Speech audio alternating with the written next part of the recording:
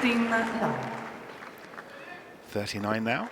He marked his birthday in Paris just before the start of Roland Garros. 7 times the Wimbledon champion.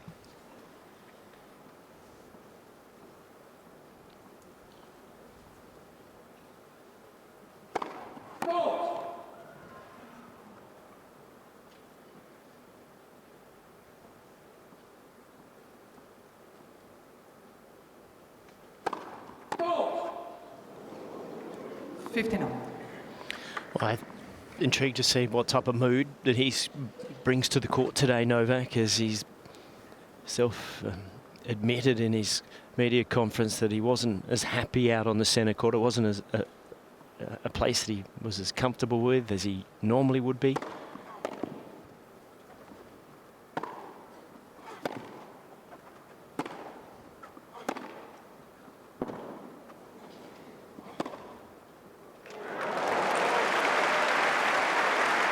And on the other side of the net, Felix Auger-Aliassime. 15-30. Never been seeded higher at a Grand Slam. The 3rd seed here this fortnight, behind only Yannick Sinner and Alexander Zverev, who've won earlier today. Busy learning how to deal with all the internal and external increasing expectation.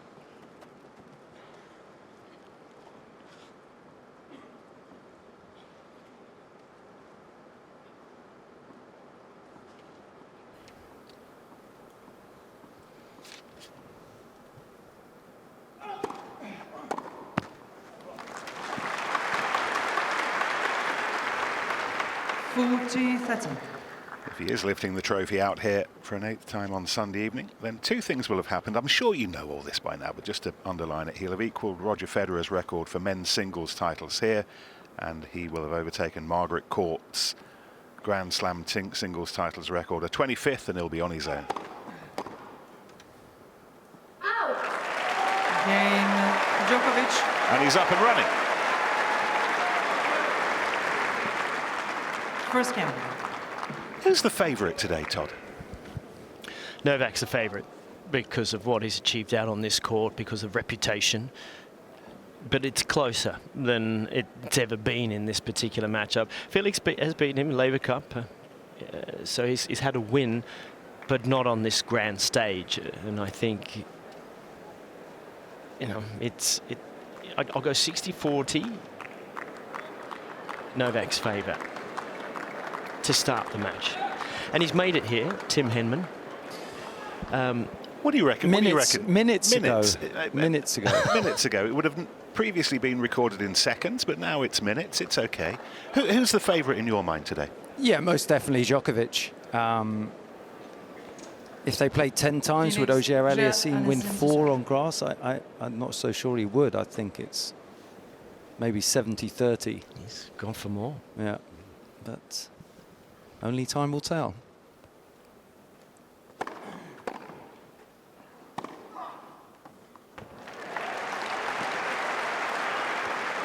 So that's a point we'll see played on repeat from Auger-Aliassime. He's been serving very well, and he keeps always moving towards his left-hand side so that he can get that forehand to dictate that first shot.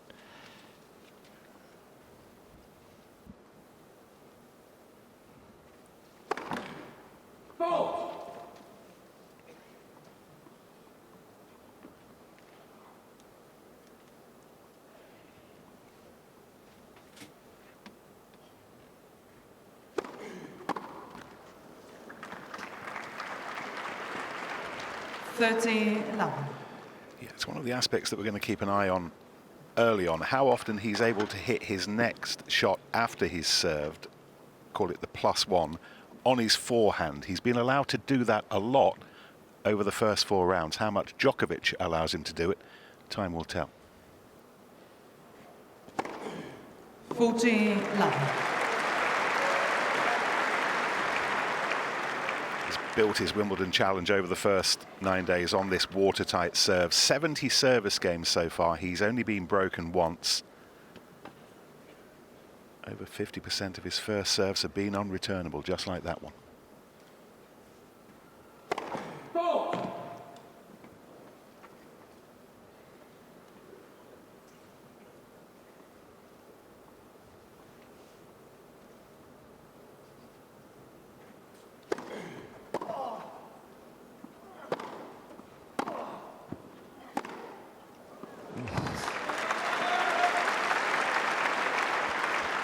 For 10.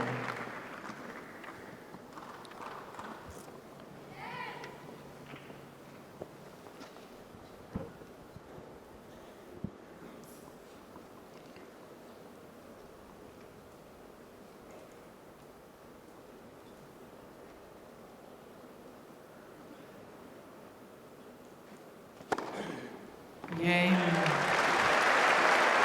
Auger-Aliassime. 1 game all for set. He's Canada's best player, world number 4, 25-year-old from Montreal, and he's pushing deeper and deeper into these Grand Slams without ever yet having won one. Been a semi-finalist twice at the US Open, 2021, and then last summer in New York when he lost to Yannick Sinner. Quarter-finalist at Roland Garros last month, lost to Flavio Cobolli, and now equaling his best ever run here as well. Another run to the Wimbledon quarter-finals. Djokovic, 1-1.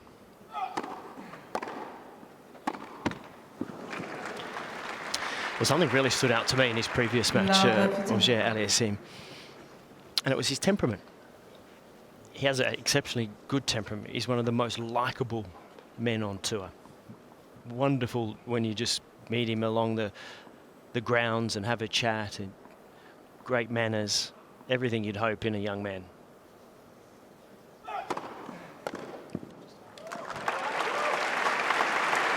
But at the end of the last match, we saw a bit of fire come out of him, and it's something that's not always been there. There was a real piece of temperament from him. He didn't behave badly, but he looked like he was longing for a little more in victory than what we've seen from him. Not necessarily scared to take on the person up the other end, and that for me was good. I think embracing a little bit of confrontation on the court. Love it. Sometimes you've got to show your opponent how badly you want it. And he's had some fantastic results. He's 4 in the world, seeded 3 here, but I think to make a breakthrough in a slam, he's been to a semi before.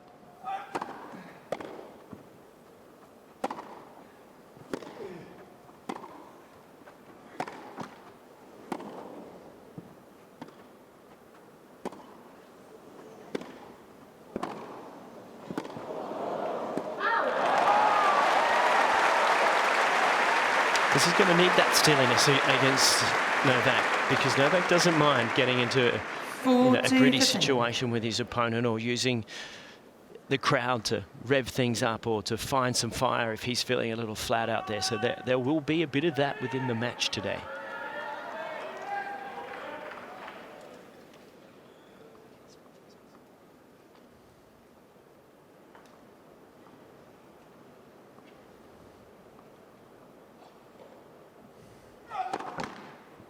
Let's for serve.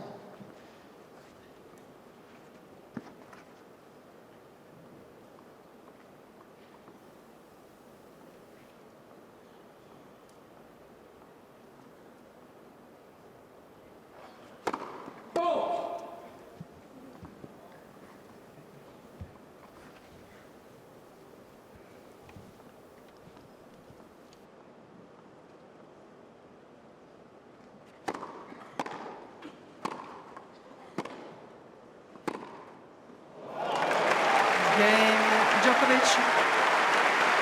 Well, that's been a crisp enough start from Novak Djokovic. 2-1 on serve. Leads by 2 games to 1 for set. interesting little graphic at this point of the match, Todd, that we often throw in. It gives us an idea of where the players are with their games right now. Yeah, and they're going to be quite close. The serve, both serving well. Return, as you would expect, sits in Djokovic's favour. But then forehand, well, that's Felix's go-to shot, isn't it? But this is where the last one, Tim, where we'll see Novak try to break his opponent down, the difference in that backhand quality. Yeah, most definitely. If they just stood and traded backhands all day, there is only going to be one winner. And I think where Auger-Aliassime is a little bit vulnerable as well is on the slice backhand. And we've seen a few players using that shot on the grass, and Djokovic has improved his slice backhand. Admittedly, he likes to hit over it, but you can always use that slice to keep it low to Auger-Aliassime. Time. So that is a pattern of play that Auger-Aliassime has to avoid.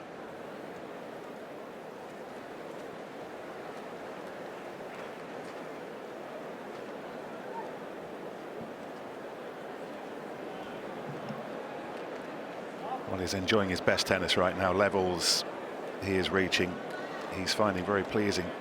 Sunday's fourth round 5-setter that Todd has already referenced against Alejandro Davidovich Fokina meant he had to be at his best. Came through that.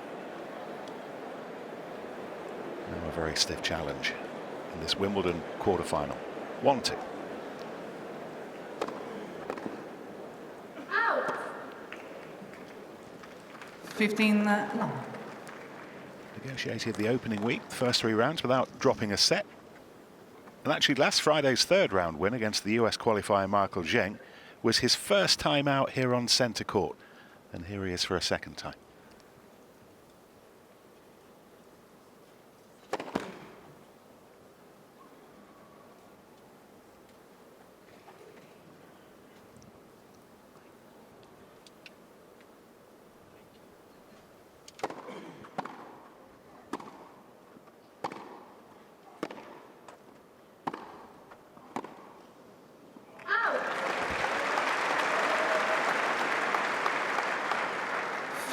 All.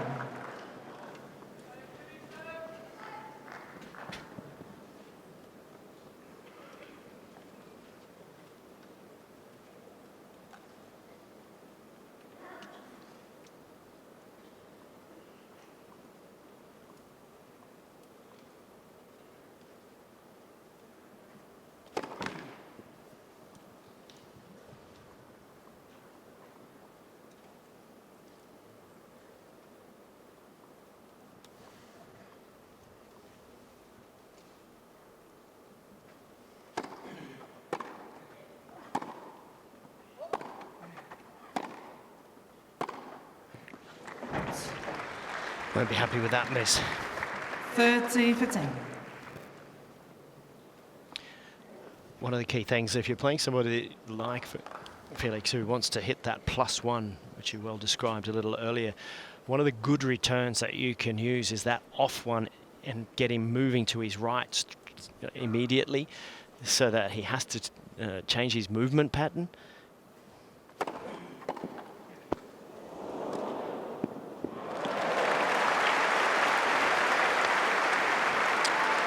And it's not as easy to do off a first serve, obviously, but when you get the second serve, don't be surprised to see Novak really drilling it into that forehand corner of the Canadian.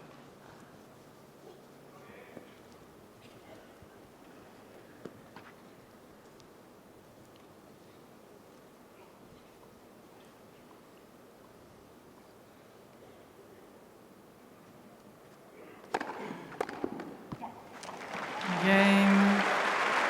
Auger-Aliassime. 2 games all, first set. Yeah, it's such an interesting early point to be thinking about, but Djokovic with that option of trying to get it onto the backhand of Auger-Aliassime as quickly as he can on the return, or alternatively absolutely ripping to the forehand side and hoping that Aliassime isn't in a position to deal with it soon enough.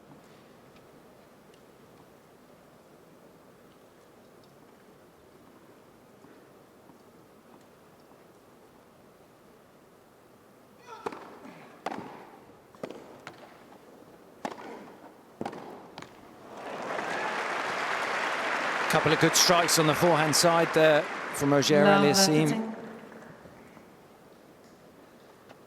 Wasn't the worst serve from Djokovic, but those long arms of Auger-Aliassime able to get a really good strike.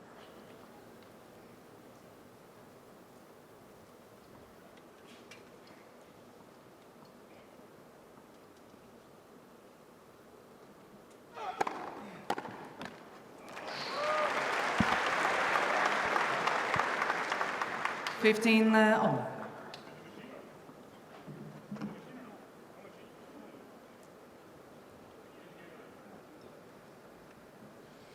Felix thinking that that was potentially a let cord. Asking about let cord machines or whether the umpire heard it. No machines here.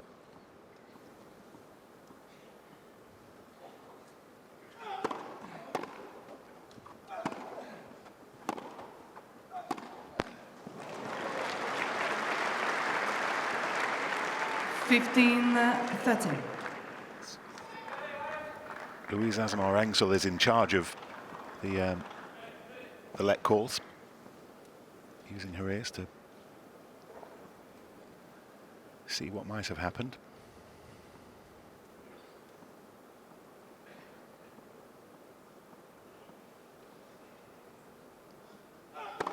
All.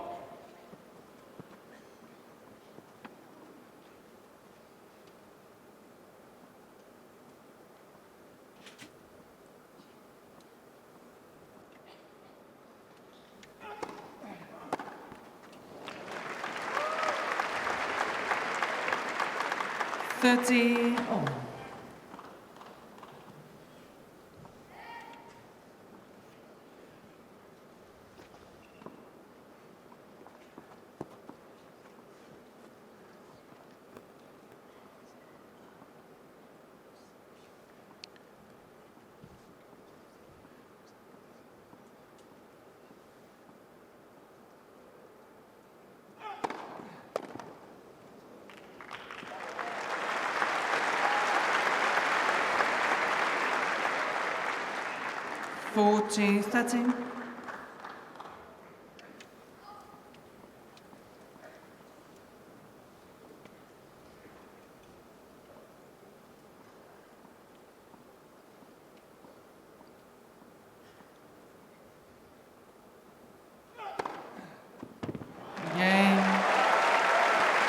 Djokovic.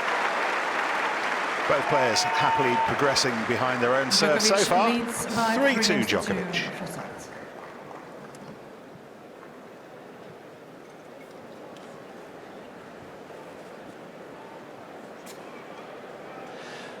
Well, it kind of brings a different type of... We've got two stars out here, haven't we? We've got what Novak has done in the game and his dominance of the game, and then you've got this Canadian that you put him in a black tuxedo and he looks like he could almost be James Bond. He brings an extraordinary physique and athleticism to the game, and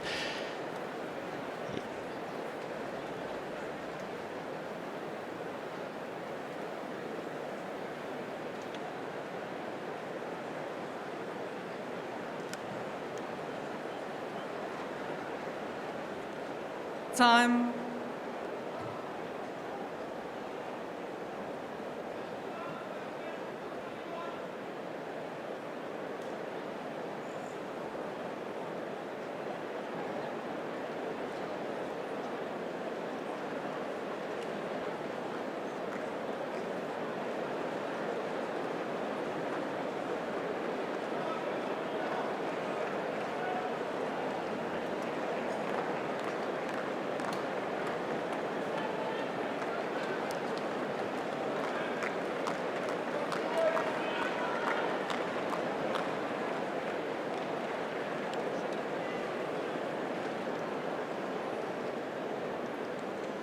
So this is Felix Auger-Aliassime, first set, 2-3.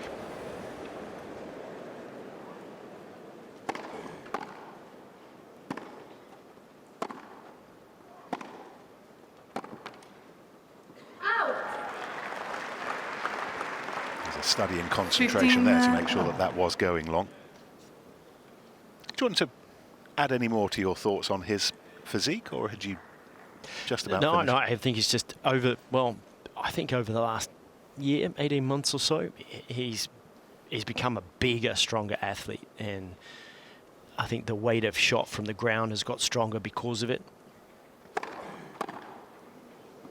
I mean, and every athlete kind of comes into their prime, whether it be their speed, their strength, and I think that's what he's doing. And down the other end of the court at 39, you've got Novak, hanging on to that, the amount of work that he does to keep his flexibility. They're two very different looking athletes at two very different parts of their career.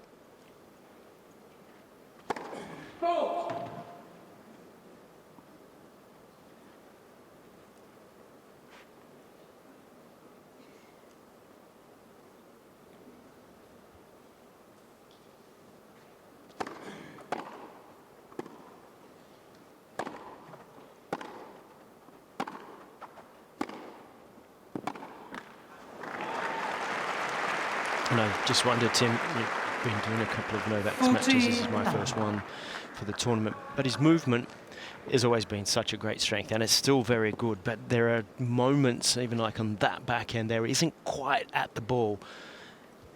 Perhaps not quite, but I think therefore that's changed his mindset into how aggressive he is from the back of the court, that maybe he would like to have stayed in rallies longer before.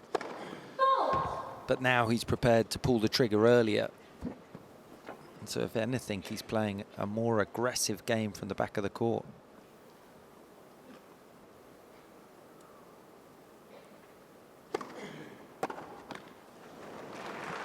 Game Auger-Aliassime.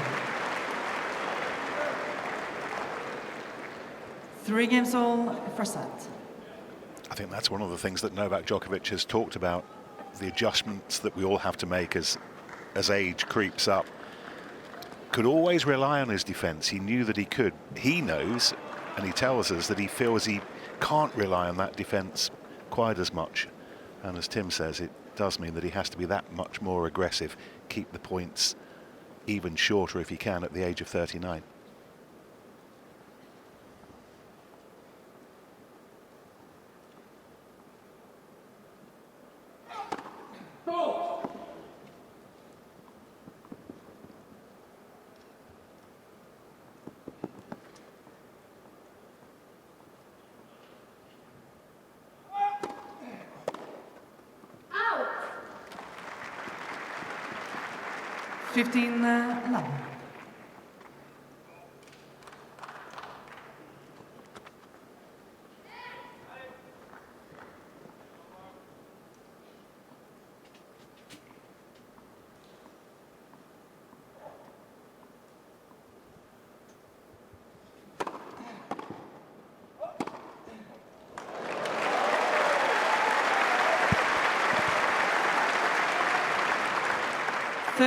Love. We lent into that very pleasingly, but it's not been serene progress to this point. 3 of his 4 matches have gone to 4 sets. Wu Yi being in the first round against the awkward Artur Rinderknecht in the 3rd round, then the longest of all, 3.5 hours against Roman Safiullin. 3.5 hours of frustration, increasing number of vocal explosions. 40 love. Told us afterwards that he was through and that was about it. Didn't overly enjoy himself.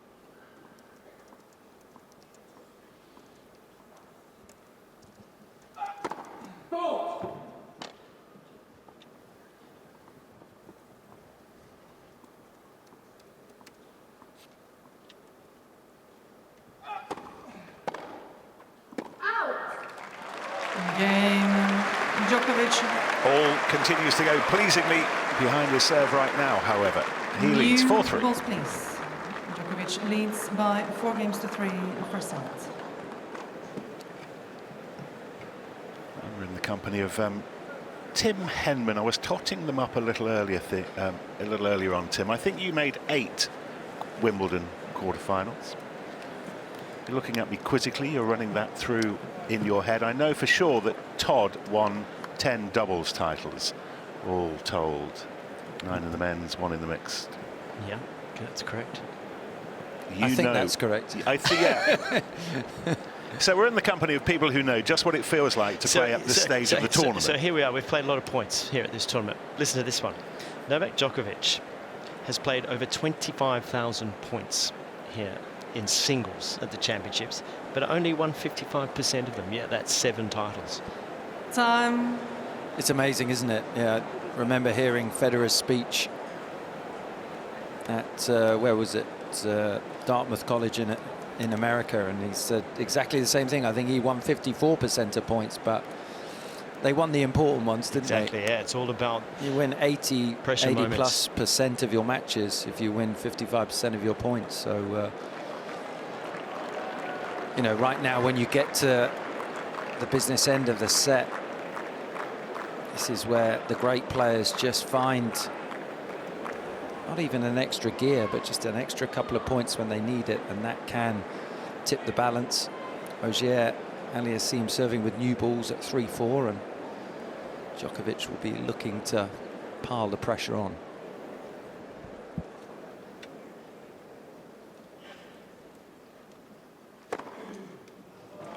Love.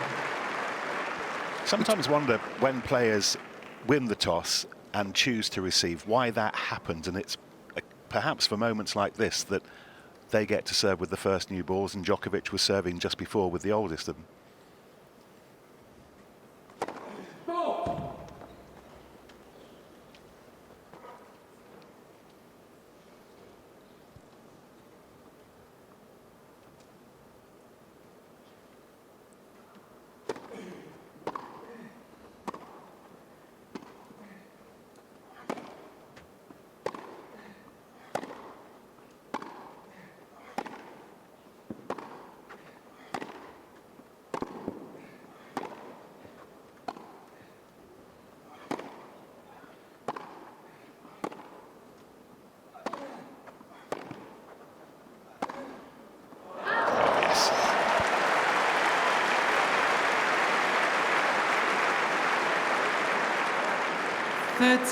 Love. I think electing to receive serve is much more about the first game. It's looking to try and get off to a fast start if you think your opponent might get off to a slow start on serve. But I think it's an area of the game that has changed. The players just come out playing such a high, consistent level. You look at Auger-Aliassime, yet to lose a point on first serve. Djokovic up at 71% of first serves made. I sort of feel like back in the day, Todd, we used to ease into the first couple of service games. Now it's 5th, 6th gear from the word go.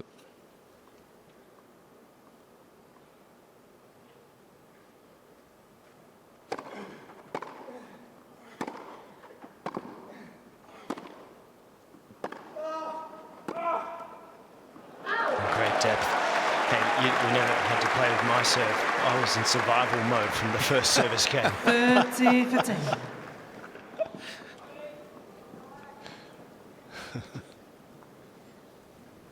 I can only dream of what it must be like to be well over 6 foot, feeling like you're standing on a box with a completely different angle serving into the surface box.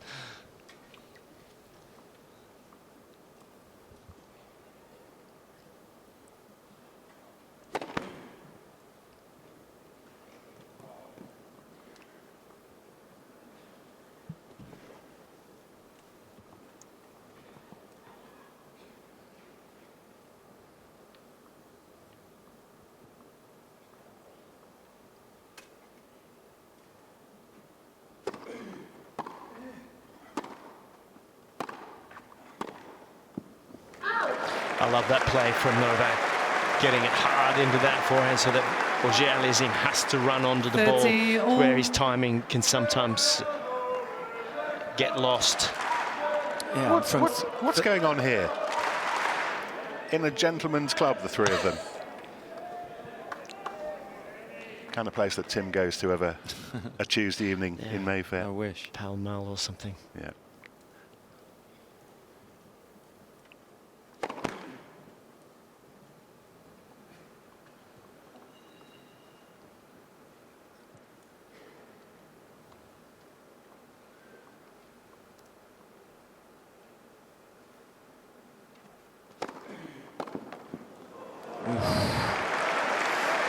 just thinking 30 love, back to 30 all, a second serve. 40-30. What a second serve that was from Auger-Aliassime, 113 miles an hour, finding the line.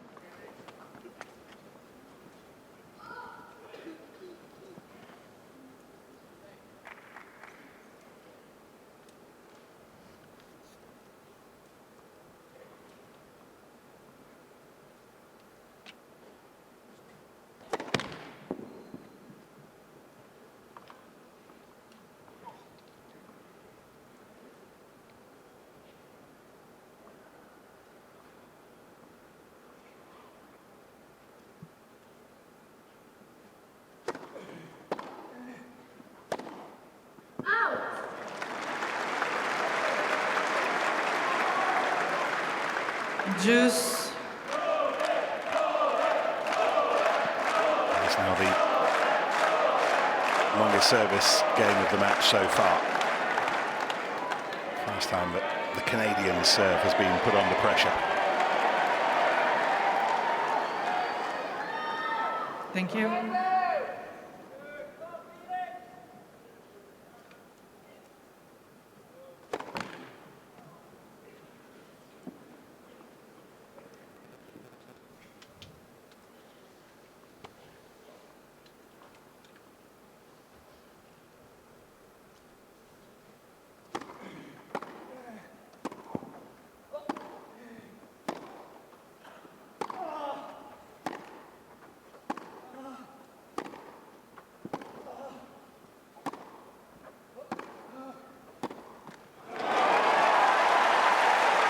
First break point.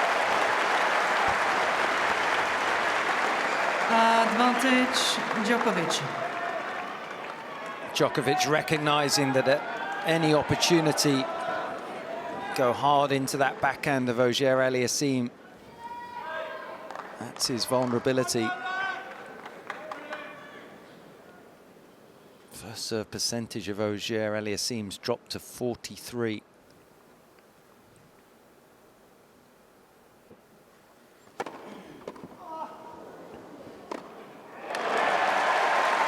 Timely first serve there.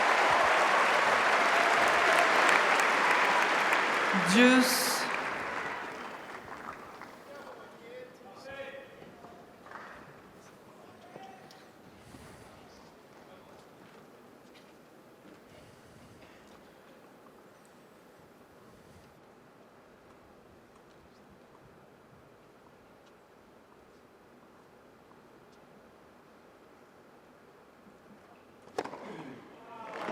Advantage, Auger-Aliassime.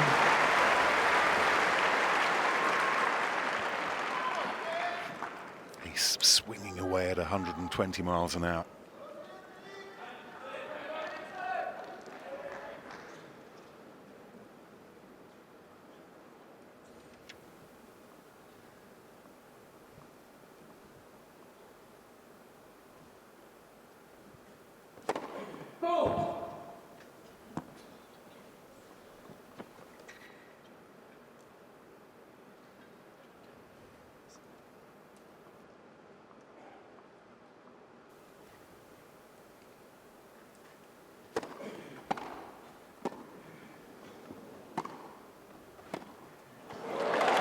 Some return. So when we're talking about points one and building pressure and Juice. understanding how to rise in your level of intensity, which is exactly what you're seeing Novak do here. His quality of striking, point construction, everything is elevated with this little bit of an opportunity. And Felix giving him that chance with a lot of second serves to look at.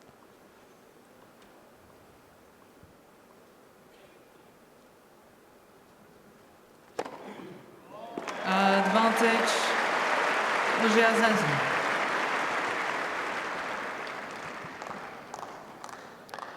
This is coach Frédéric Fontaine, Frenchman on the right-hand side. And it looks like his dad, Sam, who was travelling around with him at Roland Garros.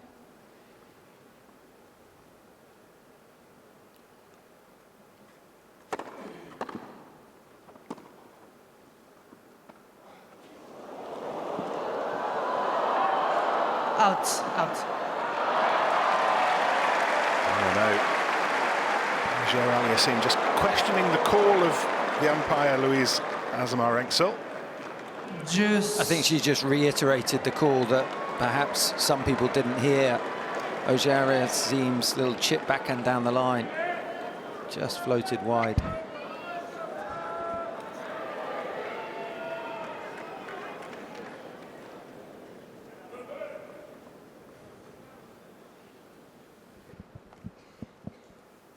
Djokovic still not happy about something. A lot of gesturing going on.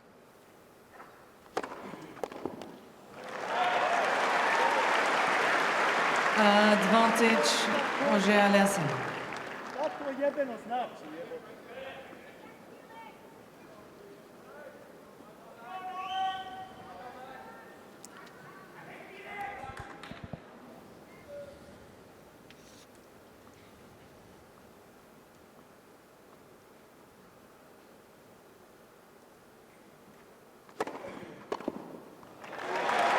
Game, Auger-Aliassime. Mini crisis on Auger-Aliassime's serve in the end dealt with. 4 games all for set. He absorbed it very well, in fact, because you talked about the intensity rising, Novak's play. That was a great return game from him. So to get through it, you know, perhaps you find Djokovic here being a little disappointed by not, and so he kind of rise at the other end. Really see if he can get a first point or two here to put pressure back on to the former champ. Might have heard the umpire just telling whoever is in charge of the volume for the line course to turn it up a little bit. Struggling to hear them.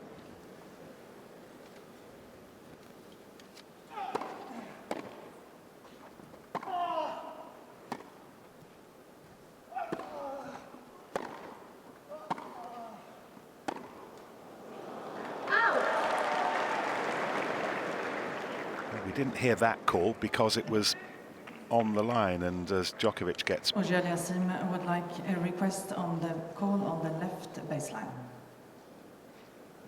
Well, he wants to see how far it was out. And Novak at the other end has got some muscular problems. He's doing some stretching. Yeah. Ooh.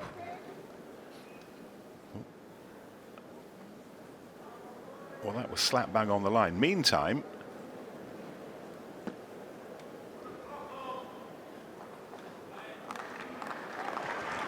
It doesn't look good, does it? Well, stretching the calf, the Achilles.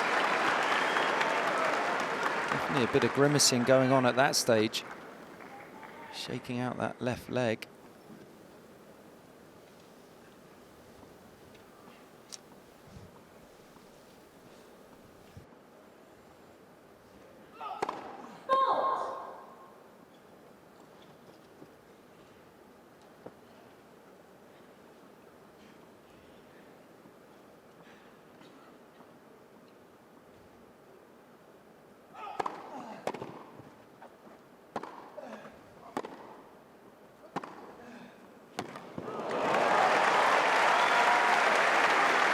Just calling for the trainer. 30 love.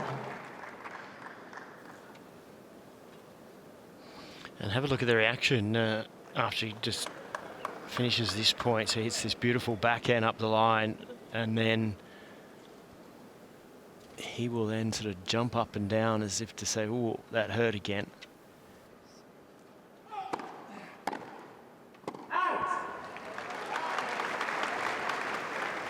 40 love. he'll be very pleased to get through this service game without too many extended rallies.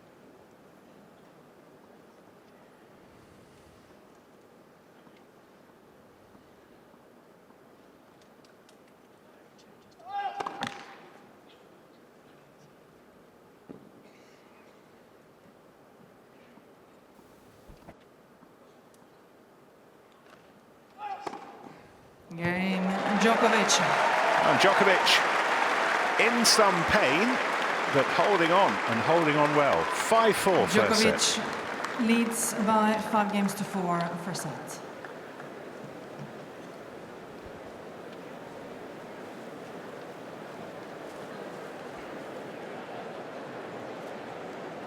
And out comes medical help. Trainer on the way. Let's see if we can hear this.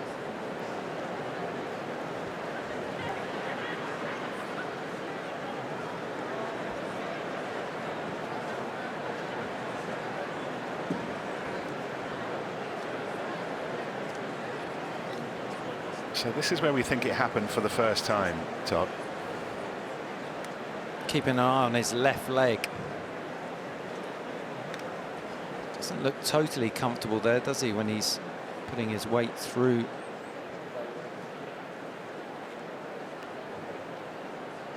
And here comes the second one. And this was the one that really looked like it was a big reaction. He hits that backhand down the line, and then he gives it that, like, ooh.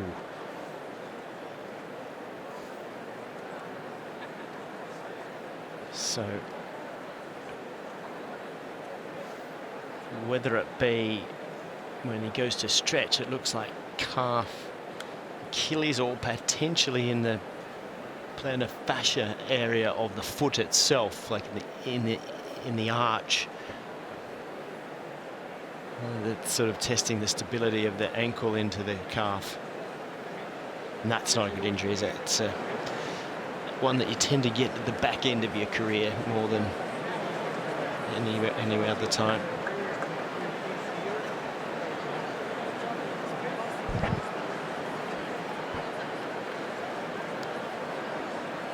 Well, the big injury issue this year, one of the reasons that he's only playing in his 5th tournament of 2026, has been the shoulder problem. That's been sorted out.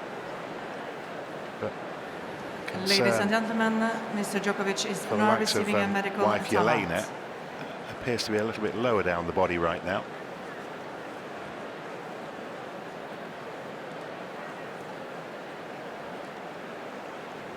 And he's called the timeout, so he can have the treatment that is necessary.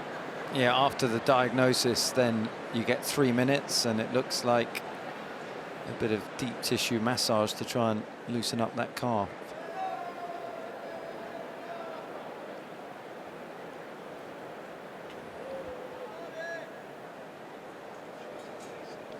I think this is one of the more difficult parts for Novak Djokovic now at this point of his career, is that you're trying to play less, to keep fresh, to look after your body, but when you come back into match play, you don't have the resilience that you need. And you're balancing, do I play a tournament in the lead up to Wimbledon or not, and try to maintain how I feel? But it's been much harder over the last 4 to 8 majors for him to really go deep and be physically able to win the tournament. We saw a little bit of this happen in Australia when he played so brilliantly, but then couldn't back it up. Yeah, that's right, and this will be concerning for everyone supporting Djokovic, and not that easy for Auger-Aliassime. Let's not forget that he's the one that's got to come out and serve this next game. 4-5 in the first set. Having said that, if he thinks that his opponent is going to be a little bit hampered with his movement, then that would be a positive.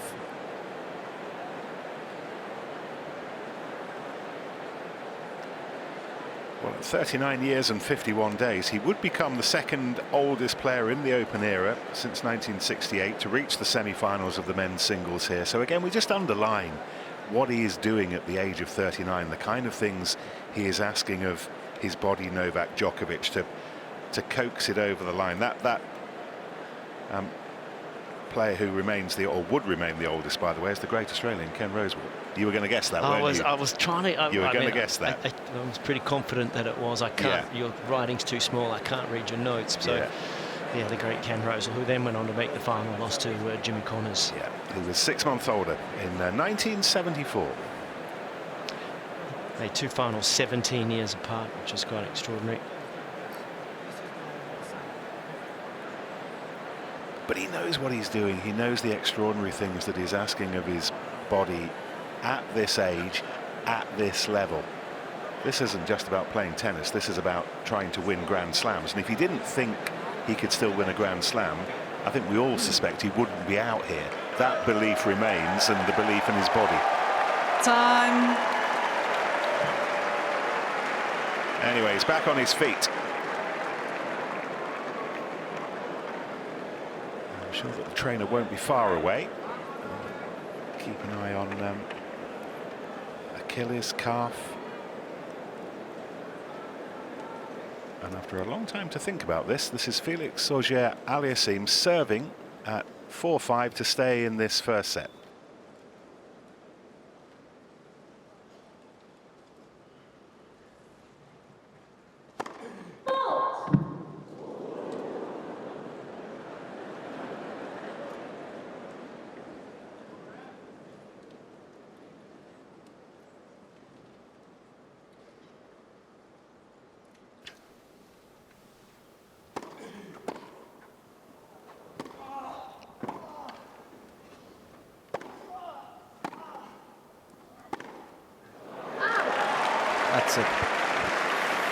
It's a big miss.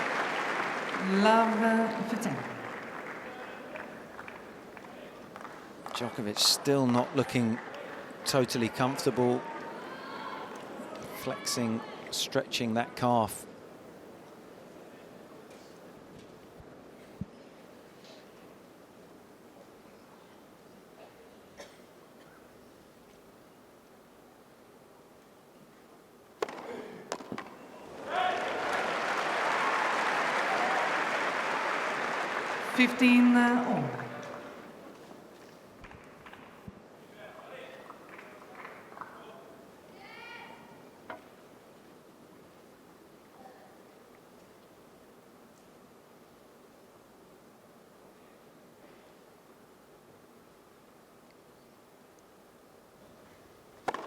All.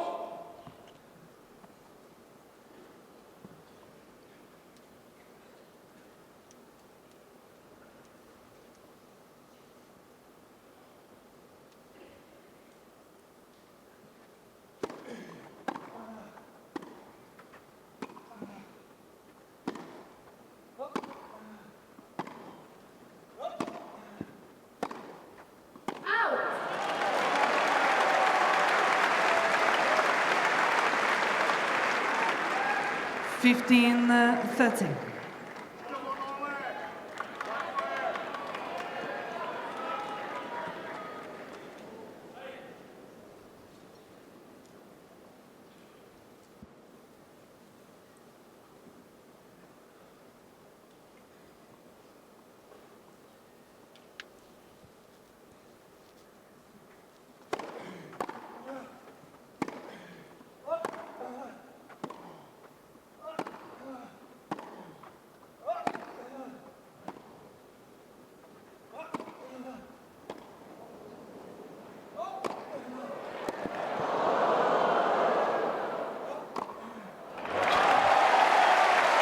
Djokovic sensing the kill. Yeah, so good at neutralising that first serve. 15-14. It was 130 miles an hour from Auger-Aliassime, but Djokovic was straight into the rally, then going to work on the backhand of the Canadian, putting the smash away to give him 2 set points.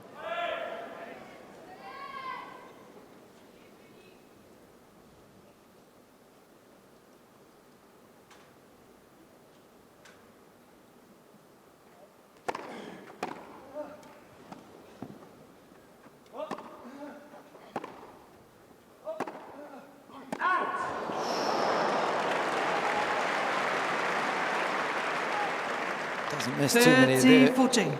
those backhands, especially on set point.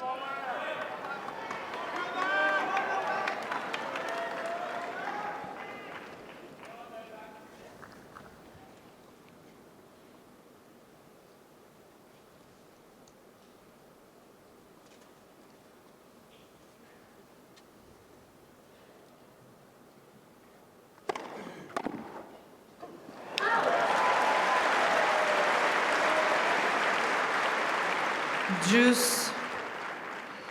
Down the tee at 130 miles an hour. Yeah, beaten for pace. He actually was on the ball, but couldn't quite control it. It looks, he's quite incredible how well he reads the direction of the serve.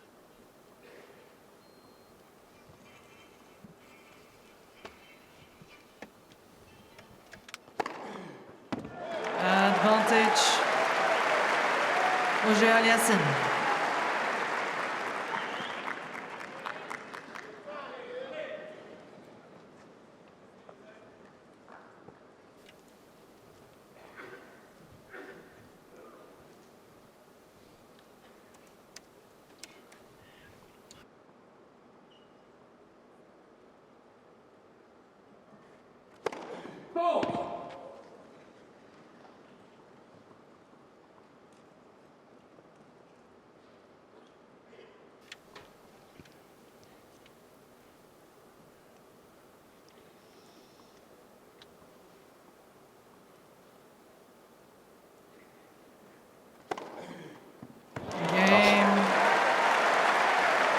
Auger-Aliassime. Well, he saves 2 set points in the grandest of fashions, Tim. Yeah, and you can see by that Games reaction for set. what that meant to Auger-Aliassime. Down 15-40, 4 points in a row.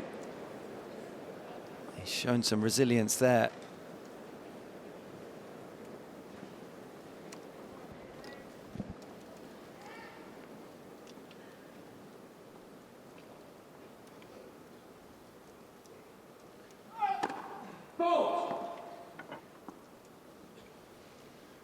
Not happy with this left calf. He's got to push up on the serve, Djokovic.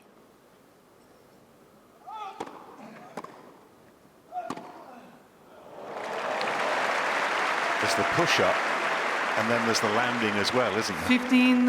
It's a double whammy, and it's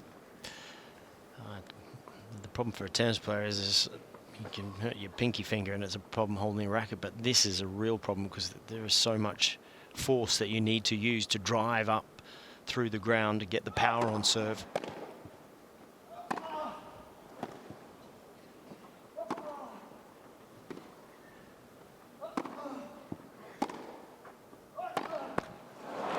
And if you can't use that as much, then you start using the arm, 15 and then the shoulder now. that you referenced starts to get pushed. And you start compensating on the other leg. And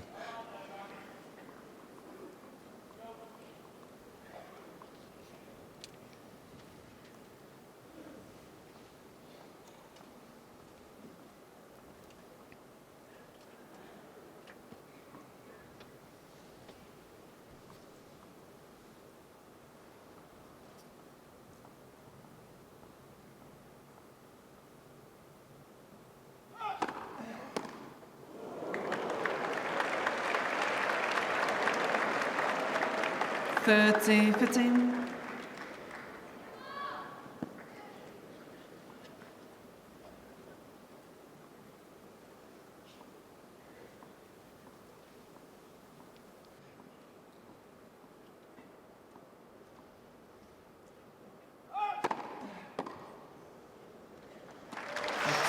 Oh, that hurt. 40, 15. What does the look on his face tell us? yeah, he's not happy, and it's when it's muscular, potentially muscular like that, might not be something that gets better. Let for serve.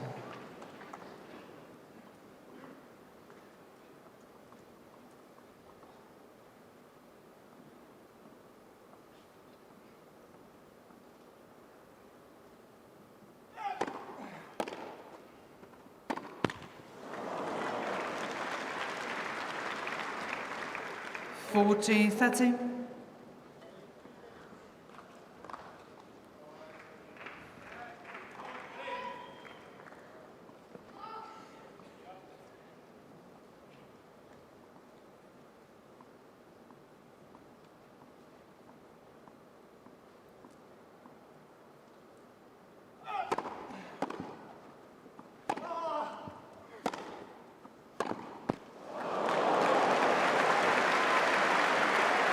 Djokovic right in front of our commentary box, Just still grimacing. he's making these moves. But that last shot there from Auger-Aliassime is perfect. You've got to keep going hard into the corners and really test that movement of Djokovic, and that out to the forehand there was very uncomfortable.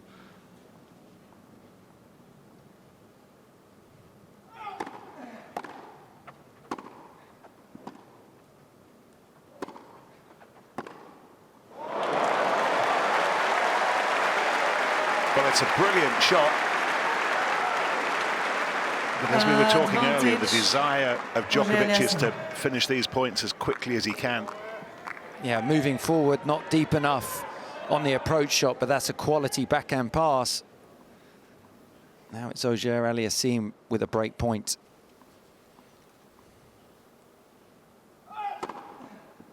Just.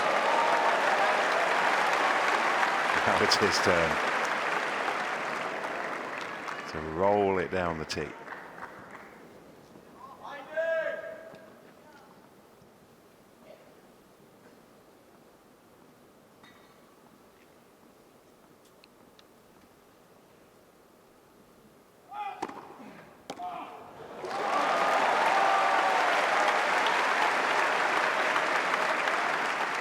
Advantage, Djokovic.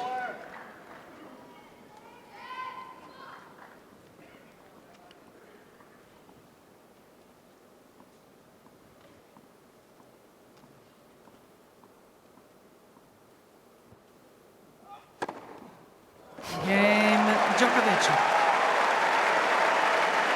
Well, these are worrying moments if you're the son of, the wife of, or a fan Djokovic of leads by Novak 6 games to Djokovic. 5 at the first set. But he holds on in this first set. He leads 6-5.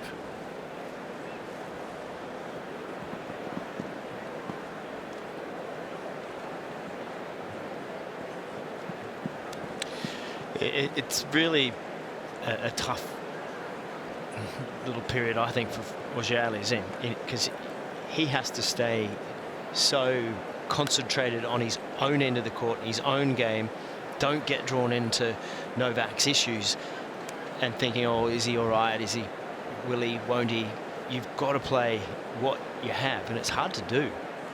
Yeah, that's right, because you also want to be aware of what your opponent is doing. If they've got a weakness, then you're thinking about how you can attack that, what the strategy is. And, you know, Djokovic is not looking comfortable with his movement, so therefore Auger-Aliassime has to be conscious to make him run, but you don't want to be too passive because Djokovic will be even more aggressive, but then you don't want to be overly aggressive because you don't want to make mistakes. So it's trying to find that happy medium, but really controlling what you can control, and that's the execution of your game plan.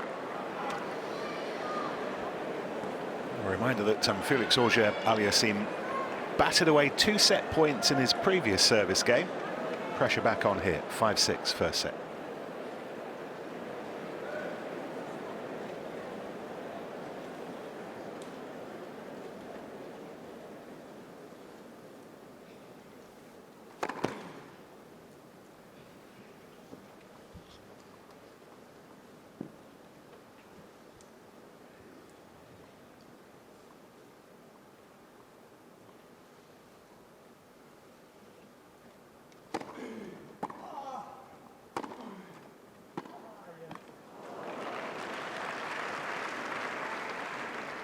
No.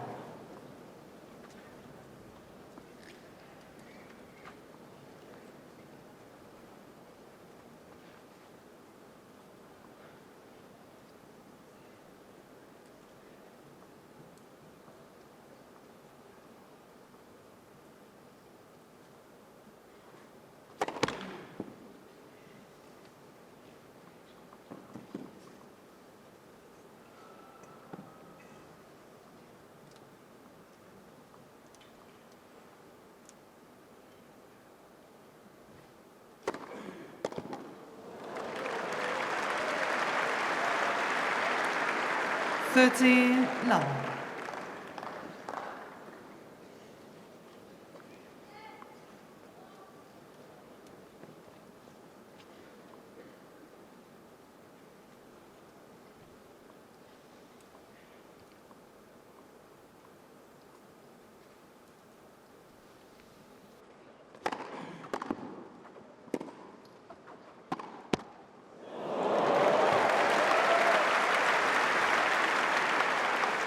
30-15.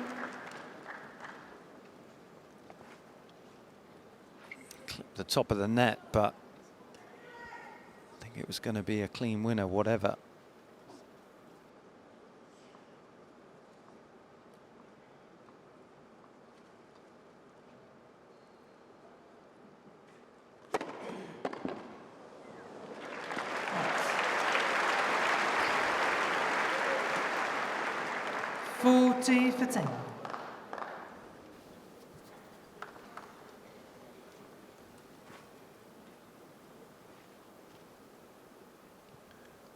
Djokovic just found it so hard to get anything on those swinging serves out wide. And here he is with 2 points to take us into a tiebreak.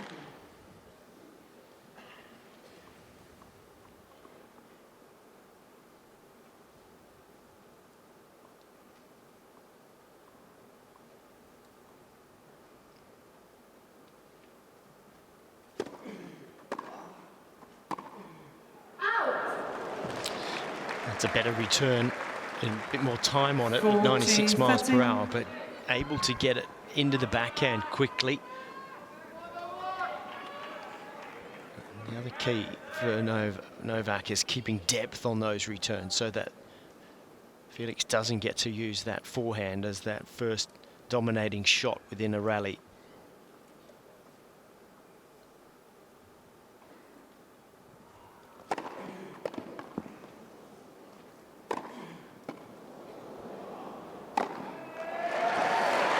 The Canadian earns his tiebreak at the end of this first set. 6-game all, first set tiebreak.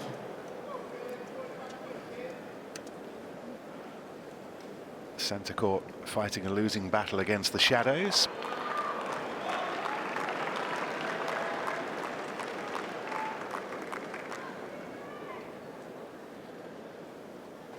And out of a little slither of sunshine, Djokovic will serve first.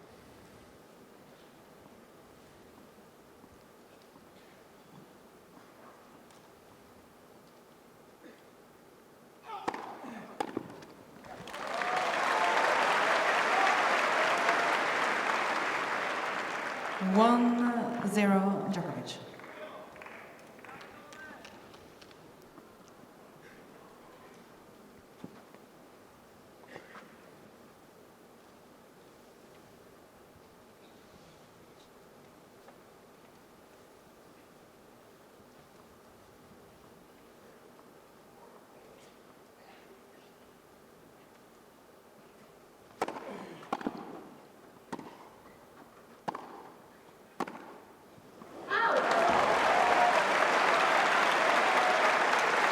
Isn't it? It's always ironic that Djokovic. in the big moments and tie breaks and ends of matches and big points, the same shot always falters, and the back end there misses by a long way.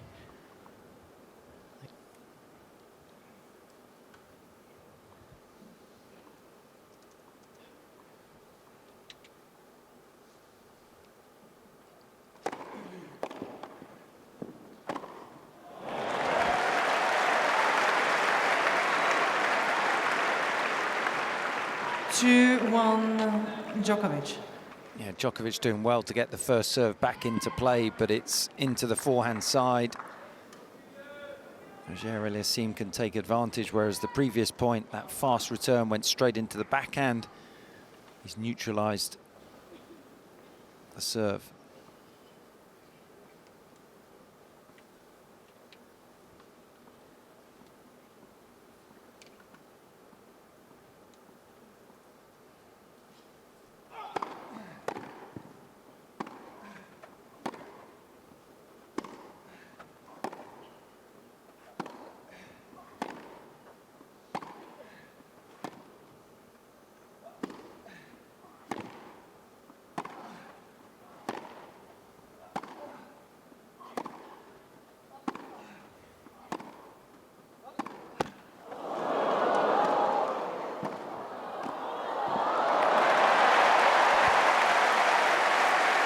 has the mini break recovered. Yeah, Djokovic didn't get the luck that time with the net cord. This shot gave Auger-Aliassime the time to hit that forehand, move forward and knock off a nice backhand volley.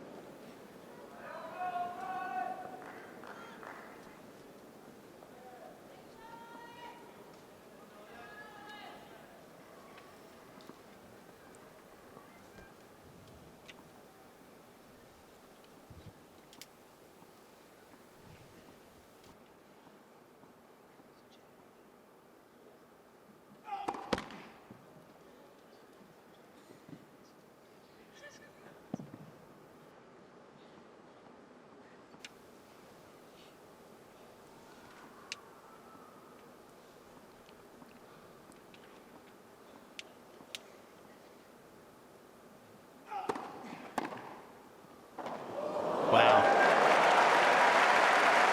What a brilliant return. Djokovic went for a big second serve out wide here. And just take a look at the technique. Just rotates. It's a fairly short backswing. The racket head follows through, catches the line. This is a better view of it. And body weight forward. Cutting down the angle. Absolutely. Textbook stuff.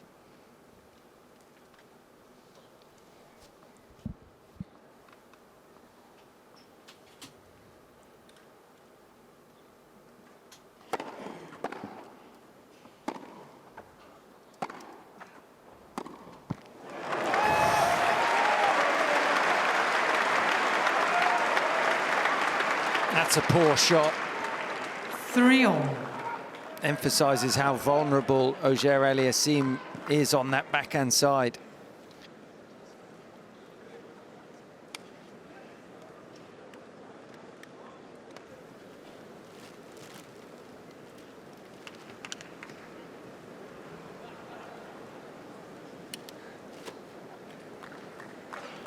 One of the observations we might make in the middle of all this is that Novak Djokovic seems to be moving all right.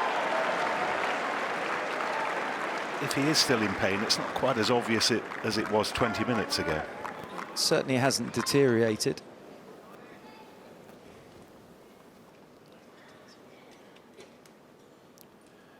Back on serve, 3-3, first set tiebreak.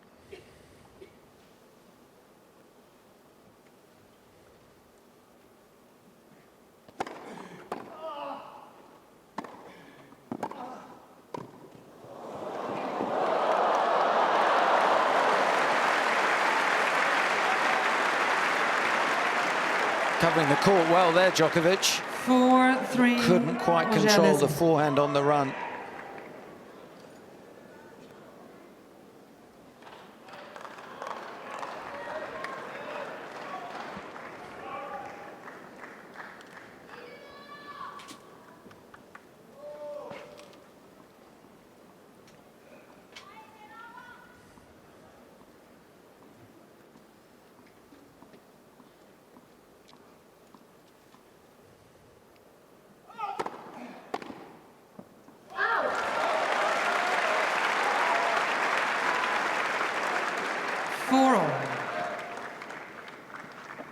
That was a shot Auger-Aliassime would have backed himself to get back into court.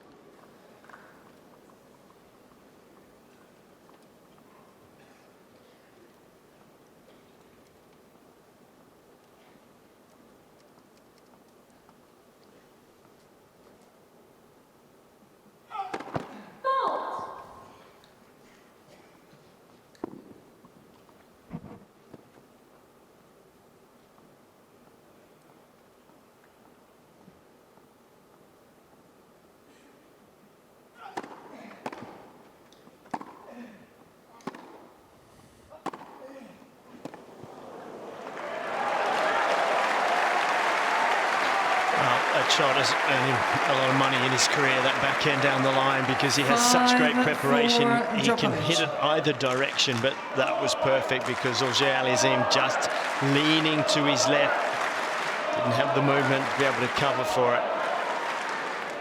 That's what his tendency is, because he's always trying to protect that backhand corner somewhat.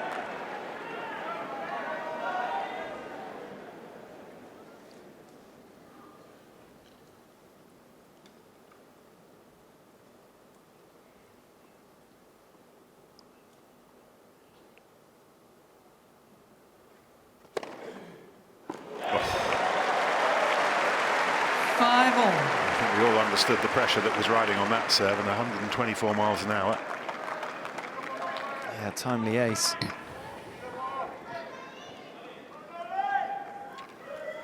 Eighth of the set. 5-all. Where does he go this time?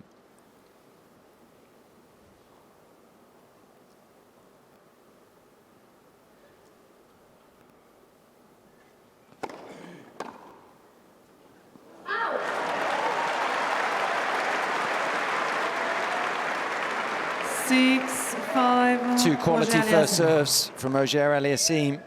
Puts the pressure right back on Djokovic. And he likes the tee on big points generally, Djokovic.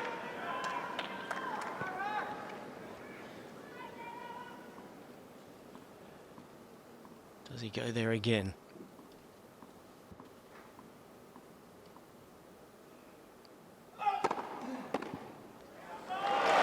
Changes it. And it works.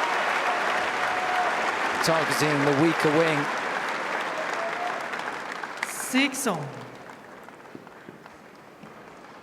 He's become such a good server of big points, hitting with precision. If you remember how much his serve developed throughout his career, there was a period where it had the wobbles and technically made changes and came back with one of the all-time best. It's a sneaky serve that we don't talk about as much, but under these sorts of key points and moments in sets and matches, it always finds the quality.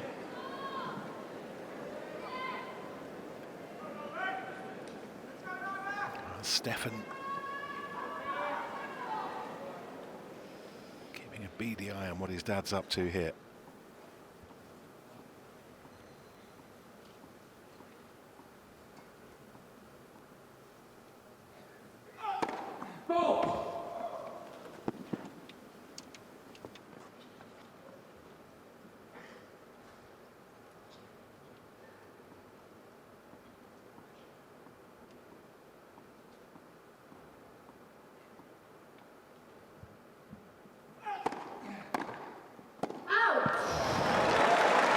That'll hurt.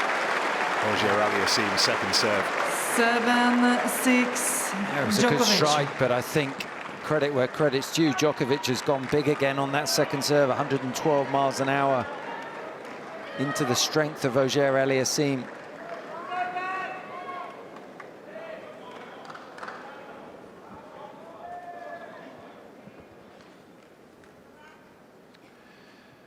Set point.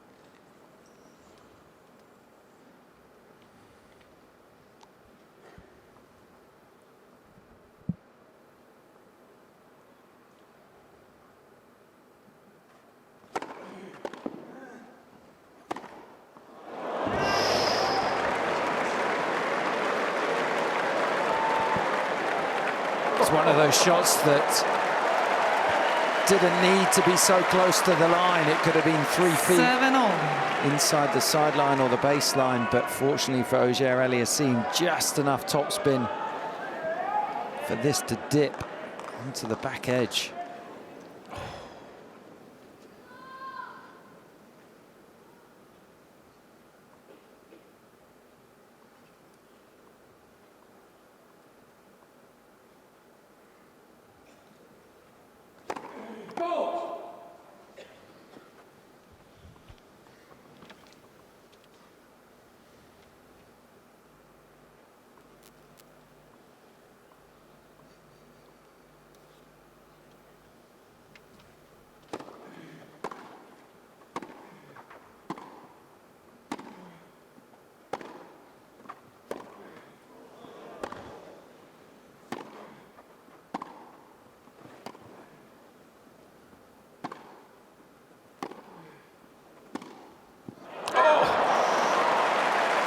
Oh, it's brilliant defence from the Canadian.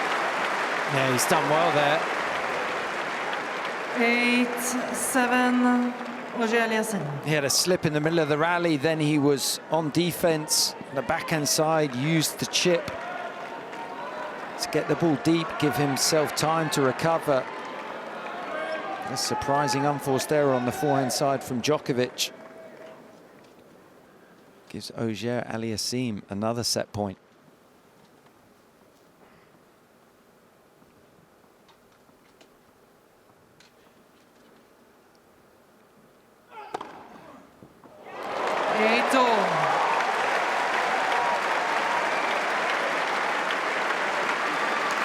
Finding the line with the first serve.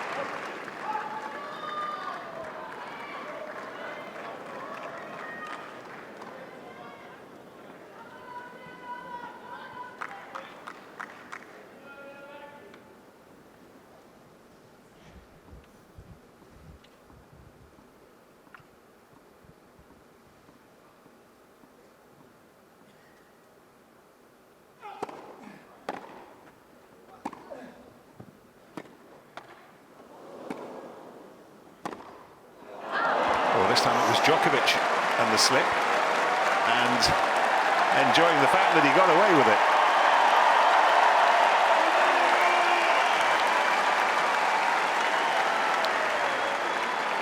Yeah, look at this, completely lost balance. 8, Djokovic.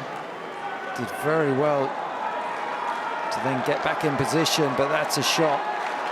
Auger-Aliassime will be disappointed to miss his forehand.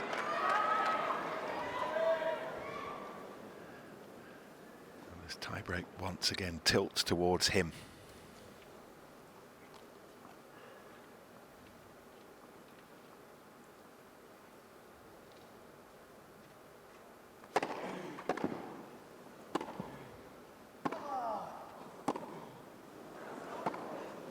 Oh!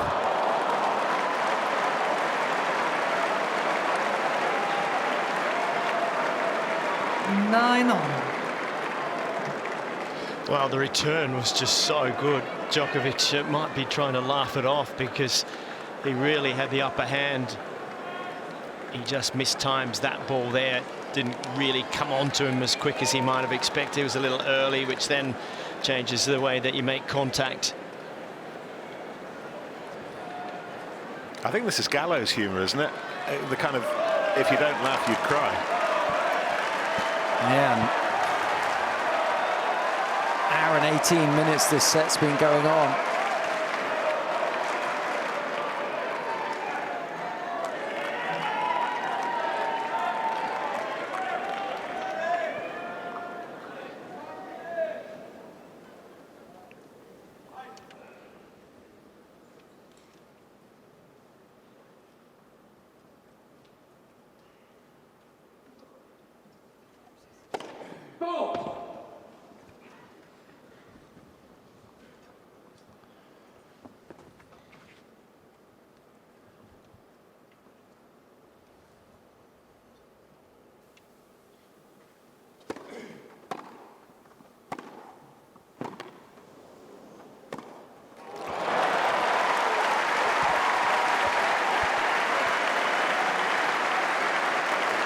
Couple more big strikes on the forehand there from Auger-Aliassime.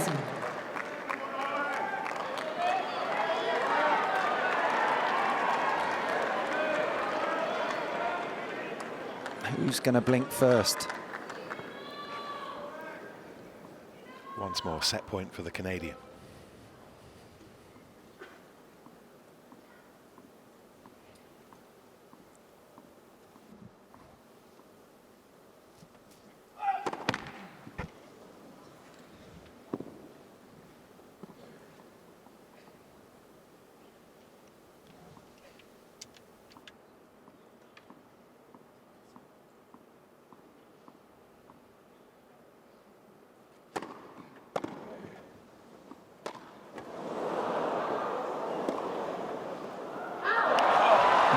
Goodness.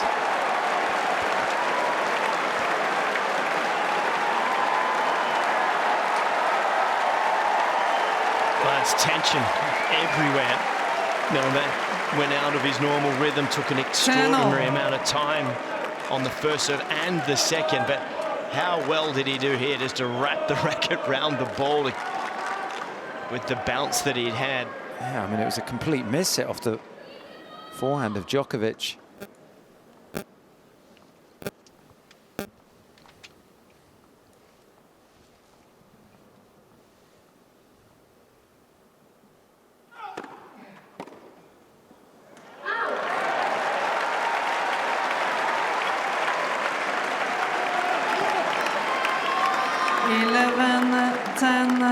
Djokovic.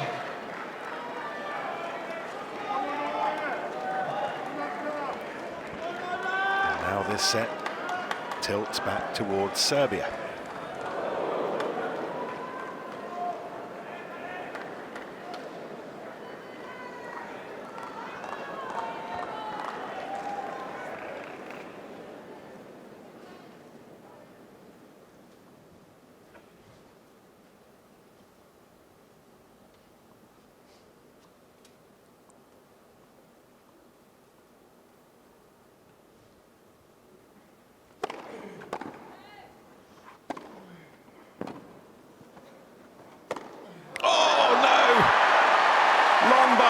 Game and first set, Djokovic. And a first set that took us through 82 minutes of drama By 7 games goes to 6. Novak's way. And if you wonder what it takes to be a champion, we have just seen an 82-minute illustration. He looked like he might be on his way out with an injury towards the end of that first set. At its conclusion, he's ahead on the scoreboard. Yeah, absolutely. As the two players sit down at the change of ends, Auger-Aliassime will be bitterly disappointed, not only with the outcome of that set, but the way he played that last point. You can see him sitting at the change of ends just with his head bowed. That was a poor miss. See the numbers of the first set. Djokovic doing a very good job on first serve percentage, first serve points won, and the second serve points a little lower for Auger-Aliassime. Well, and that was the last strike that he missed, and we're quite isolated on him there, but what happened is that he got the ball that he wanted. It was a drive volley, but he stopped. He didn't keep the body weight moving forward, accelerating at the shot, and then overplays it, and a little stare down the other end just to take a look at the reaction of the opponent, and that will burn.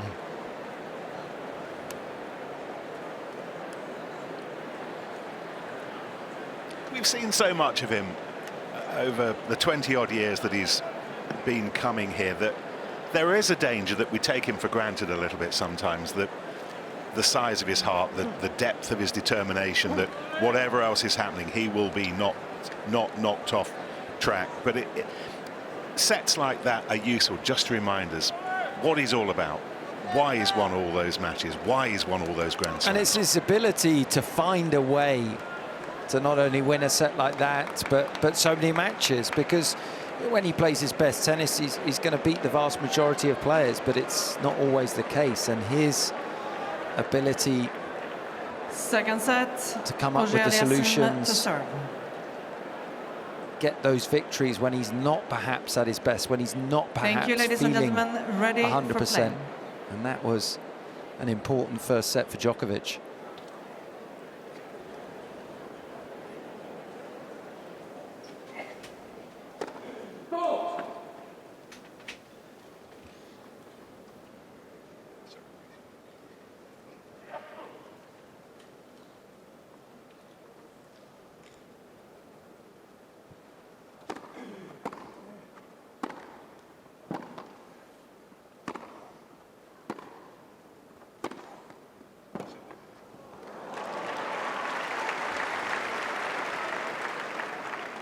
Love.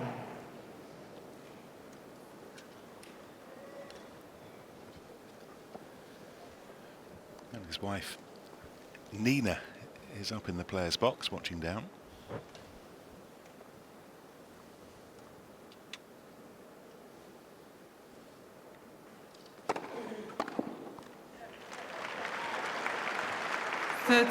Love. There she is, enjoying the sunshine while it lasts.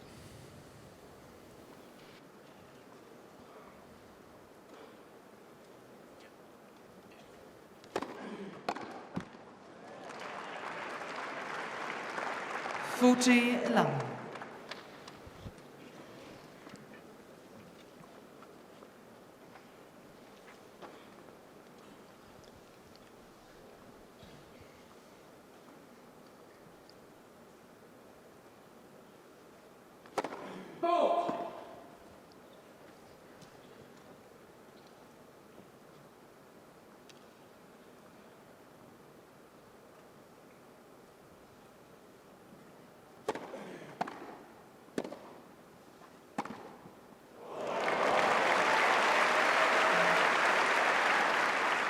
40-15.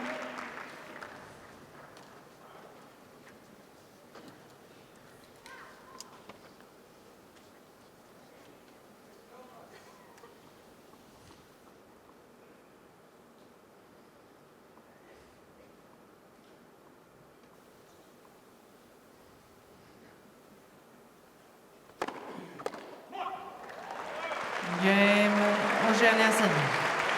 Todd Woodbridge, we spent an awful lot of time talking about the quality of Auger-Aliassime's serve in that first set. What did we see from Djokovic? Well, we see why he can find a way to win sets like that. Have a look at the accuracy of this. This is phenomenal. Whether it be in the corner or the body serve that's on that right-hand side, 44% are unreturned on the forehand court, 58 on that left-hand side, the backhand court. It is something that we don't probably talk about enough, is just that is near perfection of placement on serve from Novak. So it also is an indicator where you actually play more of the important points, the big points, the break points is on the backhand side, and he serves better there, or Felix not quite as good a returner from that portion of the court.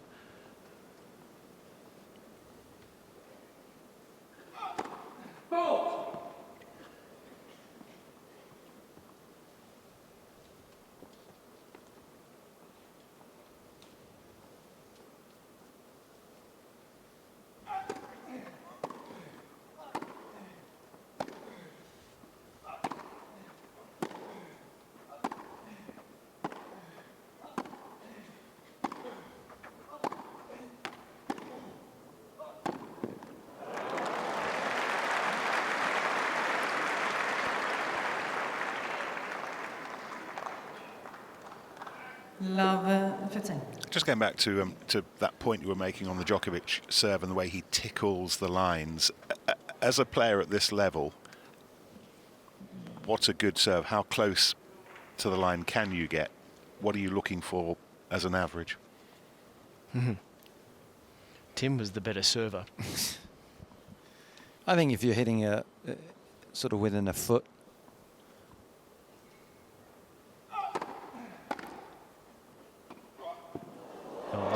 I think when you're a kid, don't you sometimes grab an old ball can and you put it just, in the corner 6 inches 15 inside of now. each, and you aim for that. I think that graphic that we saw is 2 feet from the lines, and I think that's a bit generous at this level. I think you want to be hitting more like a foot from the lines.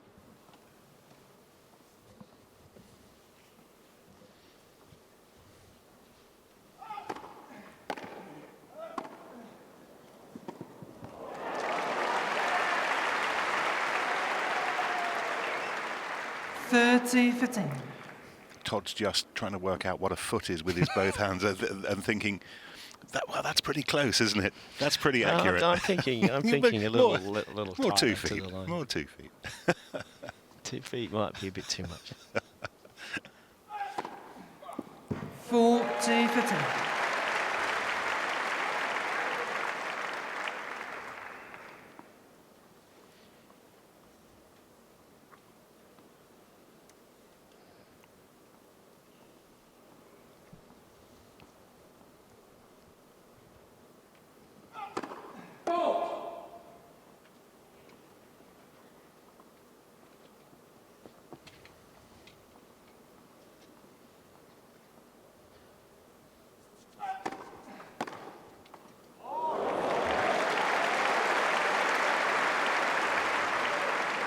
40-15.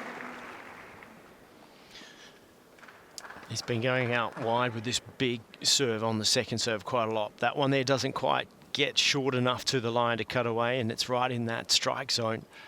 So you've got to be careful with that. Sometimes where the body serve is better, not to give your opponent the big swing at it.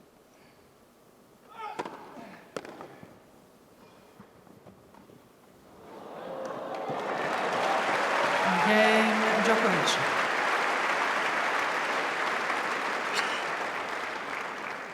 One game all, second set.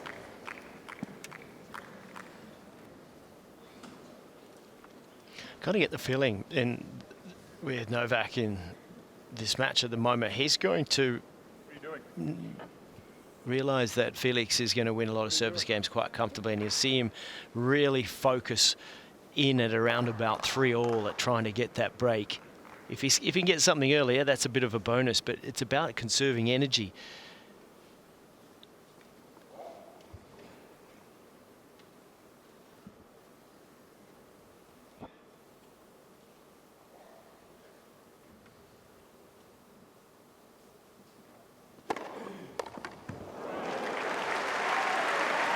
I feel like, Tim, if he doesn't get into the game at the first or second point, he's just going to tee it up and maybe try to hit a few winners, but not grind as much as you might have seen him done. And you alluded to that he might have done in the past.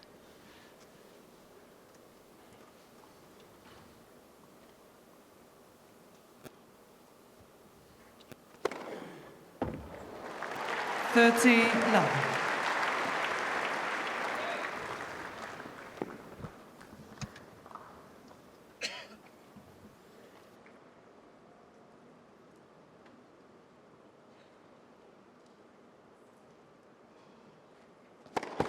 Let's for serve.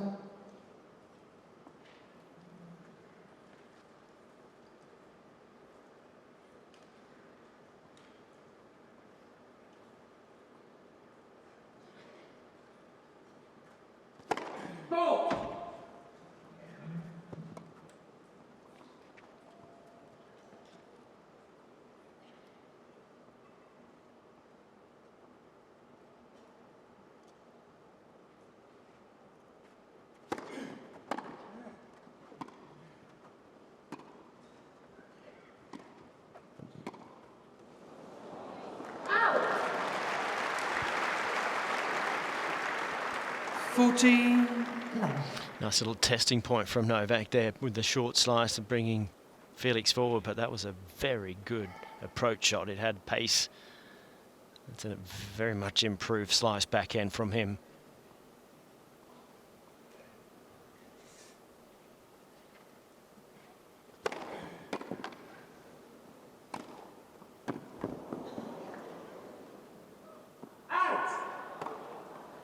Game. Auger-Aliassime. On serve, early stages of this second set. Men's quarter-final. Felix Auger-Aliassime. Auger-Aliassime 2-1. leads by 2-1. Second set, first set, Djokovic. It's been another busy second Tuesday at these championships.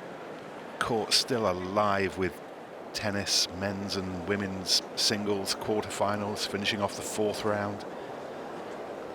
Doubles, wheelchair tennis. On this court earlier on centre, if you're just tuning in for the first time today, Coco Gauff is through to the semi-final. She beat Jessica Pegula. All USA battle, recovered from losing the first set, and she will play Karolina Muchova on 7-6, 6-4 against Naomi Osaka. An hour or so ago against on number one court. Time. And they swept up the men's fourth round as well before we dug into this one.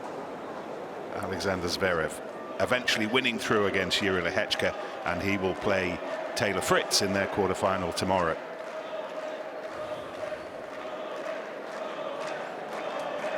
Back here on centre with the roof wonderfully open. It's been another picture-perfect day.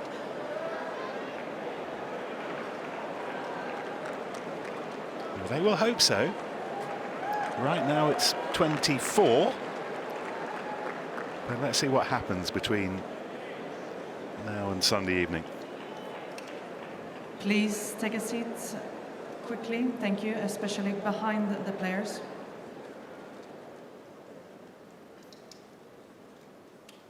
Centre court now entirely in shadow. Sun just bathing those over the right shoulder of Novak Djokovic.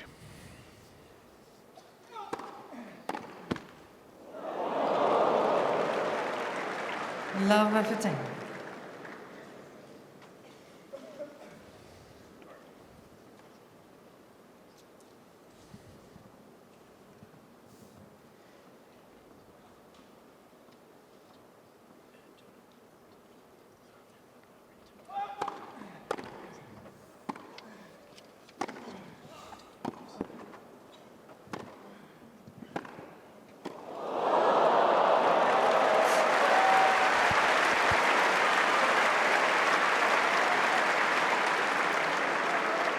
15 all. Been a few question marks about Djokovic's movement, but that was incredible defense.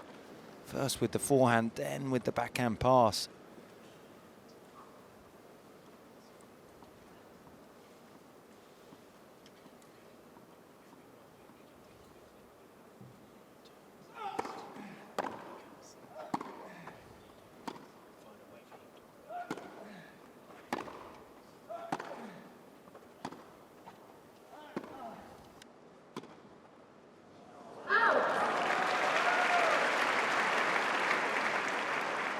Thirty 15.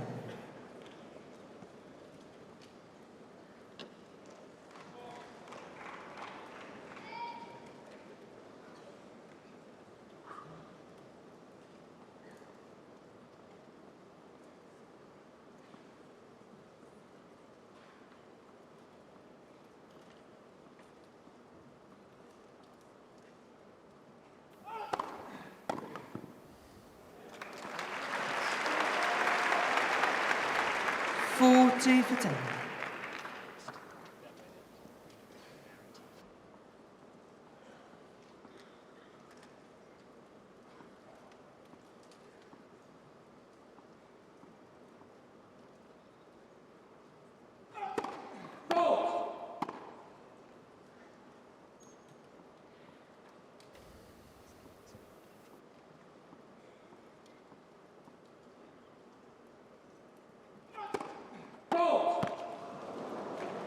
Forty 13.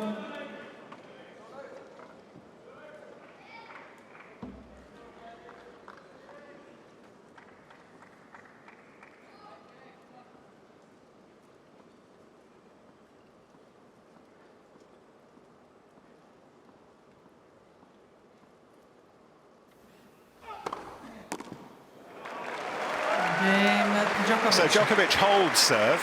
Next job for him will be to try to lever something into the service game of Auger-Aliassime, Todd. Absolutely, and he's having trouble returning, in a sense. Quickly have a look here. See how many balls are coming down through the centre of the court. That's letting Felix get 70% of that +1 forehand. I mentioned earlier the purple zone trying to go off. He's struggling to get it over there and not really pulling enough into the left-hand backhand corner, Tim. Yeah, that's right. It's not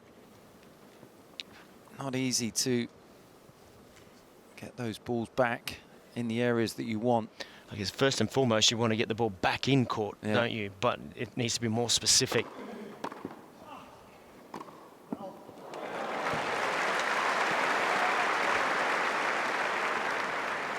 Auger-Aliassime's first serve percentage has got better and better as this match has gone on, making 62% of first serves, winning 85%. Second serve's been a bit more of a struggle.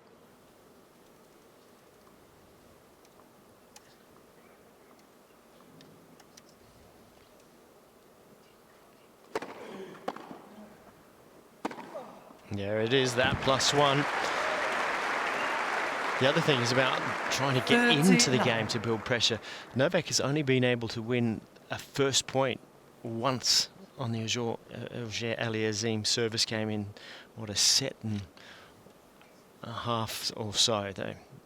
Good quality from the Canadian to shut Novak down. 14.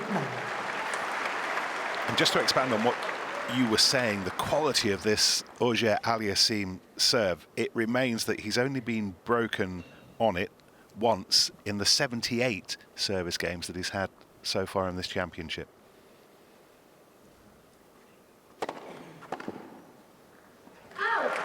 And it gets no easier for Novak Djokovic. Felix Auger-Aliassime, second set, 3-2, having lost the first on a tiebreak. Second set, first set, Djokovic.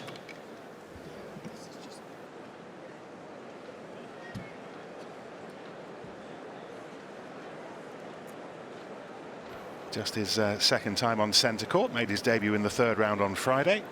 Also got to conduct his post-match press duties in the main media room, he told us, for the first time as well. I think he was slightly more excited about playing on centre court for the first time, and he talked, and you boys will know all about this, but he talked about how he loved the long walk from the locker room along the carpeted floors of the clubhouse, all the all the old pictures and the photographs that are on the wall, down the stairs, onto court. He said it felt unlike any other tournament, as it clearly is Wimbledon, but he said it felt like he was in a tennis club, walking down a beautiful hallway. There's nowhere else quite like this. Well, Tim was the interior designer. Time. Fortunately not. Head of carpets. It's a bit different from when I started, because the locker room was just out the front here, and you used to just step out the door and walk out onto the court, and it looked more like a locker room other than a resort. Yeah, the locker room right next to centre court, and then you obviously had court 1 was attached to centre court, and that was demolished after the champs in 1996 with the new court built for 1997, and then the Millennium Building where the players and members are housed for the fortnight. Second set, Novak Djokovic, 2-3.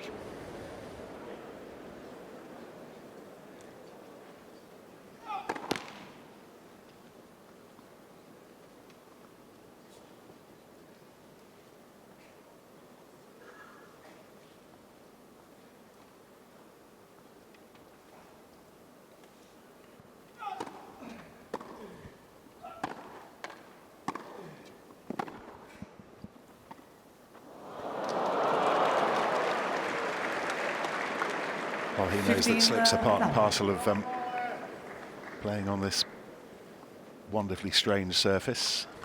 Seems like he's slipping a bit more than usual, though, and you can't sort of blame the new grass court. This is plenty of play has dried out.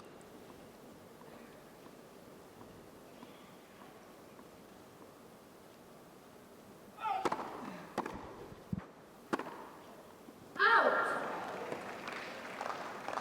15-all.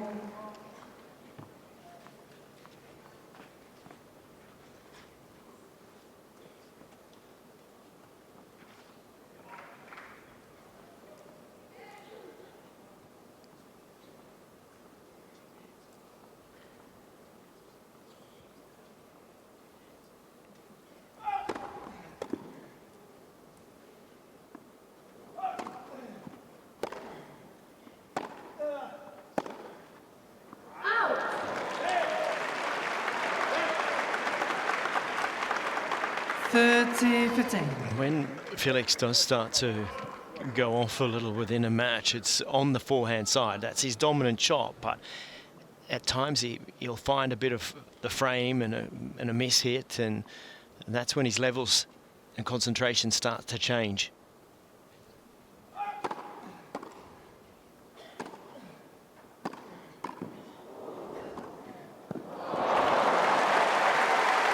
A little change up to the net. Target practice for the Canadian.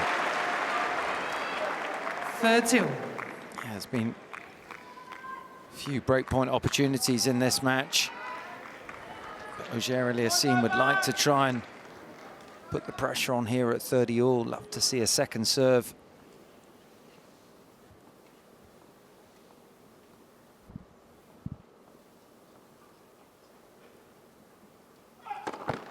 Let. For a second.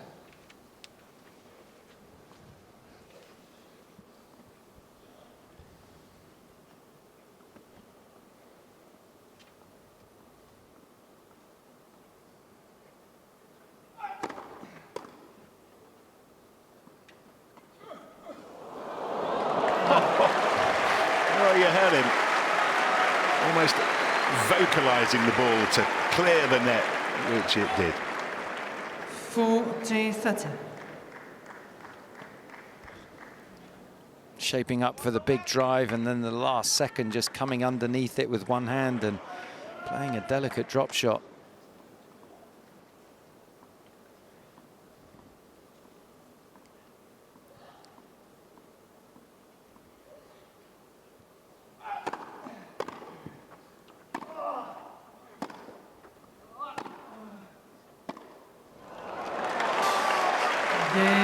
Djokovic.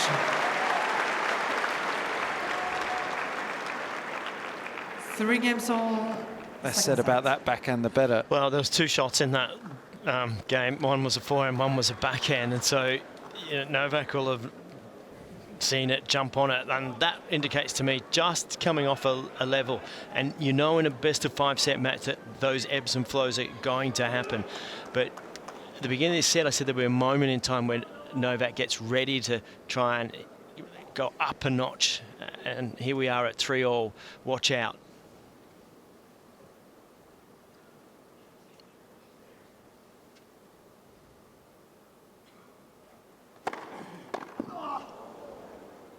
Just cannot get into a rally though on the first point. 15 love.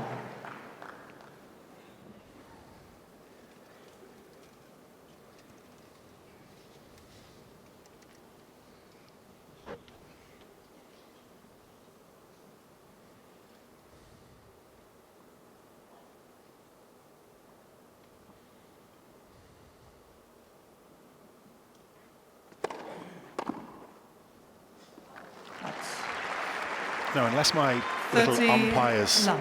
scorecard is letting me down, Djokovic has managed to win the first point just once in a Felix Auger-Aliassime service game so far.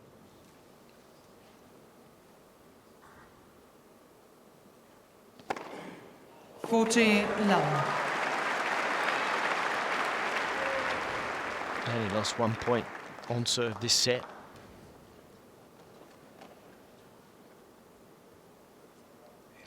Monstrously difficult to try to get this back, and certainly back on your terms. Game. Auger-Aliassime. How impressive. Auger-Aliassime leads by 4 games to 3. And he Second walks set back and to his first chair, set. leading 4-3, second set.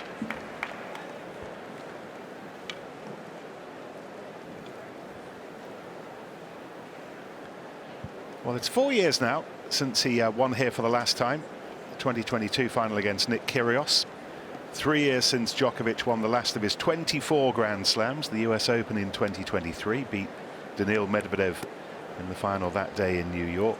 The year also he was champion in Melbourne and Paris and New York. And I think we all thought then, well, 25's in the bag. He's going to cruise there, but it has dried up. Since then, the search for the magic 25, and still the search goes on. Not by his own fault. It was 2 young fellas came along that just hit their straps a lot earlier than many of us expected, being Carlos Alcaraz and Jannik Sinner. They just took the game to a level that was just quite sensational. But like everything, you come off those levels and life gets in the way and injuries occur, and it's certainly opened up an opportunity for anybody who is in the last 8 here this year.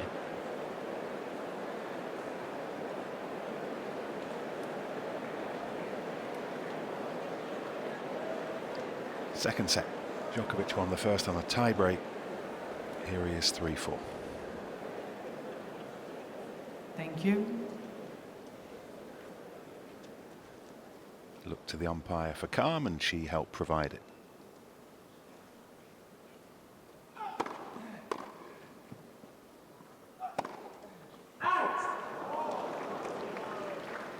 Love 15. We seem to have had this conversation a lot, but does this tournament, this surface, provide his best opportunity for a 25th?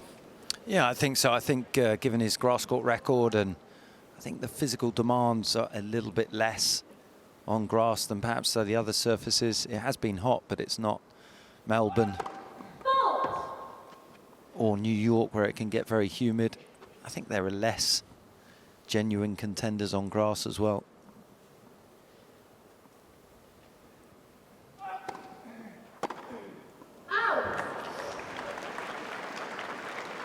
I think that's the right play from Auger-Aliassime, but just can't afford to miss that shot. Love 15 right on the forehand side. That's his go-to weapon from the back of the court.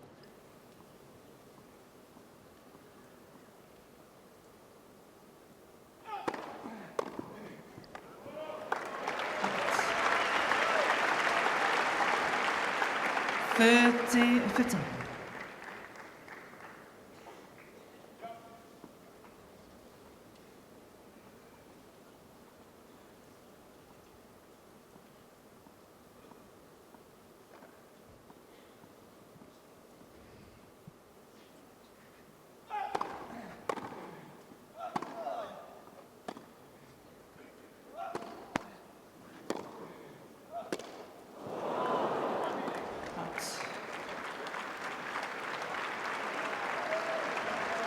30-all. Interesting to see the trainer still there, bottom left of the screen, just underneath our commentary box, taking a lean backwards. He's been there since he treated Djokovic at 5-4 in the first set. Still there just in case.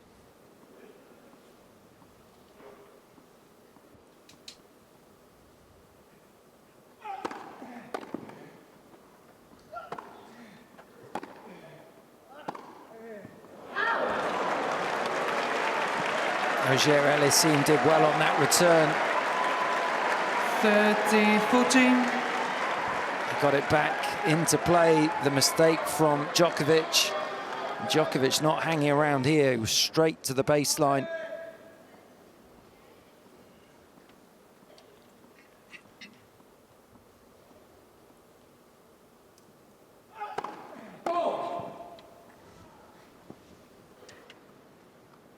Does he go big on this second serve?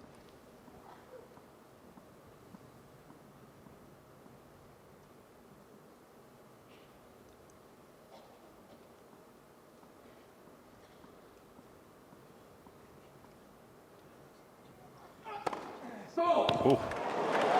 Tried to. Auger-Aliassime. But for the first time, Felix Auger-Aliassime has broken the serve of Novak Djokovic. And look where it leaves this second set. 5-3. He's now just a game away. That was so unexpected, but the body language halfway through that game, it just changed. Did you see him going on about his own forehand, the technique being no good? He gets to break point, he rushes. It was almost as if he'd had enough. Yeah, he's distracted Djokovic. But what an opportunity here for Auger-Aliassime. Serving to draw things level.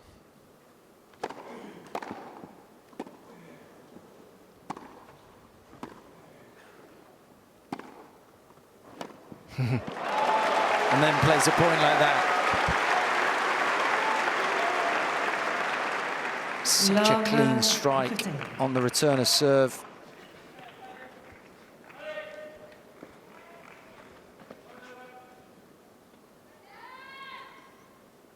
This time he does win the first point of the service game.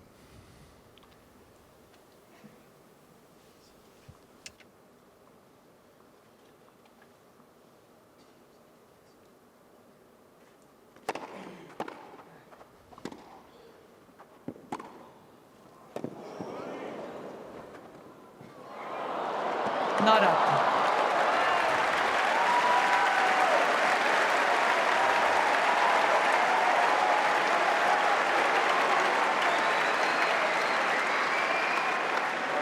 Look at this forehand, finding the outside edge of the line, quickly up to the short ball, delicate drop shot.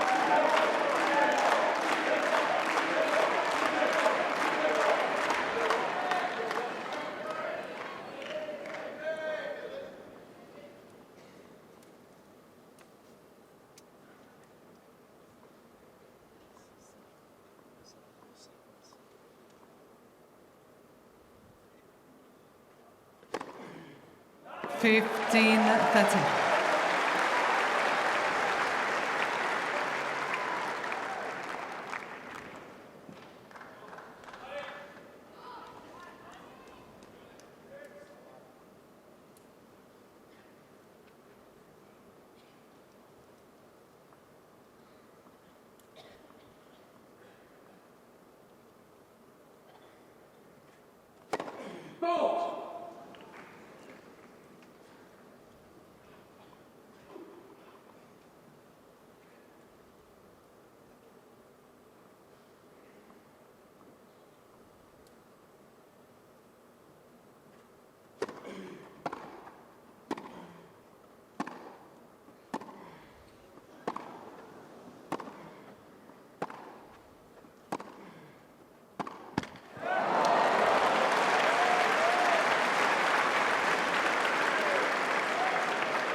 30. It's Djokovic the one choosing to change direction.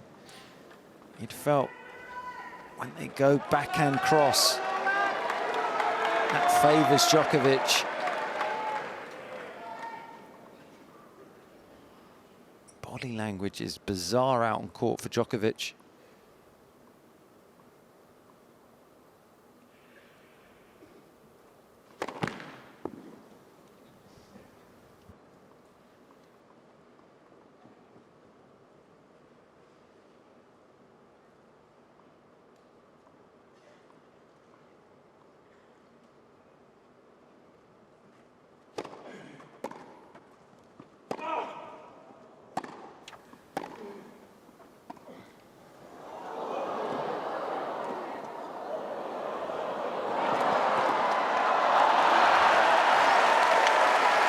Well, it looks like Novak Djokovic needs something to cheer him up.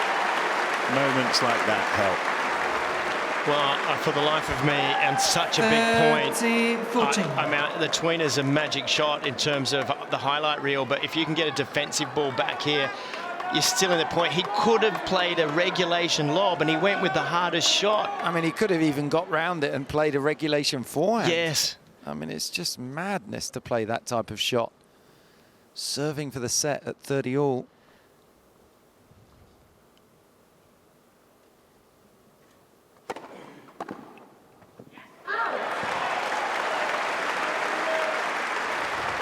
Well done there with the first serve, though. He's keeping his composure nicely. Is Auger-Aliassime, his energy level, concentration remaining on point.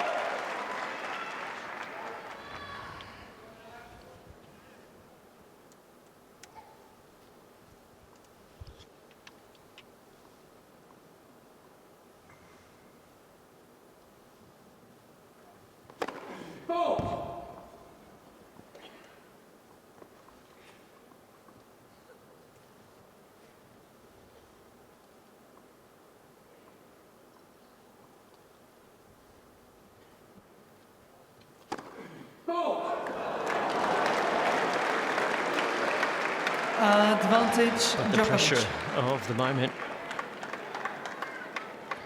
still does get to him in the end here. This would be some break back from Djokovic if he could do it. And you wouldn't know from the facial expressions of Auger-Aliassime what's going on here. But the door ajar for him.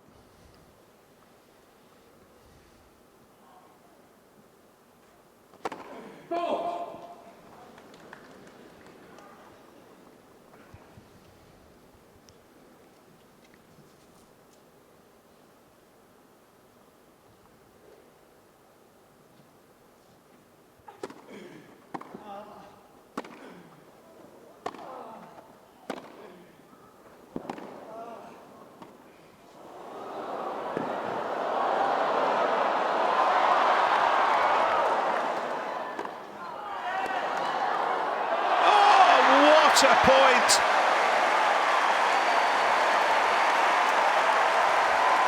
Well, he didn't go for the magic tweener that time, and he gets himself out of a massive hole. Yeah, amazing rally. Djokovic moving forward, playing a beautiful little lob. A lob of himself from Auger-Aliassime, and Djokovic just didn't go after that smash. Way too passive. Thank you. Enjoyed by Sherlock.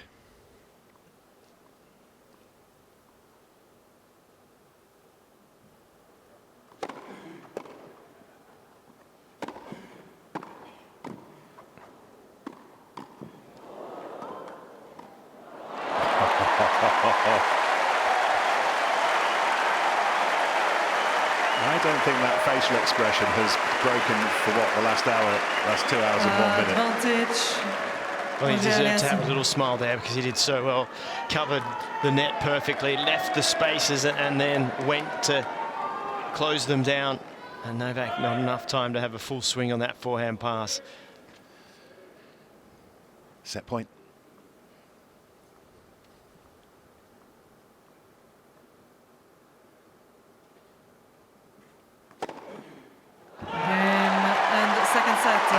the roar, and now the reaction. An ace at 123 miles an 6 hour. games to 3. And we're now for Novak. 1 setter. Father and coach know that their boy is level, and the roof is going to be closed. Set a piece. The other day you didn't want to close it till like 8:20, 8:30, and now you want to close it. You don't want to get to 8:30. It's 7:40 now. We can play a whole nother set outdoors. We're an outdoor tournament. We get with Yannick. I don't care what happens. Yeah, we can play until 9. What's the problem? Our match right now. And you remember the first round, and you didn't close it till like 8:20, 8:30. And now you want to close it at 7:40. I understand, but we can play still until. Yeah, but it's once in a while. So for sure we close now. Even if both You're players. so proud of your rules and you're not sticking to any kind of rule.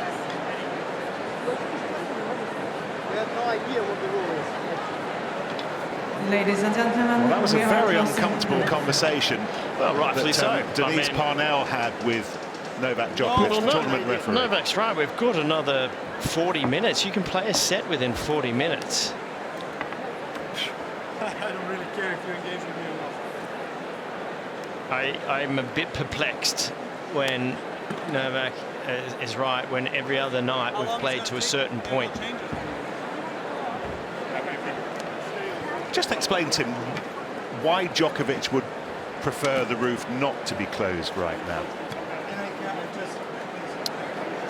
Well, he doesn't necessarily want the interruption, and I think the other night, I can't remember whether it was his first round, I think he felt that the light wasn't particularly good, and looking out there now, could they carry on? They probably could, but I think from Denise Parnell's point of view, she would like to have the delay in closing the roof at a convenient time, and that is end of set. So, is there a possibility of then playing this third set, getting to the latter stages when you need to stop, and it being at 4-all or 5-all? So I think it's a conservative time to shut the roof. But obviously Djokovic is not happy with it. Well, in some ways, if I were Felix, I'd want to keep going with the momentum, so Novak's getting the chance to reset, which is probably more advantageous. I imagine that he's just a little gnarly about the way that set finished. Yeah, I mean, his sort of body language, demeanour on the court, he doesn't look happy, irrespective of the roof, but that's not going to make him any happier.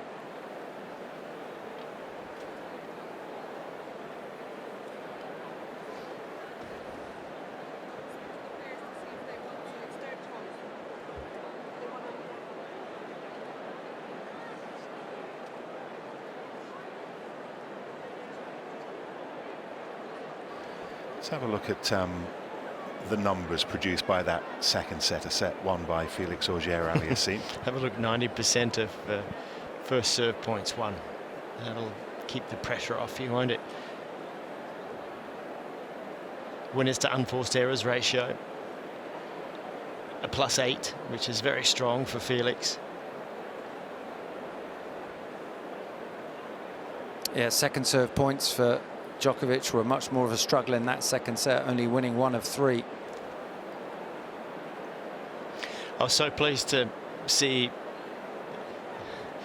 that lob that he did. The tweener cost him the point, and then he went with the conservative, get the defensive lob in, and it got him that set, basically. And there's so many young players that watch the tweener go, I'm going to have a go at that, and yeah, it's cool and it's fun and it's beautiful and it will get a highlight reel. But coming from Australia, there was a coach by the name of Bob Carmichael, and if you hit one of those tweeners, you were in trouble. Oh, you didn't have.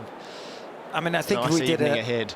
We did an analysis of the number of points that are won when you play the tweener. Yes. I mean, it's got to be less than 1 in 10, hasn't it? For sure. Whereas you give yourself a a better chance with a defensive lob to reset. Most definitely. Having said that, when Auger-Aliassime played that lob, Djokovic definitely should have put that smash away. Would have got him back on serve.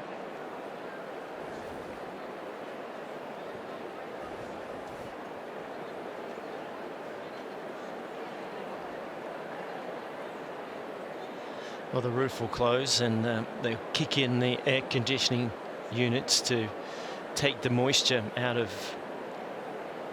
the stadium so that the court doesn't get greasy.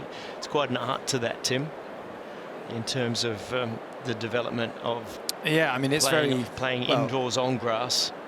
It's relatively easy to stick a sliding roof over a stadium, but in football or rugby you don't have to worry about the moisture, but this you have to hit that ambient temperature so you don't get any of the humidity and condensation.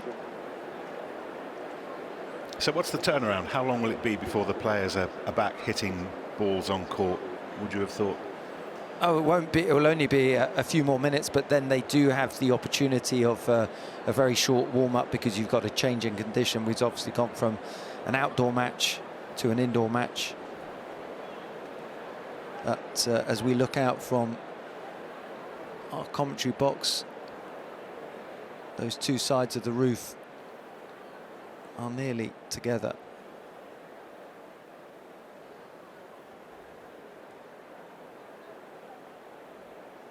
What word would you use to describe this quarter-final so far?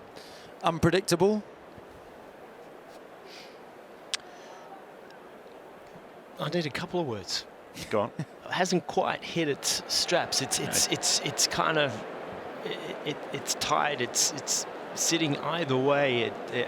I've enjoyed what Felix has been able to do, because so much of these matches now with Novak are played on his end of the court with his emotions, his brilliance, and you can't get caught up in that if you're at the other end of the court. And I thought Felix has done a really good job of that, and remembering too of absorbing the first set tie-break loss. He came straight out of that next one, right on it with a terrific opening service game.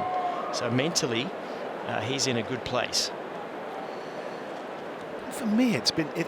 I might fish for peculiar, because neither player seem overly happy with what's going on at the moment.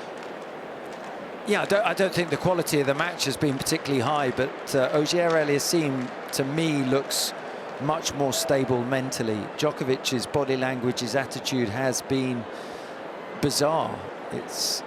He looks frustrated. There's some strange gestures going on. He's obviously had a little bit of a question mark around his calf that he had treatment on.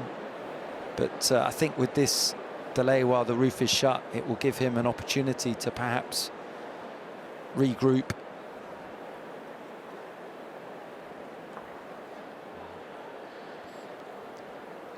Folk continue to mill around centre court. Those who don't have tickets for the place, still tennis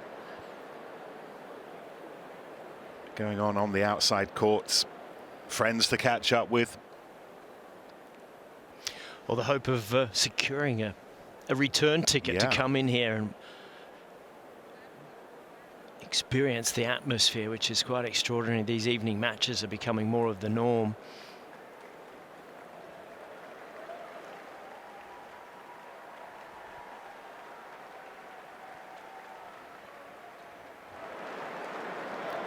And back inside with the roof shut and the lights on.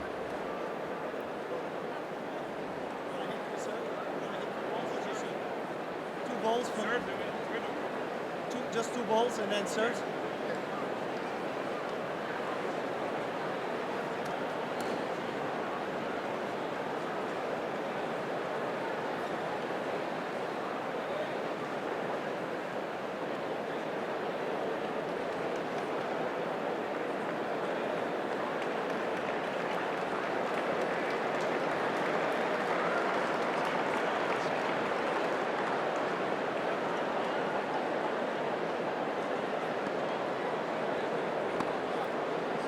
So the players back,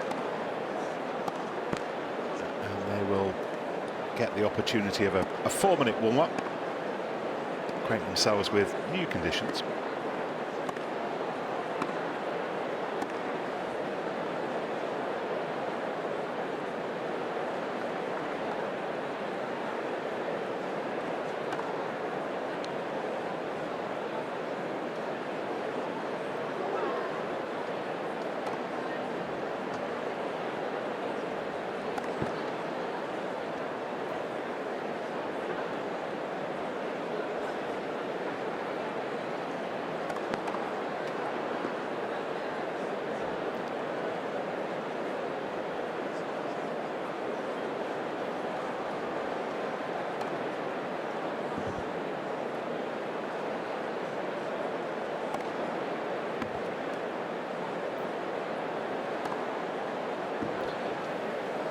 Who does this break suit?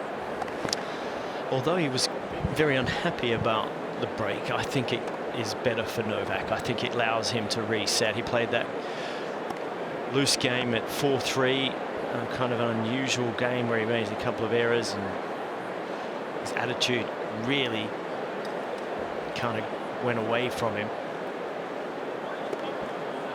But I don't know about the indoor court. What do you think about that?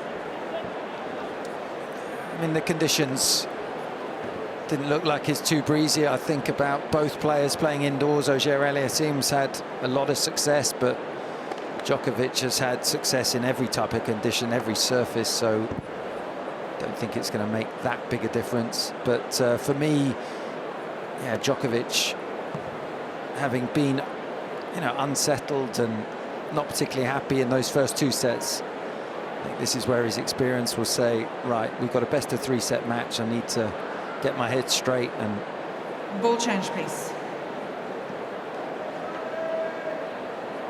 get back to that level of intensity and concentration that we've come to expect over his career.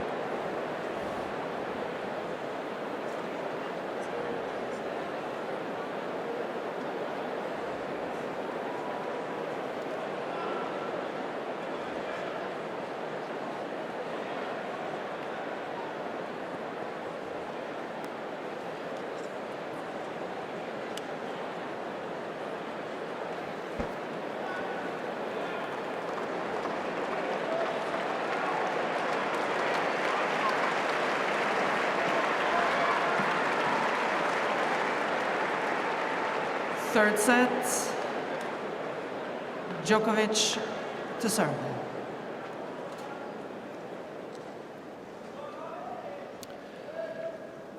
And a quarter-final that started at an outdoor tournament will be concluded indoors.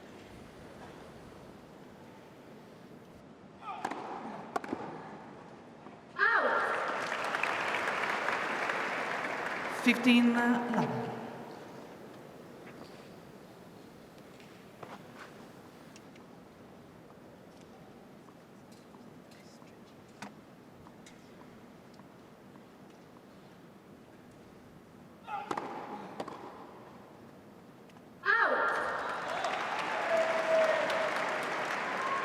30-11.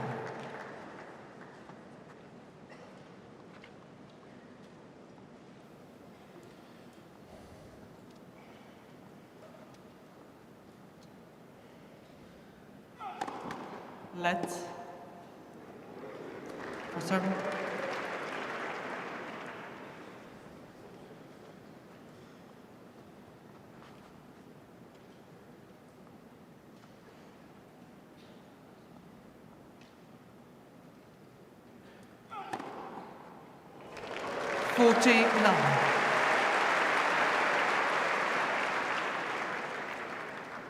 Seventh ace continues just to stretch the calf a little bit more than he was towards the end of that second set.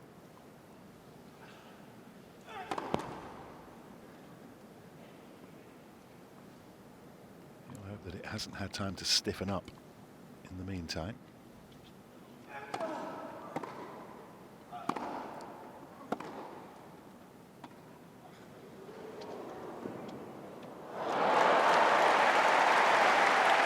Well, he's tall, but he's swift.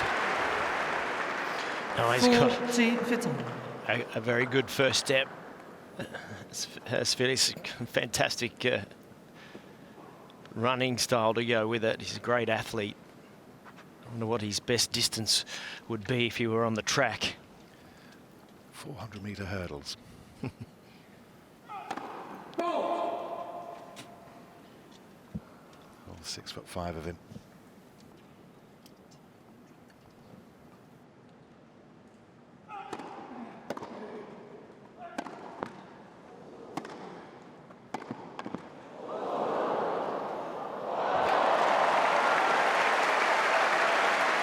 The work that went into that point.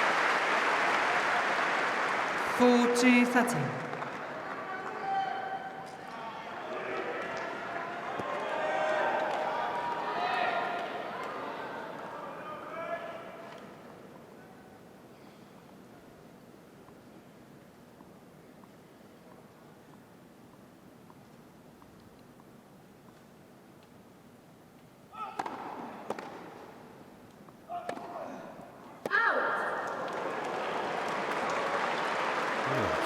Love Juice. has headed to this.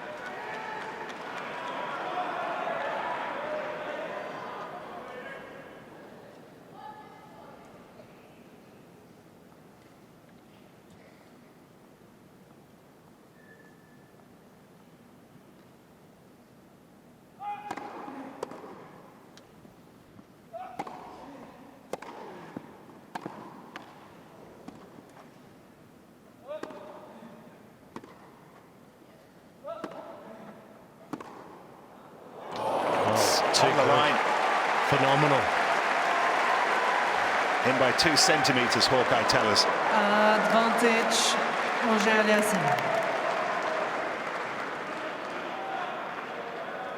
Well, really, in this comeback in this game, he's really started to direct the traffic hard down to this forehand corner. Novak caught leaning left.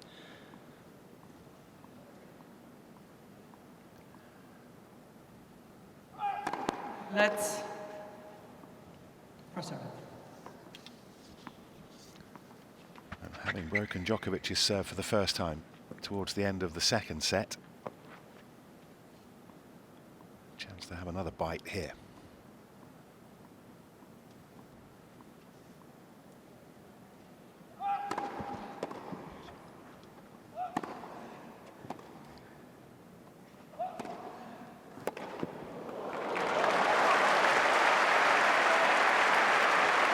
With a nod of approval from Utah. Oh, well, he plays Just these points so well. I mean, a break point down, gets a good serve in, and I mean, that was an aggressive point, but it had safety to it as well. You saw the trajectory of the ball, how he's not too close to the lines, he's still moving forward. I'd like to see him play a bit more of that.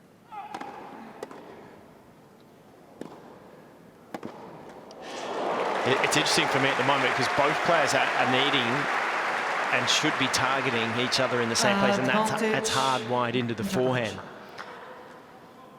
They both, Novak's a great mover, but he's getting caught a little late in there, and Felix is the sort of player that's much better when he's moving into his left-hand side, where he can dominate with a forehand, where he can pull it inside in or go off with it.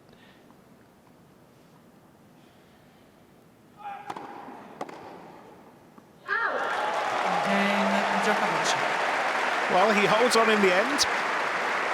Had some hope. Auger-Aliassime with the break point. Continues to manipulate the calf. And just in case one or two of you are wondering, you might be wondering, we're not about to have a flash flood unexpectedly here in London. The weather's set fair for the rest of the night, but this is just a light issue as we expect this match to kick on towards 8:30, towards 9 o'clock. So it's the lights we need that are attached to the roof. Yeah, absolutely. And you reflect on that first set taking an hour and 20 minutes.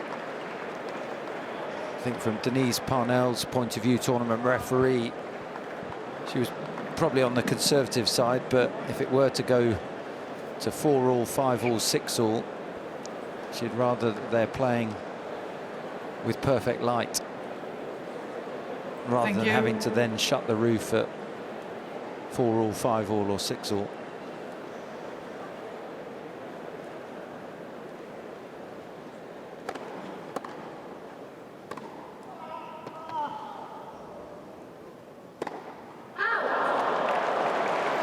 It's not unusual to see a player miss an overhead once the roof does close, though, until they get the adjustment. We just saw that lovely shot there where we're looking up into the rafters and all the different lighting. It is not easy to pick the ball up through that. It takes some adjustment, and well, I think you see more misses with the roof closed than you do with it open.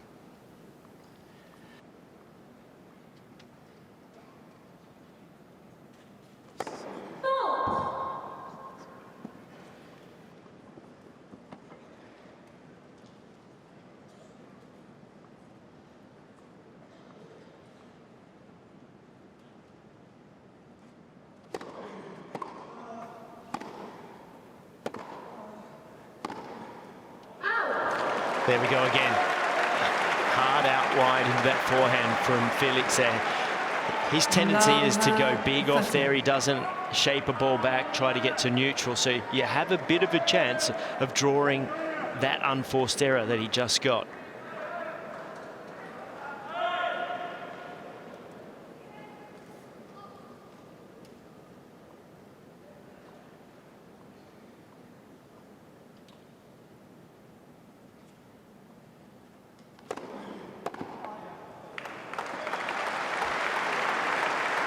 Djokovic doing his best to anticipate that swinging, jumping serve out wide. He got there, but such is the quality of the material coming off this man's racket right now.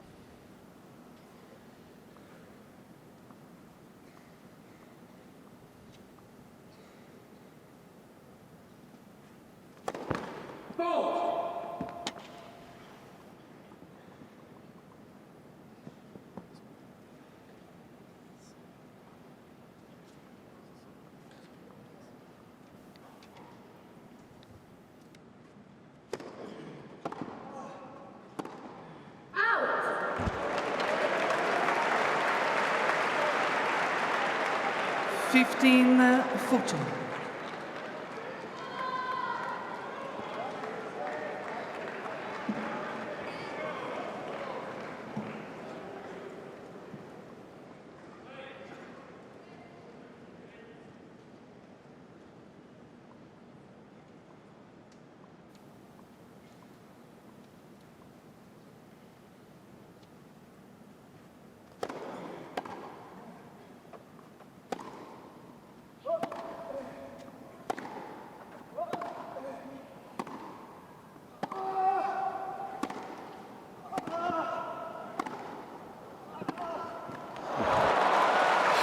Point. And huge forehands from Felix. Huge resistance 30-14 from Djokovic.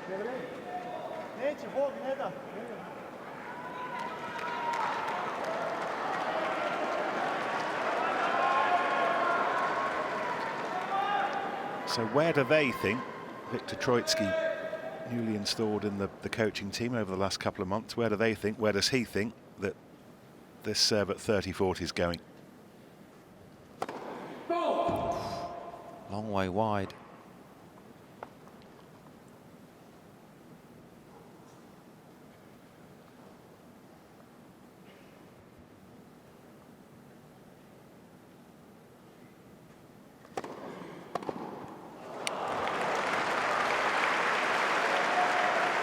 Solid second serve, but that's a return we've come to expect from Djokovic, to find the target, not the net.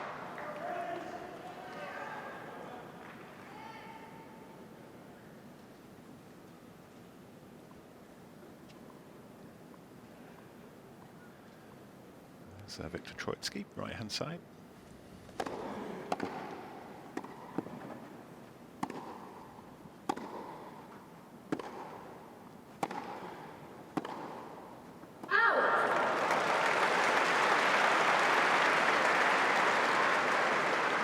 Advantage, Auger-Aliassime.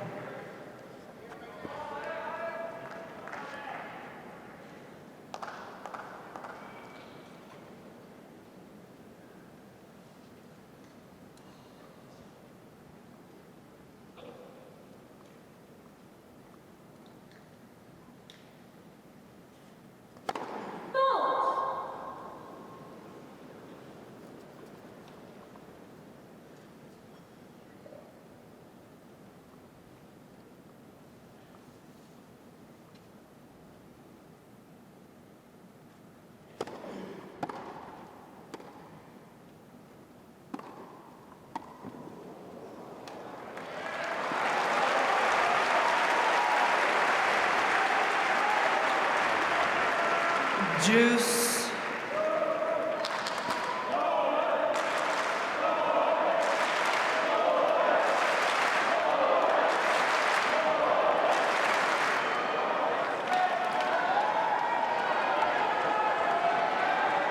Thank you.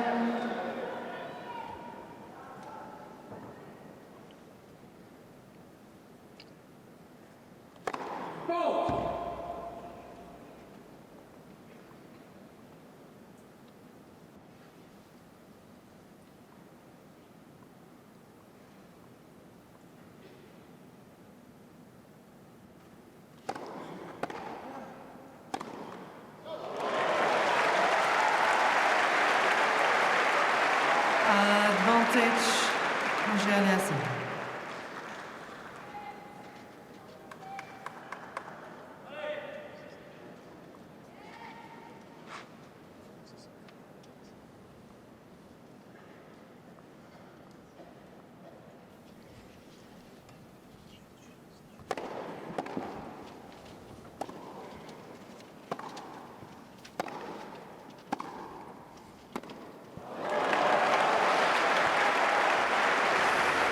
So I just got this look of... I don't know, what was that look he gave me, Tim, on that slice backhand? That was a dodgy slice backhand. That was a dodgy look, was it?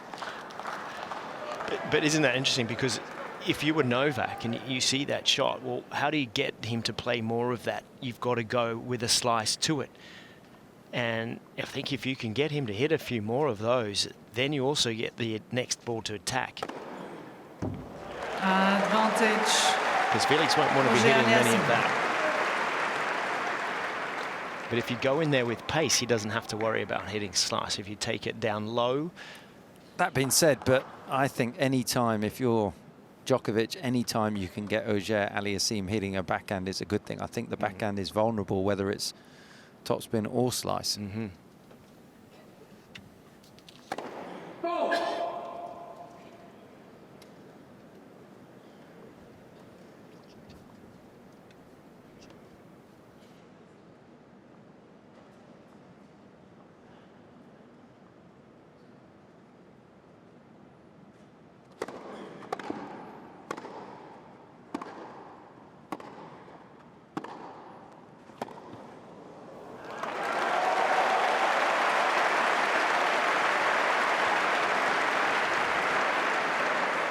Juice.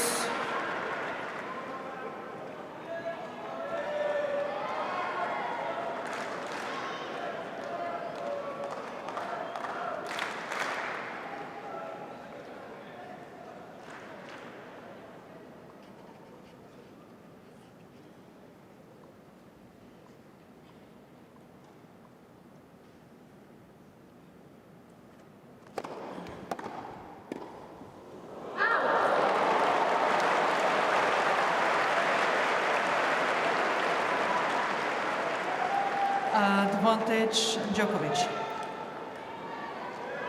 More break points to follow the ones that Djokovic had what feels like about half a day ago, but it was still in this game. Increasingly, this feels like a very big game.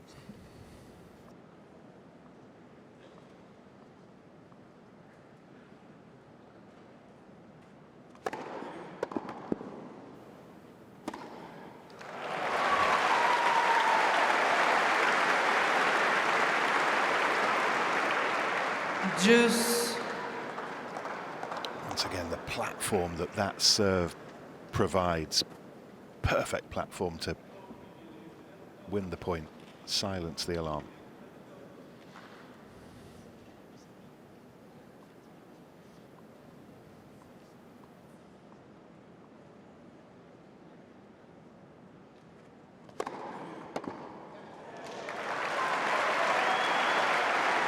Go-to serve for him, that one wide, isn't it? Advantage, Auger-Aliassime.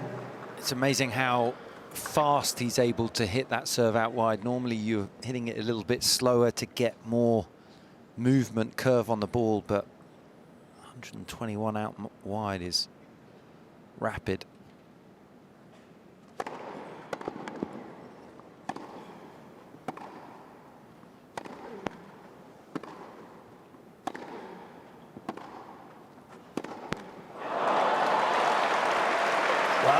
lead with the top of the net.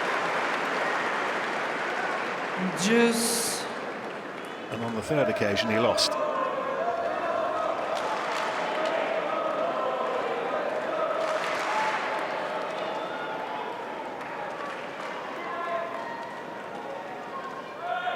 These forehands being kept so low.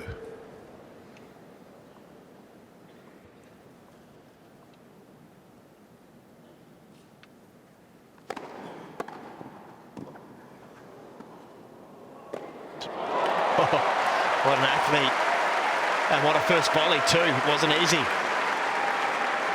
haven't seen too many serve and volley Advantage. points today. Auger-Aliassime. Gets down to the backhand volley and then the little flick lob.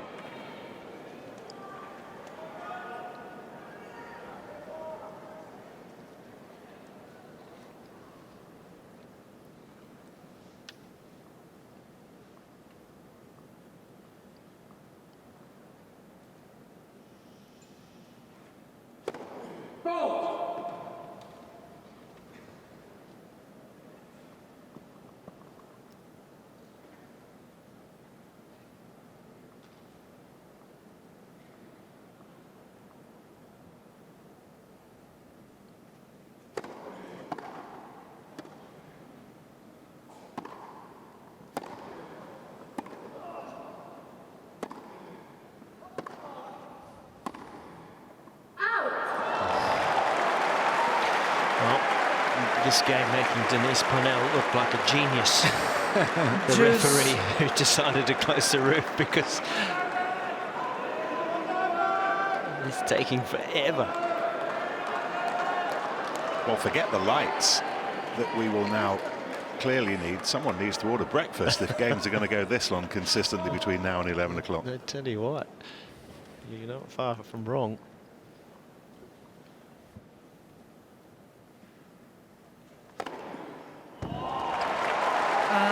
Advantage. Auger-Aliassime.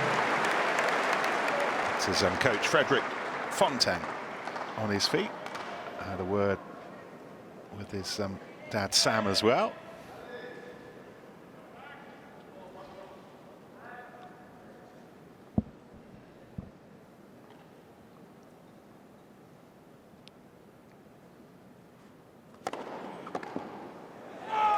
It's a big hold. Again, Auger-Aliassime.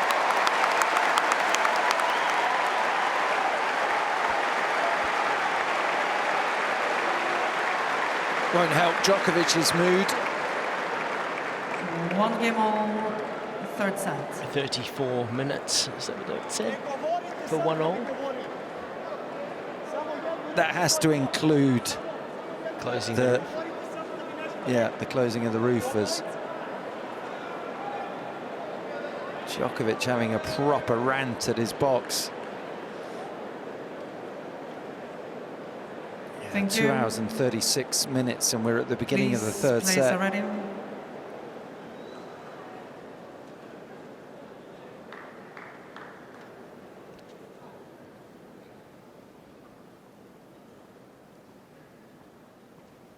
One all, third set.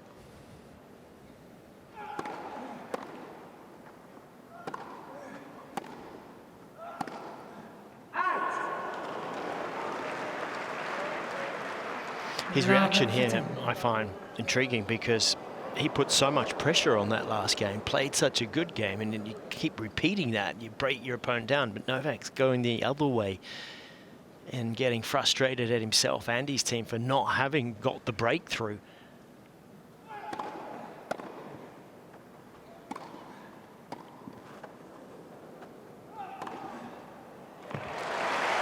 But you know what it's like, Tim, if you're at the other end and a champion player is coming at you, you feel it. You 15, almost, many an opponent will fold under that. But if you're up the end and you see him doing that, you can, oh, okay, oh, I'm still in it. I've got him worried.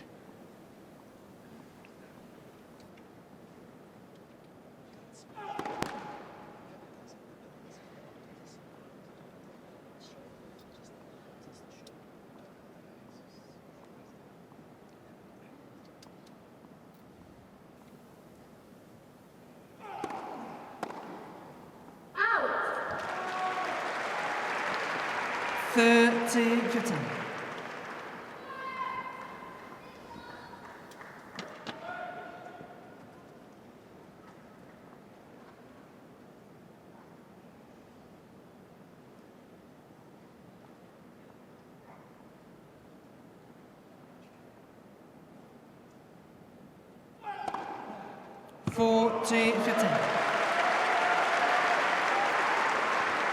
Eighth ace of his match. Auger-Aliassime has hit twice as many.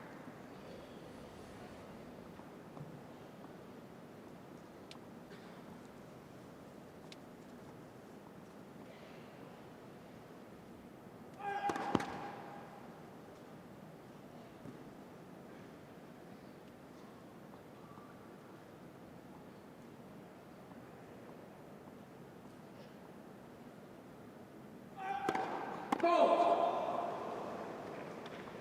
40-13.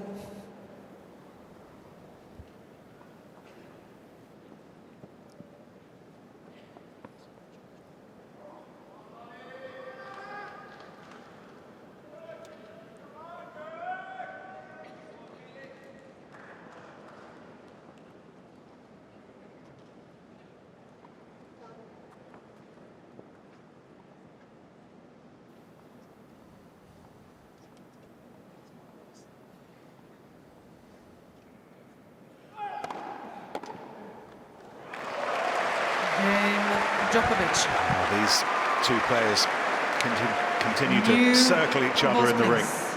Djokovic holds 2-1. One set up. Next job for Djokovic again to try and find a way of getting a hold of this Auger-Aliassime serve. We're going to promote you to Novak Djokovic's head coach. Todd, tell us what he should be doing. I'm not sure if I want that, but what we can do is try to work out, how do you break? And you're always looking for patterns. Novak's very good at anticipating those types of things. And one of the key things is trying to get this first point on the Auger-Aliassime serve to build pressure, right? So then you can do more throughout the set.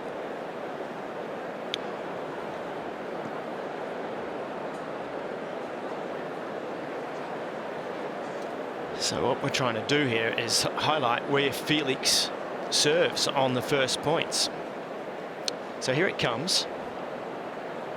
Time. Mixes it up beautifully. 44 out wide, 56% down the middle. So he's leaning both ways, not getting a good clean strike on that return. That's helping Felix get that first point every time. But from there on in, next time he goes to the forehand court, Novak's got to be leaning out to that forehand. 86% goes that wide serve. So you've got to cover that. Give the centre. If he wins a few there, no problem. But you're always looking for patterns, and we're really seeing that sort of evolve once Felix gets into the game. How much of that live information do you think Viktor Troicki will be seeing, the coaching team will be seeing, that they might be able to feed down to their man on court? I'm not sure they're seeing any of that, and I think it's a tricky one, isn't it? Because let's not forget that Djokovic is probably the best returner in the history of our sport. So the players are ready. It's a very specific piece of data, isn't it?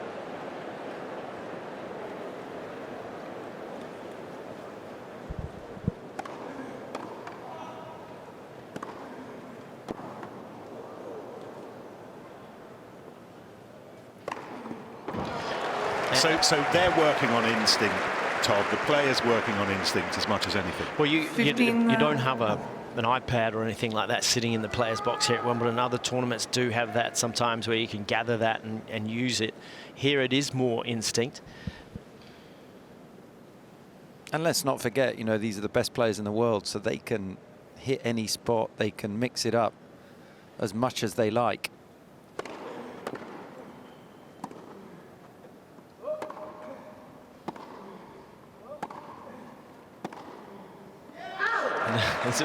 The reference is not sure if I wanted that job, because if you gave a bit of information and it didn't go the right way, you've got to be prepared to take a bit of stick, haven't you? Sir Andy used to give a bit of stick when the data was given and it didn't quite work out. So it might work out 9 times out of 10, but the risk. But that one that went wrong. There you go.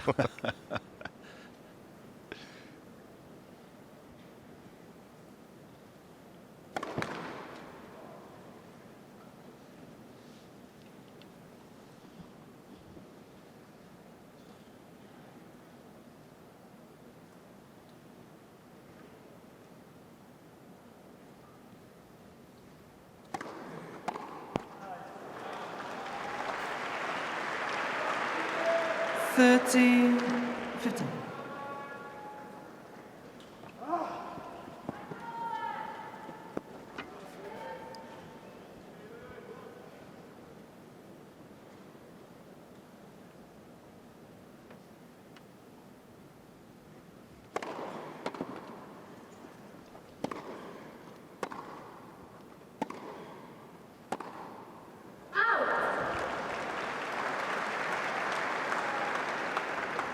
$40-15.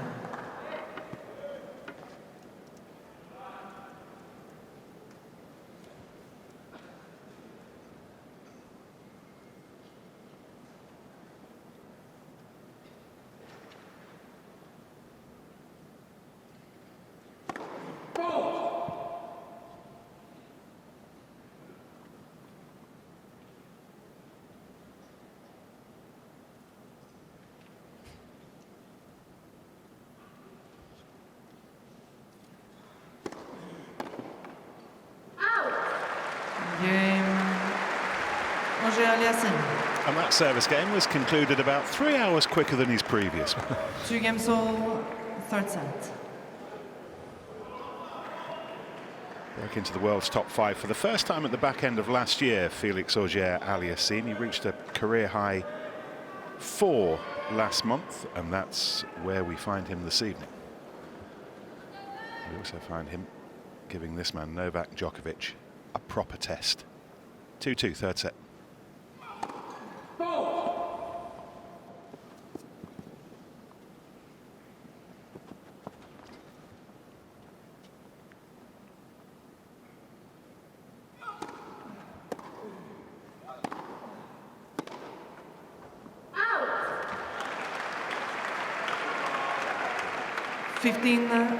Let's continue to keep an eye on the forehand quality of Felix Auger-Aliassime. You can sometimes, one of the beauties of this court is listening to the sound of the ball off the strings, and whether it's a crisp, clean hit. Felix's case, he catches the ball at the top of the frame quite a lot. It's a different sound. He misses it ever so slightly, it becomes a miss hit, and that can start to get in his head a little.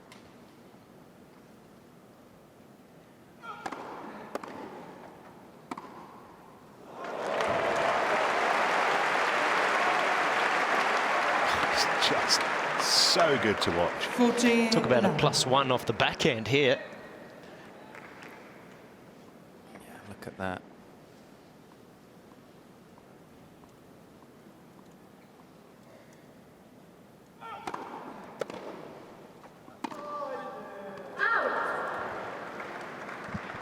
$40-15.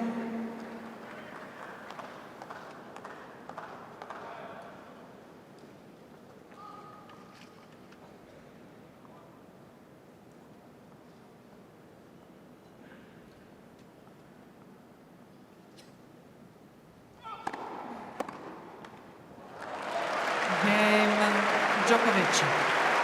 And he has an economical hold of serve as they head back to the chairs. Djokovic 3-2. Third set. 1 setter. I'm not sure I've asked this question of the two of you yet.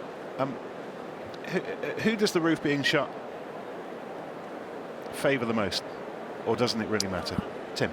For me, I don't think it benefits one more than the other, because I think they're both very, very good indoors. You look at a lot of Auger-Aliassime's success. He's won plenty of indoor tournaments. Djokovic has won plenty of tournaments, full stop. So I would have thought perhaps the serving generally when you're indoors is bigger, but on this court, because of the moisture, the grass, the humidity, the variation, you might get that split second more time to make the return, which I think helps Novak get back into the point a little more than what we saw when the roof was open and it was hot and fast conditions. It's more neutralized now than what we've had during the afternoon. Yeah, the air conditioning will be working overtime to try to make this as neutral, workable as possible.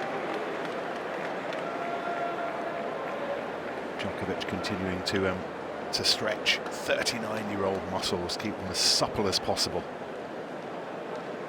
to face what's coming from this 25-year-old from Montreal, Felix Auger-Aliassime. Third set, 2-3.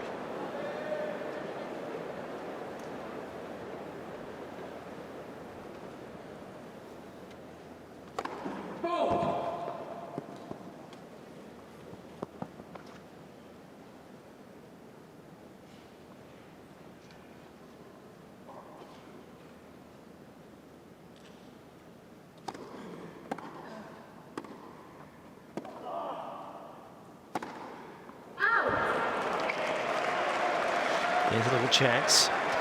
Love 15. And I can confirm that since the roof has closed, Felix's pace has come off just a little. 2 miles an hour down. And Novak has gone the other way, 3 miles per hour up.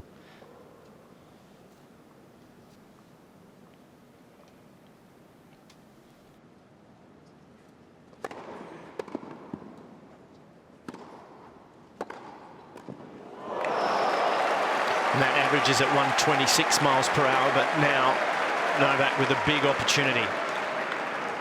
Love. Yeah, guessed 13. right for this forehand approach, got into position and drove the backhand pass cross court, but that's a volley Auger-Aliassime should have made. Thank you. Please.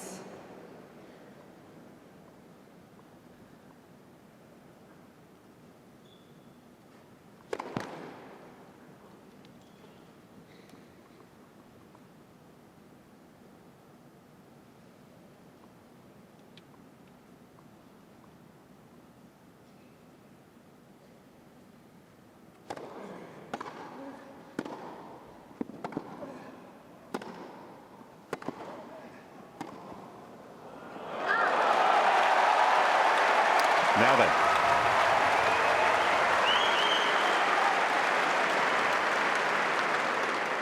Love. Far better ball 14. striking from Djokovic there. Firm and deep.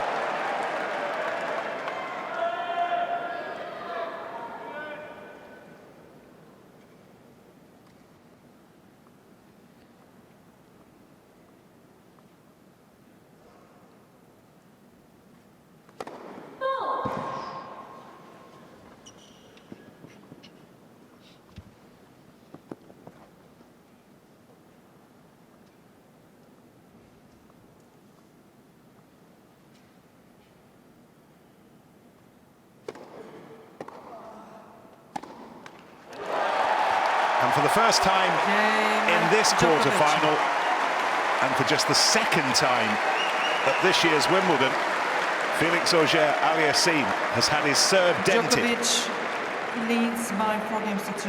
Yeah, Third set. Djokovic was 0 for 8 on break points, but persistence has paid off.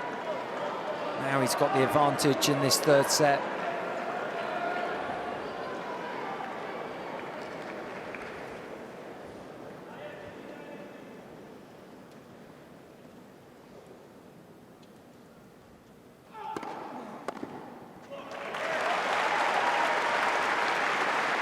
No.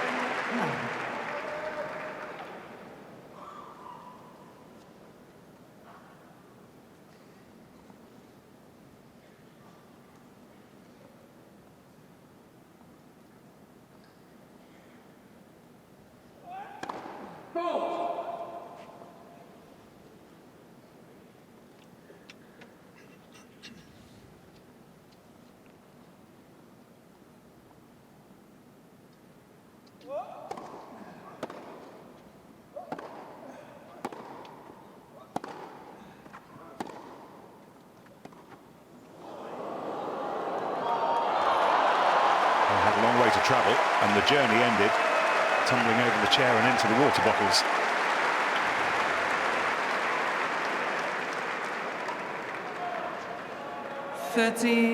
Love.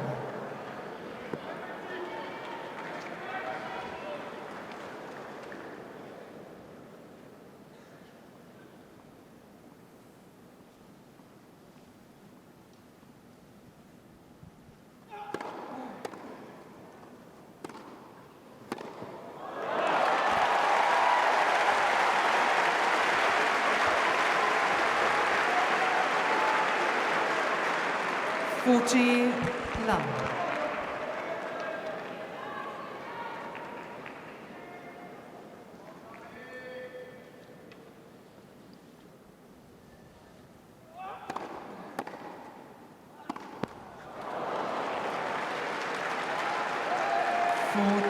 Well, that breaks a run of points for Djokovic, but it was 11 out of the last 12 that he had won.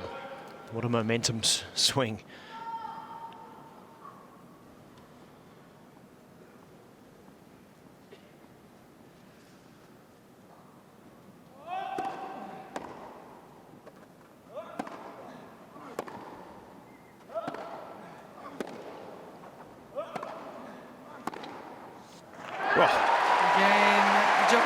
Well, Djokovic has been busy farming points over the last few minutes.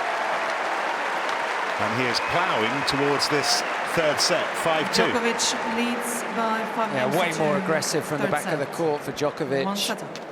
Striking the ball with intent. And the quality of ball striking, as I mentioned, the sound of the Djokovic racket is crisp and firm, and the forehand was just starting to come off from Felix, and then that first point of his service game misses a big forehand by a couple of meters, and it's as if he sort of rattled himself. He's trying to recompose himself right here now, and a little shake of the head is like, what happened there? Some imaginative t-shirts around centre court this evening. He merely refocusing. Time.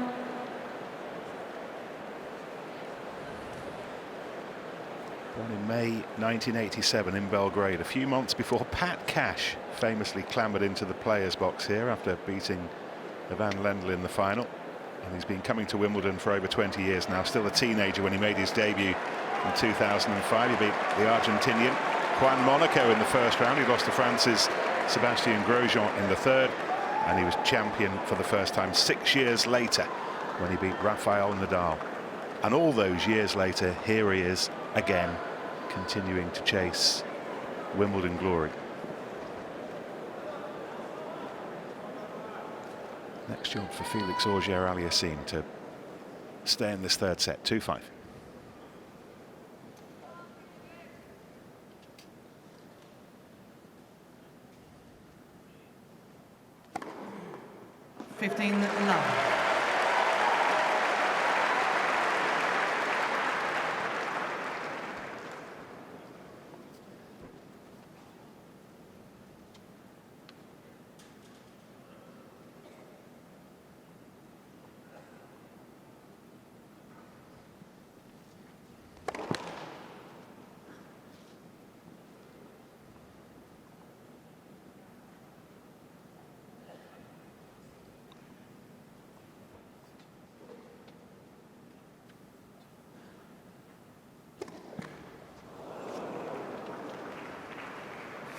love. Losing his way is Felix here. The level has just dropped enormously. You can't afford that to happen. Maybe sits like this for 10-15 minutes or so is the average when you come off your levels, but in that time.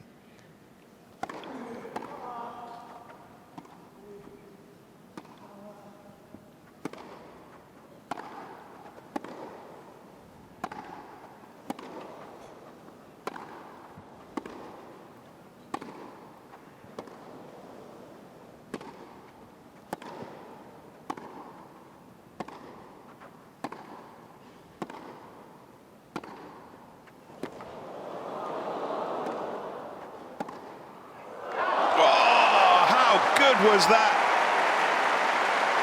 about as good as we've seen? Oh, it's out. It was wide, yeah. Oh, incredible ball striking by 4 millimeters. 13. Djokovic just crushing the ball off both wings. Auger-Aliassime staying in the points. Djokovic moves forward. what we thought was a beautiful backhand pass just missed the sideline. Thank you very much. Collection of Please. shots from both players just then, though.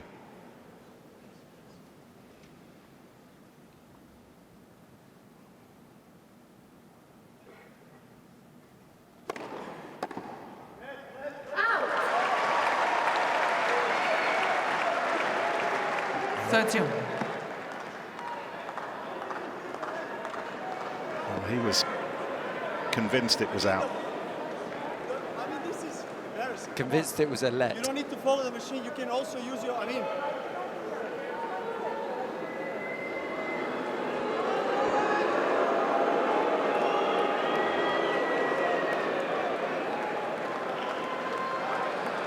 I think Djokovic said you don't have to follow the machine, but there isn't a machine.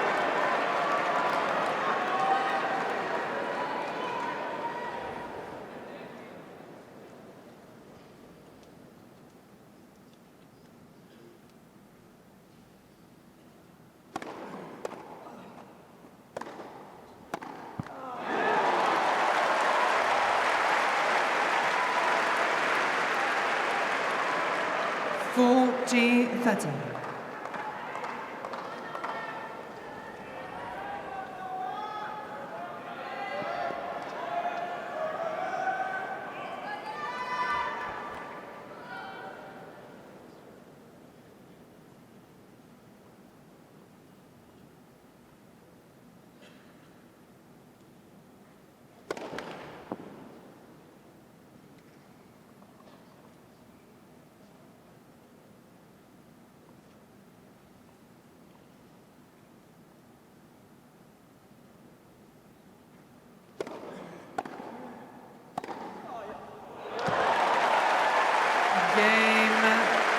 Auger-Aliassime. Djokovic's reaction told you. Far too good. I didn't get to finish about the point I was trying to make Djokovic about your concentration levels and when you come off, and you've got to do as little damage as possible. So he got away there with just that one service game, but it may be enough to lose the set. It nearly looked like a double break, but his level got going again there, which is hugely important.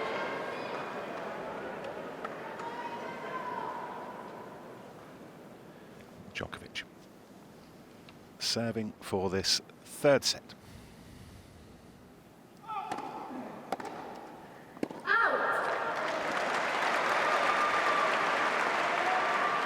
And Novak is a master of orchestrating the timing between points. He'll take long time when he feels is necessary. When he's got momentum, he plays quickly.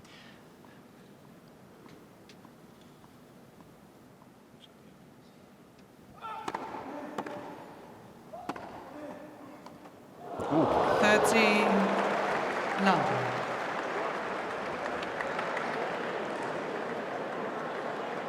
Auger-Aliassime asking to see this shot to the baseline, thinking it was out.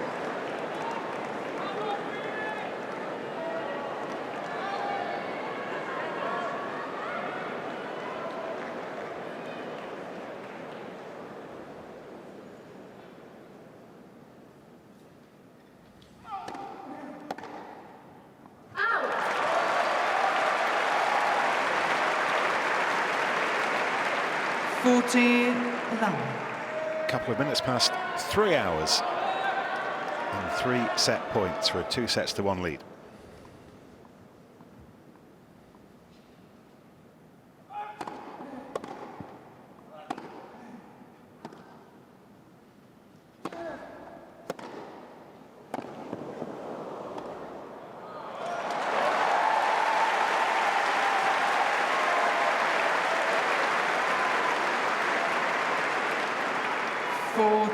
Fitting.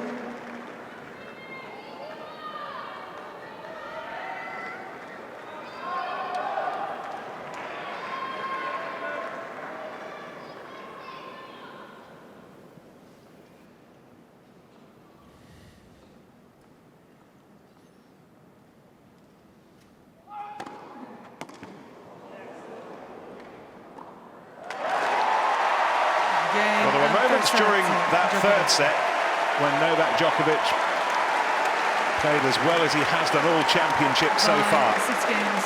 And at the time that he needed it most of all, he moves ahead. Under the roof, 2 sets to 1. Djokovic leads by 2 sets to 1.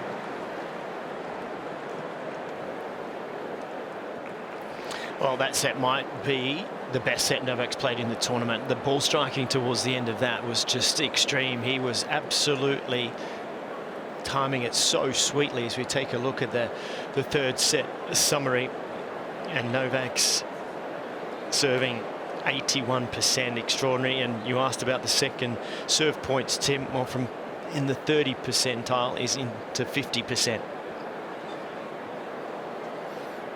Yeah, definite improvement there. Such a solid foundation on serve, but finally creating a breakpoint opportunity that he took.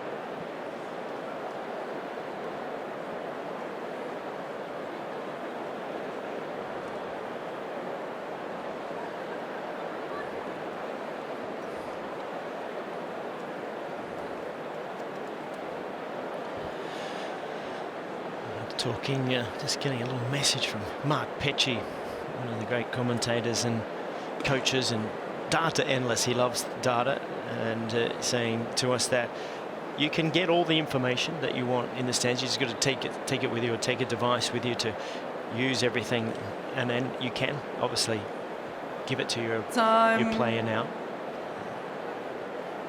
There isn't the equipment sitting in there though, courtesy of the club.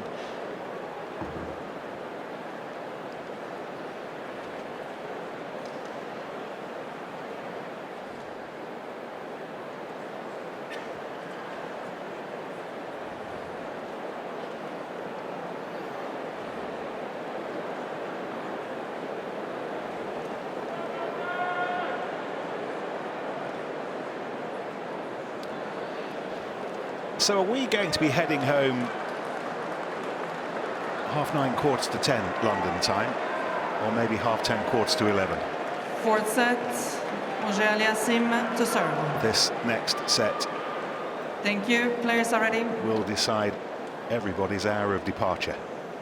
Felix Auger-Aliassime, 2 sets to 1 down.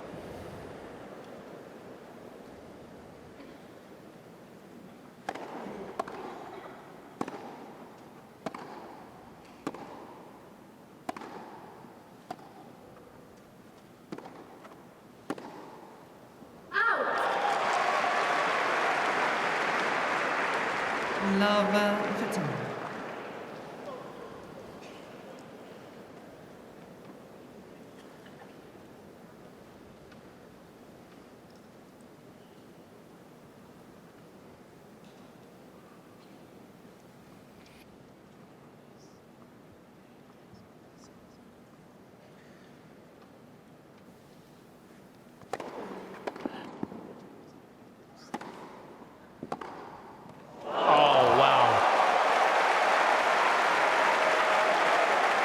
The quality is rising from Novak Djokovic. Most definitely, and the focus and concentration, intensity from a long way back. Look at that, getting the left hand into that two-handed backhand.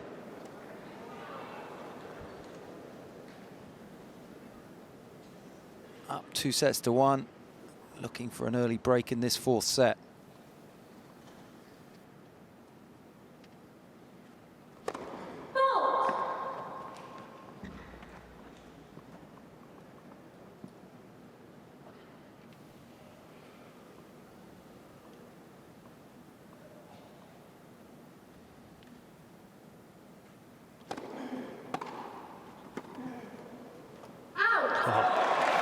Well, it's as you suggested, Todd, as much an oral thing as a visual thing right now under the roof. You can just hear it coming off the Djokovic racket. You know what? To the back end of that last set, his forehand increased 6 miles per hour in pace, and it's changed this match dramatically.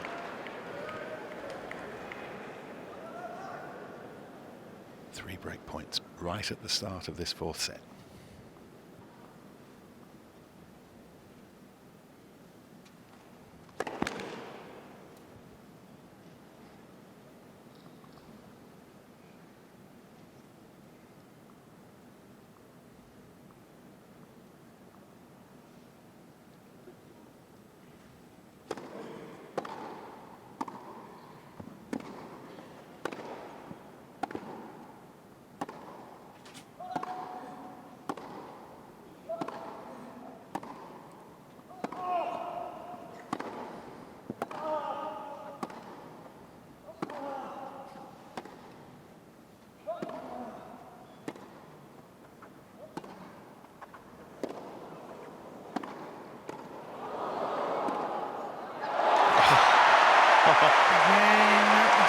Orally, visually and emotionally, it feels very good to be part of Novak's world right now. Is he pulling away? It feels that way. Well, that's the sort of tennis that can win the tournament. Yeah, that's as good as we've seen from Djokovic all match. Fourth set. Ball striking from corner to corner, bringing Auger-Aliassime forward and then picking him off with a beautiful forehand pass. And at the end of that game, we saw the frustration from Auger-Aliassime, absolutely smashing the chair at the change of ends. And earlier this year, we got to watch Novak play what I think was one of the top 3 matches of his career in Australia, semi-final beating Jannik Sinner. And that was the quality that he played in that match that we've seen in the last 20 minutes. Well, when he's in full sail, there's very little else like it in tennis. He's still doing all he can to keep up with the likes of Sinner and Alcaraz, and wow, if he can play like that, goodness me. With a break, 4th set, 1-love.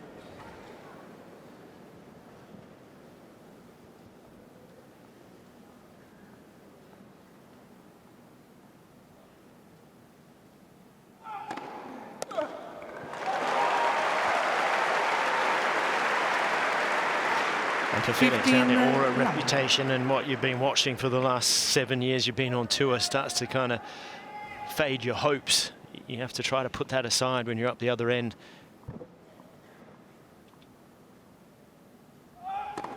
Let. First serve. Auger-Aliassime, one of plenty of youngsters on the tour who have sought out Djokovic's advice down the years. Djokovic has happily given his time. He's getting the pointy end of all of that right now.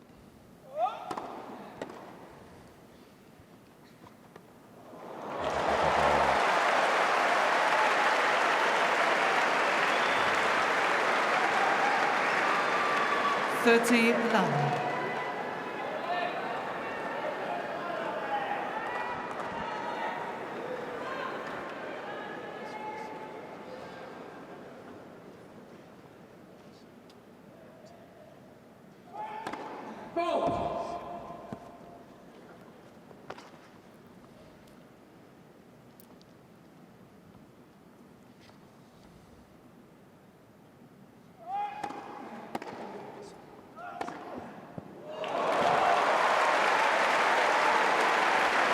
Just a completely different Djokovic right now to what we saw in the first and second set. 40. Focused, intense, the ball striking such precision. It's like Auger-Aliassime struggling for points right now.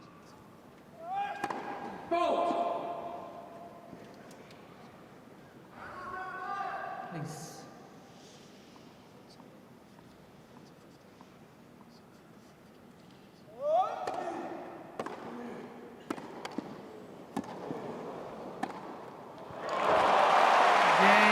Djokovic. Simply too good. Auger-Aliassime has managed just 3 points off the last 4 Djokovic service games. He just cannot get into them anymore. Djokovic leads by 2 games to love, full set. And in, by my count, only 5 points since the 5th game of that 3rd set that he's won. 5 points. So what's happened here? Djokovic has clearly raised his level. Is Auger-Aliassime falling off a cliff? He hasn't had the opportunity. It's just been all of a sudden a masterclass from Djokovic. The ball striking, the focus, the quality.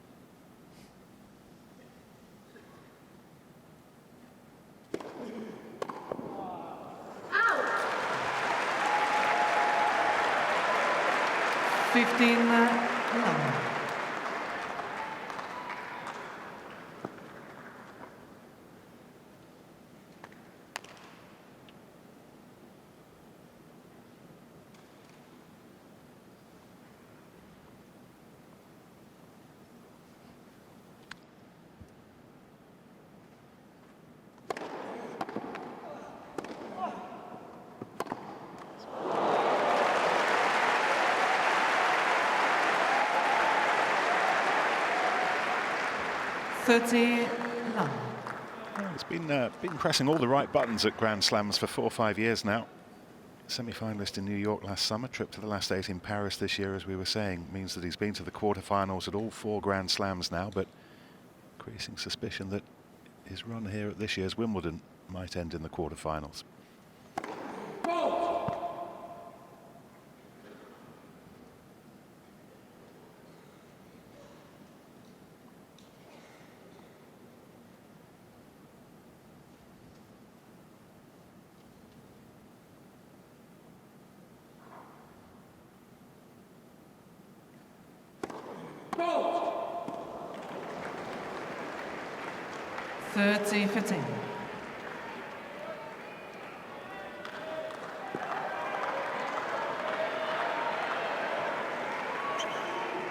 Djokovic continuing to manipulate the legs.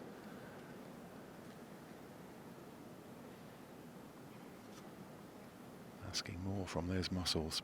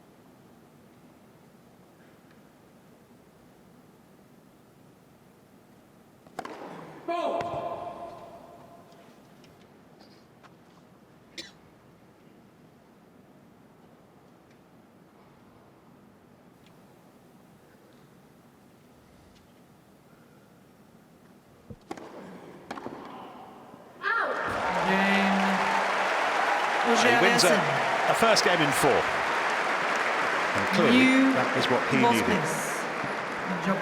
He remains a breakdown in this 4th set. Djokovic 2-1. Well, you asked, what had happened, or what did Novak do? Well, you can sit in the commentary box and be a coach in the stands and say to your player, you need to be more aggressive. We'd like to see him come forward.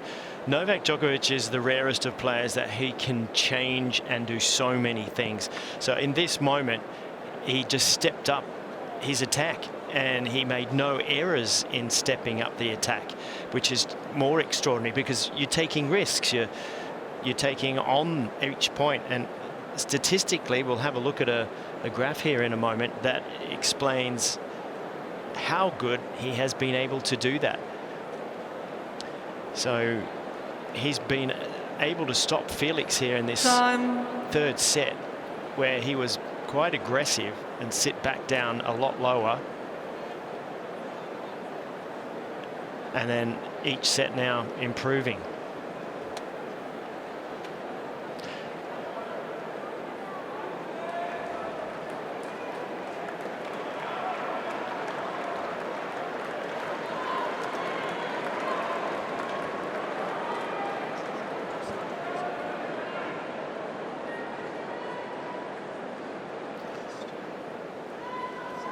Thank you. New balls. Novak Djokovic, 4th set, 2-1.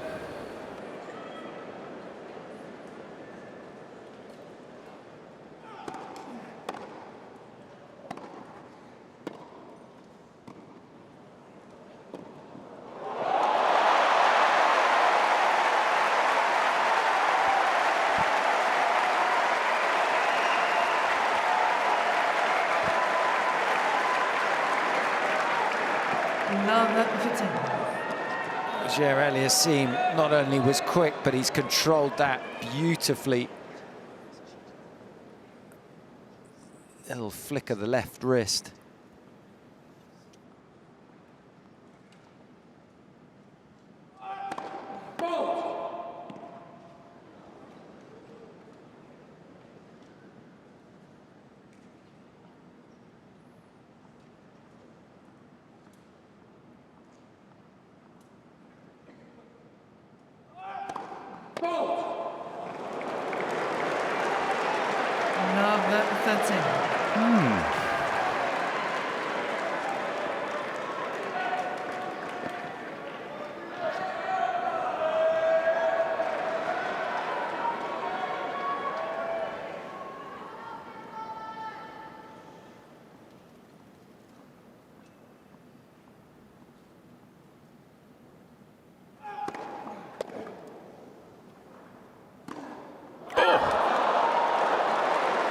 Whoa.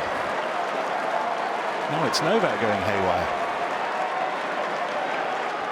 3 breakback points.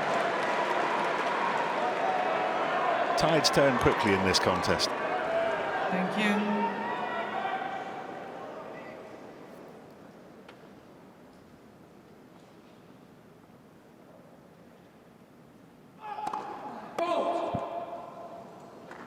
Please.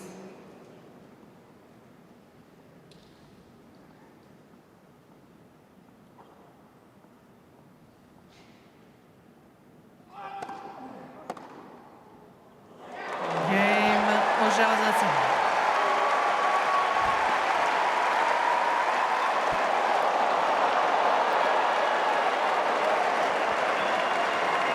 By 2 millimeters. What's that about? 3.5 2 games fibers. all, 4 sets. Didn't necessarily see that coming. Auger-Aliassime back on serve in this 4th set.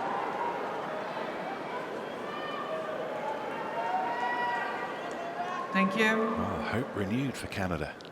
Felix Auger-Aliassime, 2-2.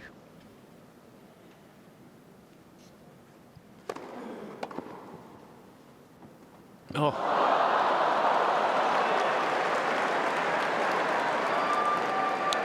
Well, not a lot of feel on that drop shot. 15.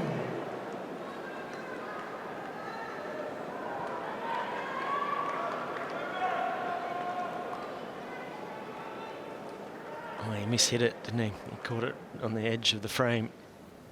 Came out very dead. He said, I can do that.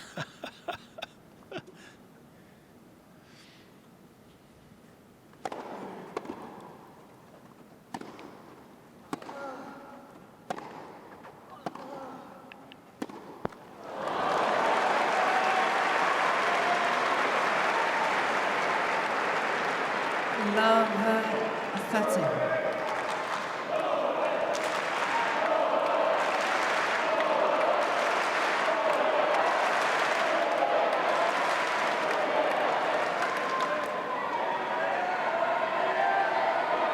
Please.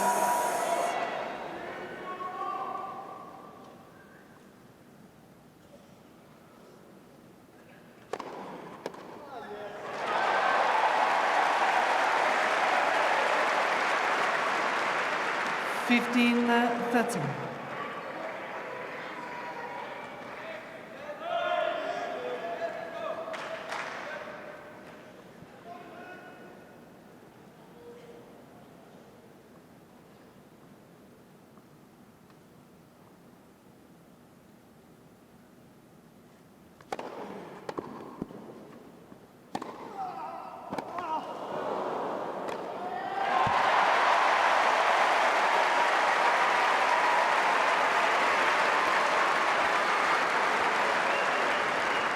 Thirty all.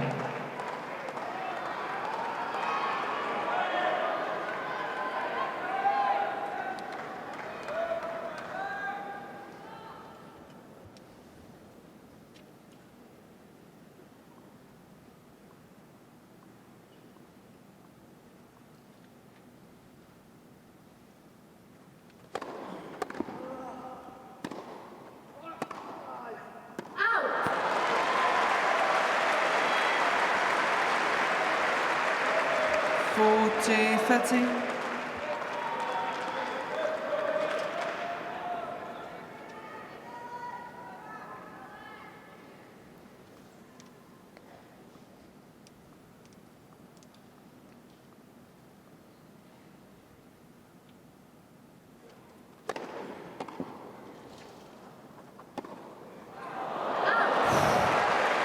Incredible return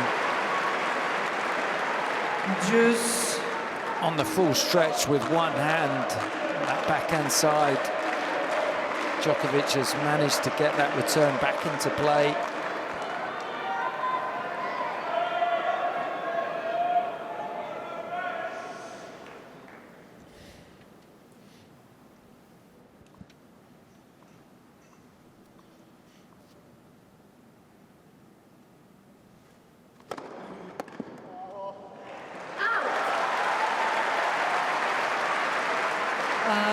advantage, Auger-Aliassime.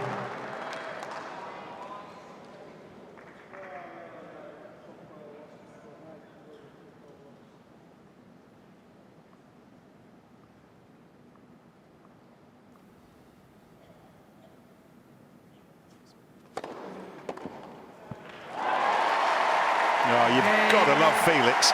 Auger-Aliassime. He's enjoying his Wimbledon far too much for it to end just yet. And he's turned the early stages of this fourth set Leads by 3 games to 2. right fourth around. set, and Djokovic by 2 sets to 1.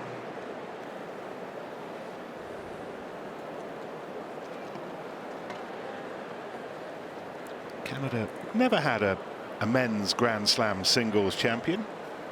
I remember Milos Raonic came close here before losing the 26th final to Andy Murray 10 years ago now. Semi-finalist a couple of years before that, beaten by Roger Federer.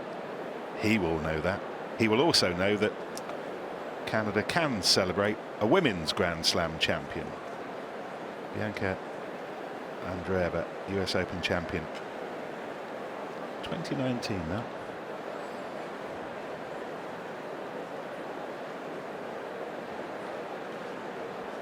And he's back in this.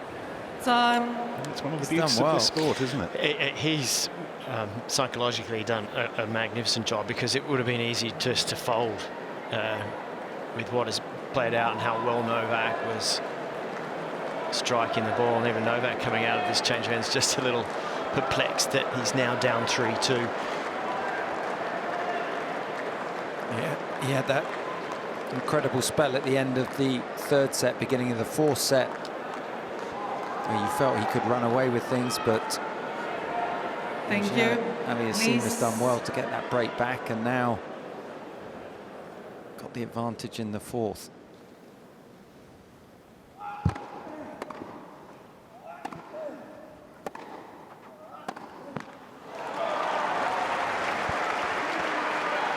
Love for 10.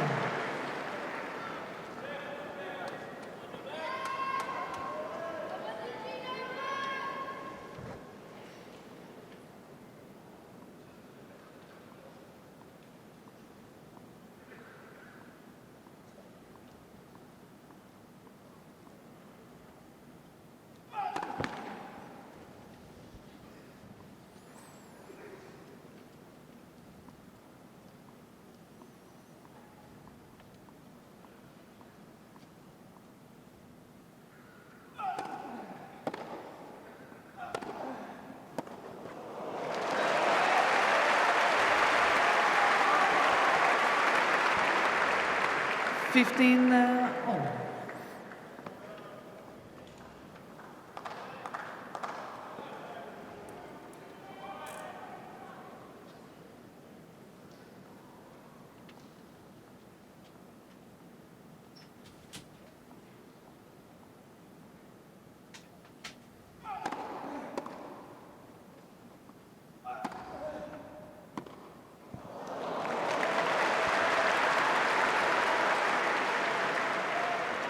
Thirty for 10. Slice backhand as he practices it again. It wasn't as fluent as the practice swing. It was more of a stab than it was a stroke.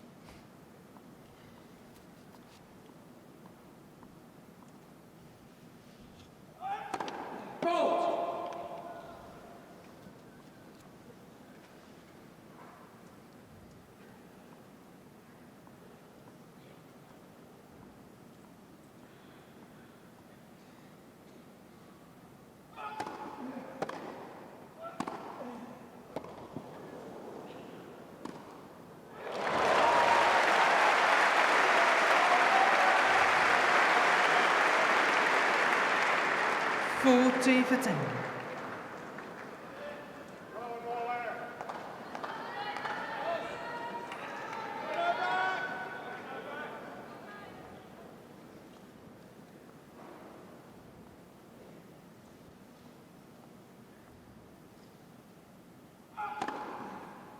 Game, Djokovic.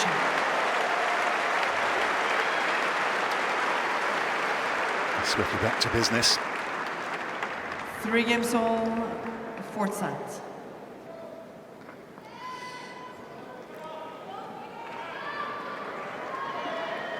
Thinking of that Bianca Andreescu Grand Slam, Flushing Meadows, 7 years ago now, against Serena Williams.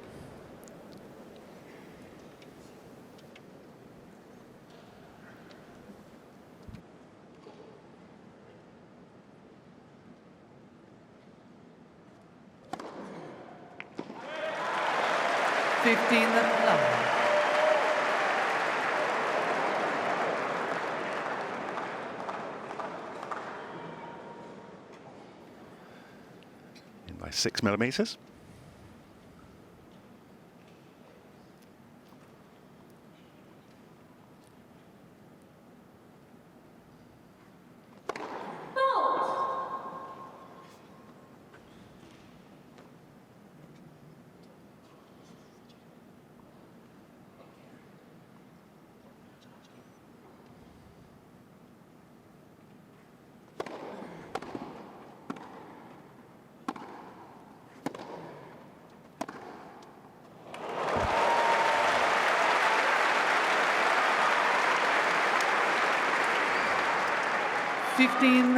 That's it.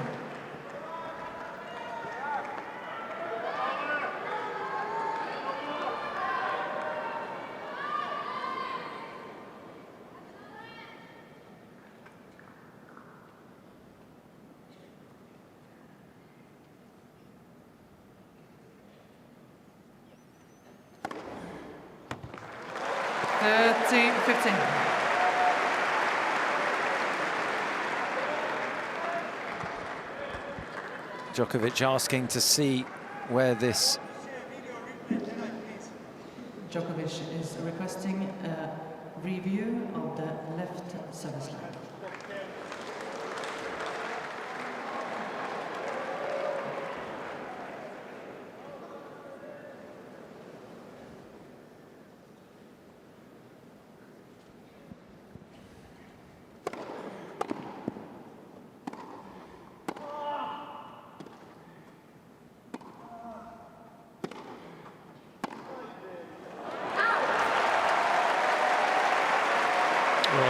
On the forehand, and it all came about because of a bit of a dodgy bounce. The ball didn't come through as consistently as it normally would, and that caused the miss hit.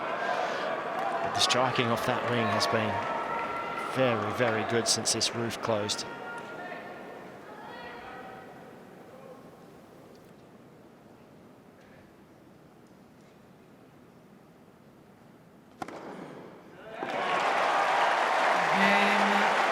Well, there's a new bounce in his step, and there has been for a few games now, and a bit to puzzle over for Novak Djokovic.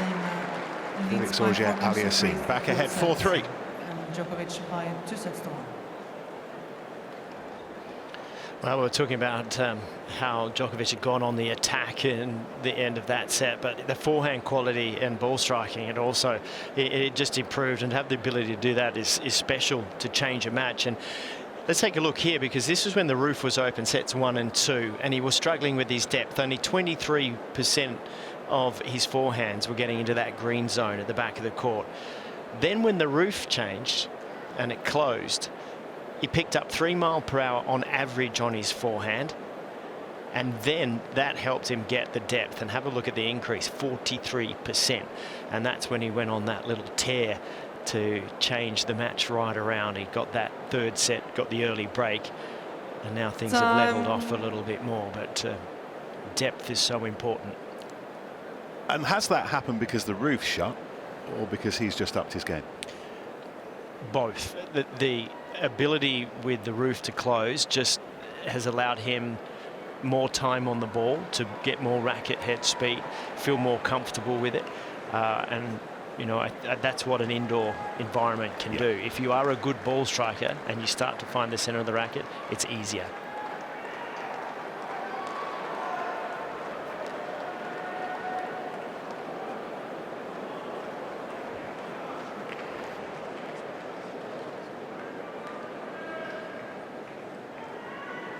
Where next? Djokovic leading 2 sets to 1. Down 3-4 in this fourth.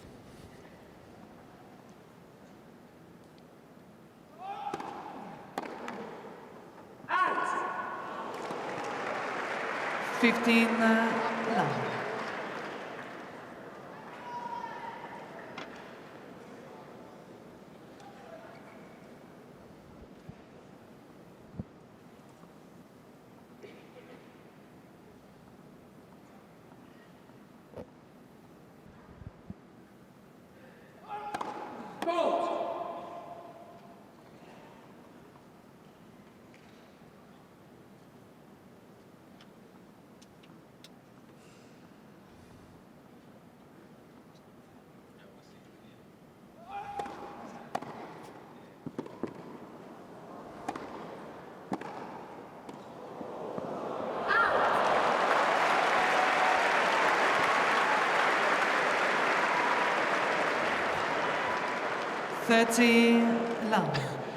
Seeing the contrast in facial expressions between the two over the course of this match. Auger-Aliassime largely has had one facial expression. There it is. Djokovic has had a million. Yeah, you used the word peculiar. I think bizarre is another one.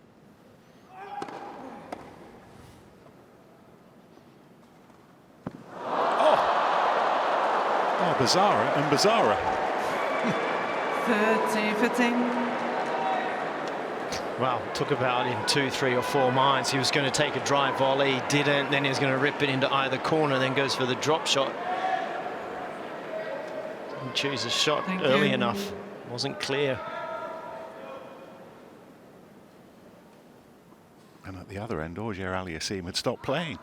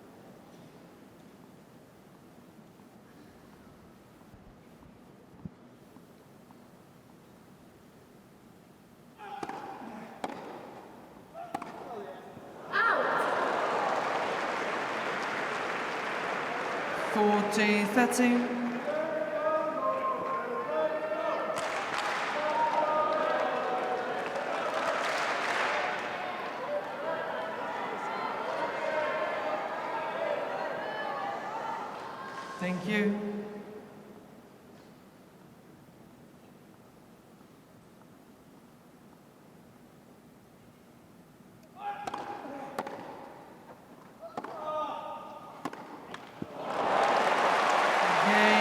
Djokovic. Now the statistics tell us that Auger-Aliassime is hitting more winners at the moment. 4 games all, 4 sets. But he's also making more errors.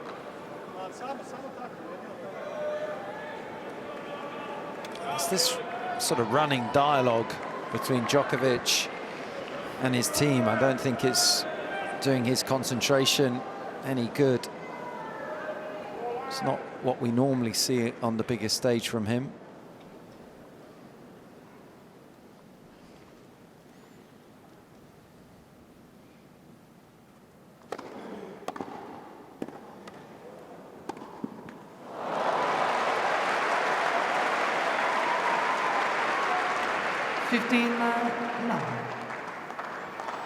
He was talking about that conversation with the coach's boxes a couple of days ago and said it's not something he's particularly proud of. He doesn't like melting down on court, but sometimes it just helps him filter out the bad stuff that's in his mind. It's just that vocalizing, clears his head.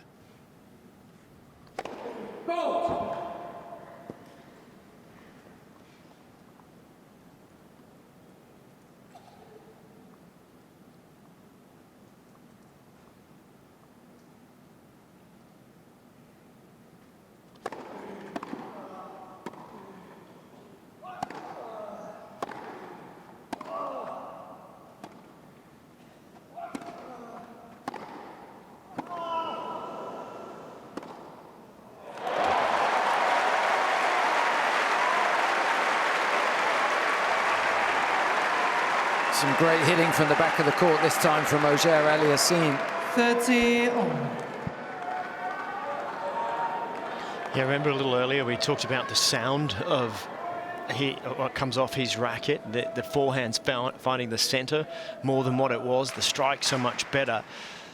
And now he can push Novak a little deeper into the court. It stopped him from being so far up on the baseline.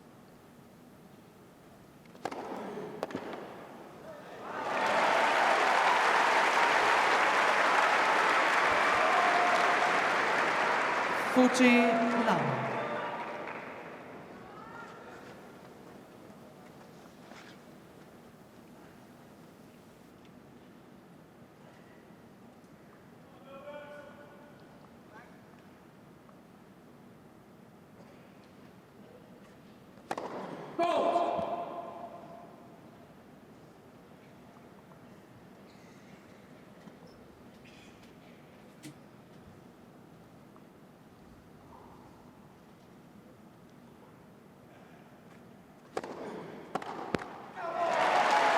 Well, how well has he rebalanced as this set has worn on after losing his opening service game? Felix Auger-Aliassime a game away from taking it. 5 games to 4, fourth set, and Djokovic by 2 sets to 1. And that shows you what a new, more complete player that Felix has been. That, you know, 3 years ago he would not have still been able to remain in this match. It would have got away from him. But by virtue of his performances over the last 12 months, the confidence, the maturity that he has gained, he's still in with a shot here. I mean, this is far, far from over. Novak cannot afford to make a mistake or lose his intensity in this next 15 minutes. Well, there was a momentum, certainly at the start of this fourth set, that looked as if it was almost inevitably taking the contest towards Djokovic, but that's changed him. Yeah, Auger-Aliassime did well to sort of weather that storm when he was down a break early in the fourth. He's got the break back, and now a little bit of scoreboard pressure for Djokovic serving to stay in this fourth set.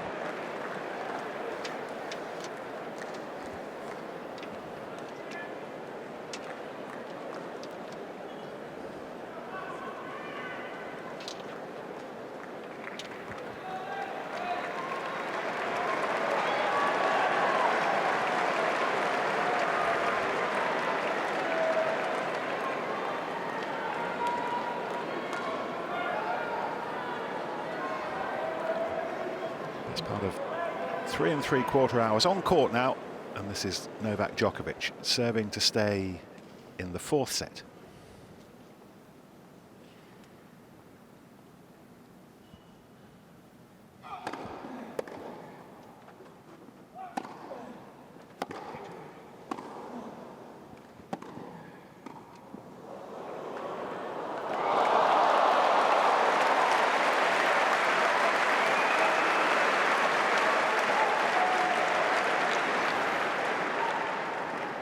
Auger-Aliassime moves so well to cover the ground, and then for me just tried to be a little bit too clever with this shot.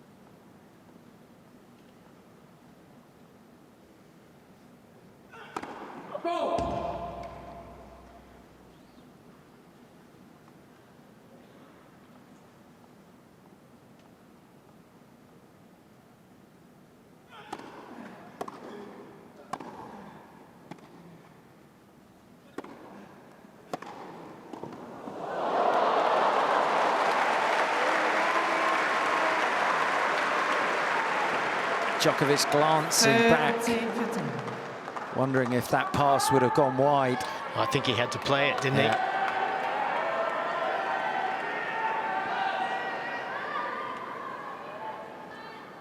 There's enough spin on it that looked like it was going to drag it back down and in.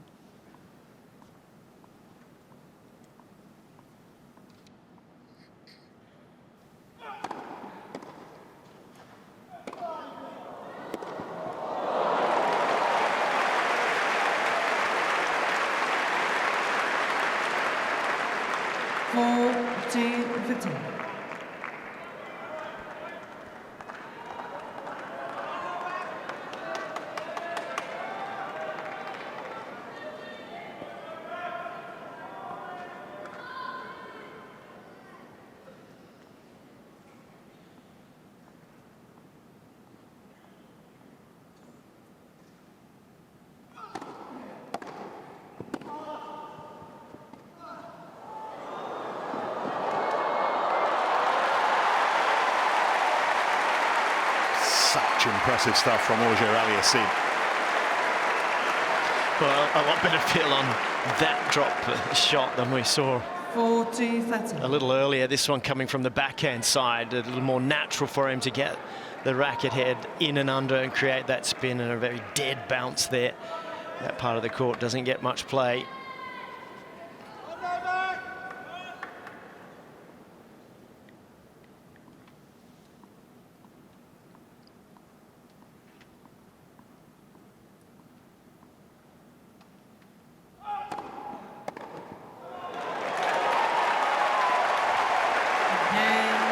Djokovic.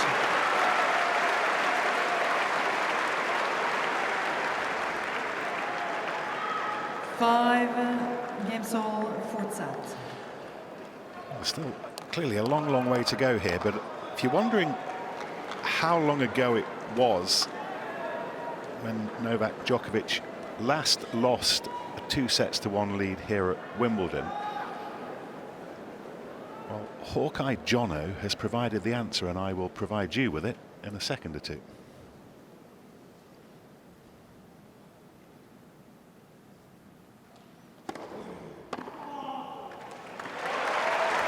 There's a lot of assumptions going on here, but we're in the business of creating assumptions. 20 years ago, when the Croat Mario Ancic, remember him? I do indeed. Came back from 2-1 down to beat Djokovic. We're a long way from that, but let's put that little post-it note up on the fridge.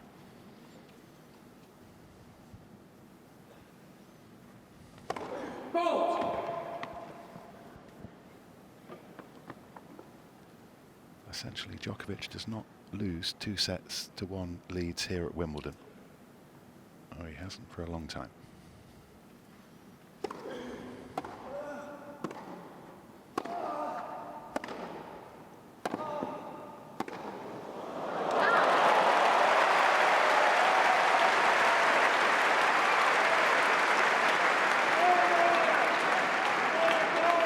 Well, for some time now, Novak hasn't been able to get Felix to be running hard onto that forehand like he did there.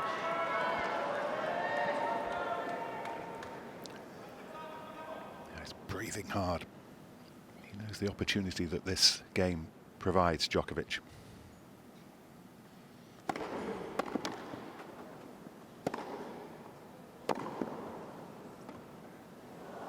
Oh, from one line to the other.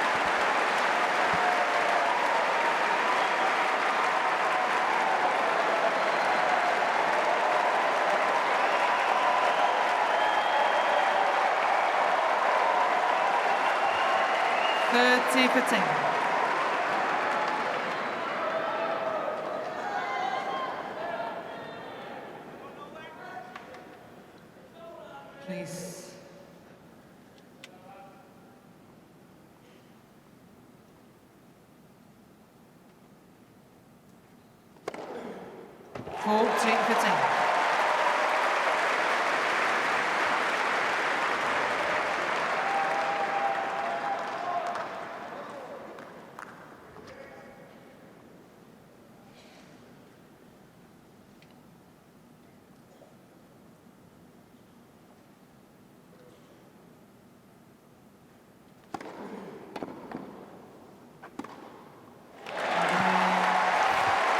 So impressive. Djokovic holds out his hands As if to signal as much. Auger-Aliassime leads by 6 games to 5, fourth set, and Djokovic by 2 sets to 1. Definitely a little frustrated at the amount of times Auger-Aliassime has hit the line in that last game. A serve, a forehand, a drop shot. They're there to be aimed at, aren't they, Todd? Absolutely. I mean, it wasn't a mistake that he hit them.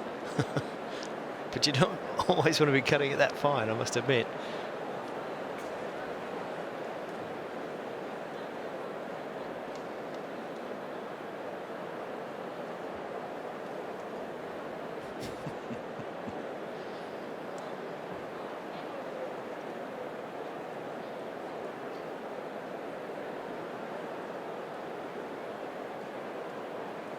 Time.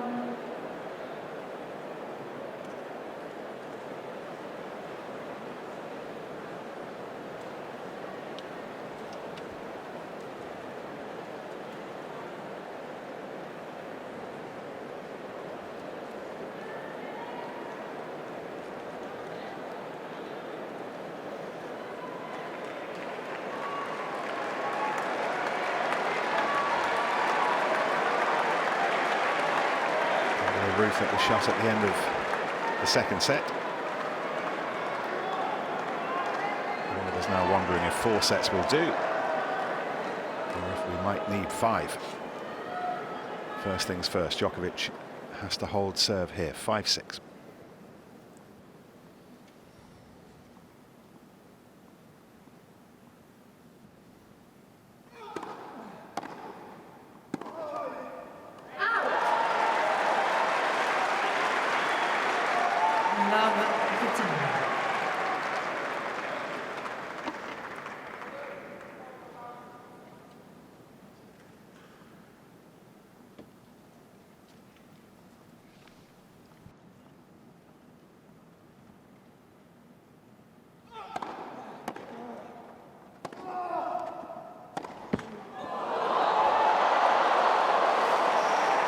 The apology, but the point. Love 13. No doubt Djokovic feels the rub of the green is going the way of Auger-Aliassime. Big strike down the line. Hits the top of the net hard, but enough power. Thank you, please. To take the ball over. Please. Nervous moments for Team Djokovic.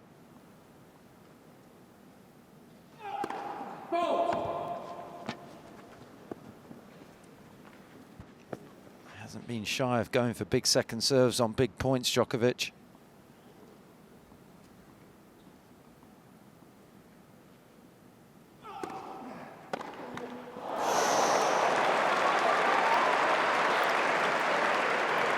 Talking of big shots. Yeah, there were folk in Felix Auger-Aliassime's box who couldn't watch that point.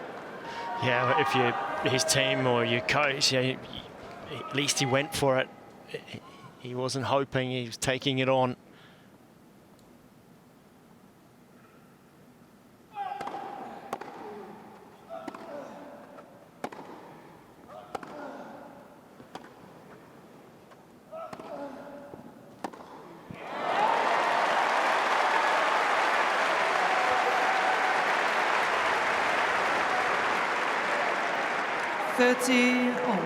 Stefan can watch, he's doing all he can.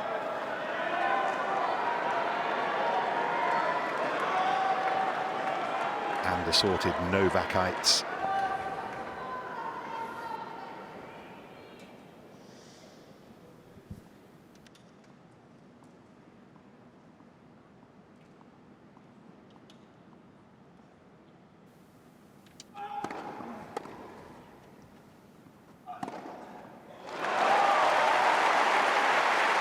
Timely 1-2 punch from Djokovic.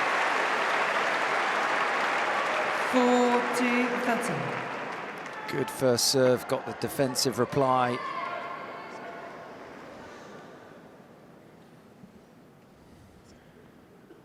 Viktor Troitsky, Djokovic's coach, looking suitably nervous.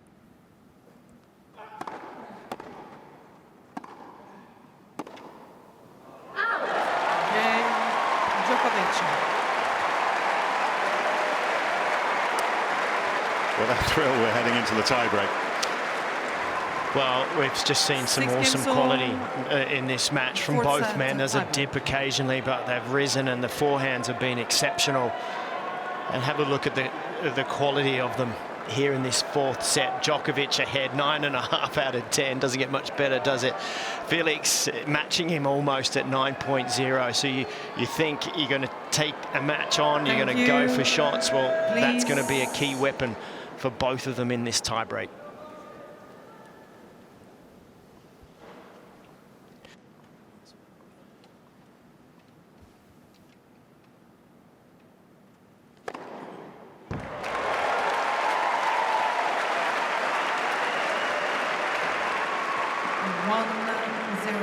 Auger-Aliassime.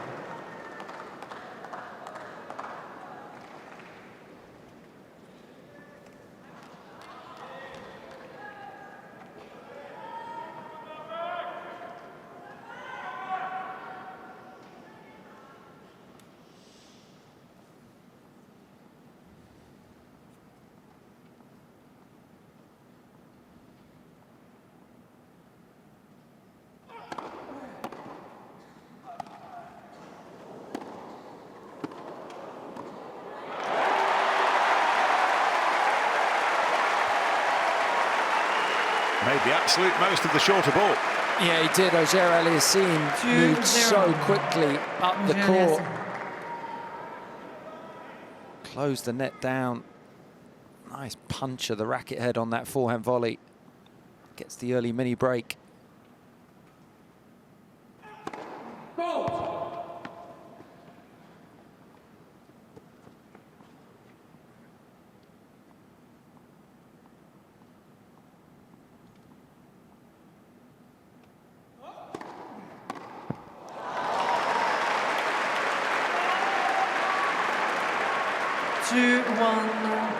Auger-Aliassime.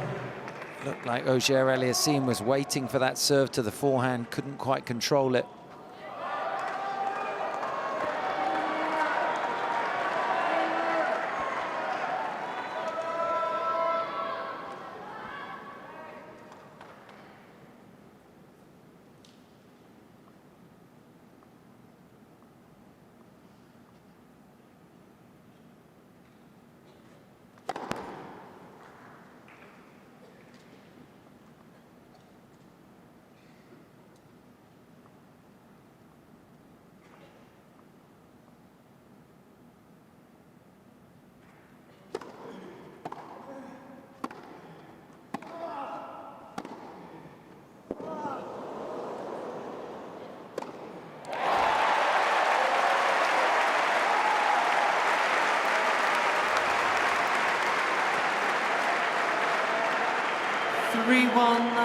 Auger-Aliassime. Off his weaker wing, there are some quality backhands there. Finished off with a nice, comfortable smash. It's part of his game that he's worked so hard on to add a little bit more power, accuracy, variation. Striking gold just then.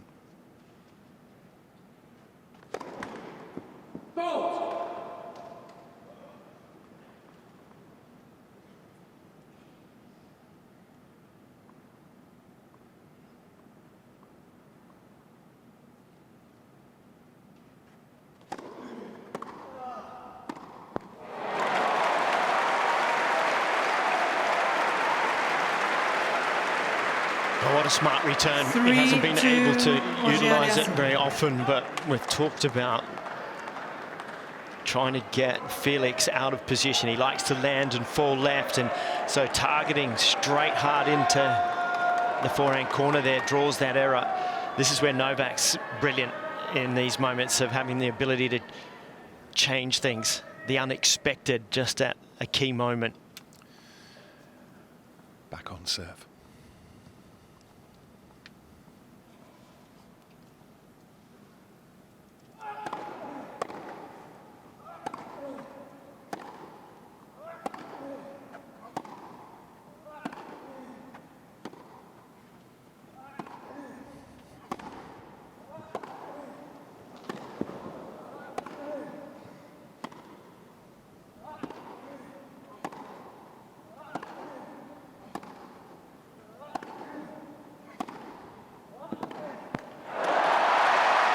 feel the tension.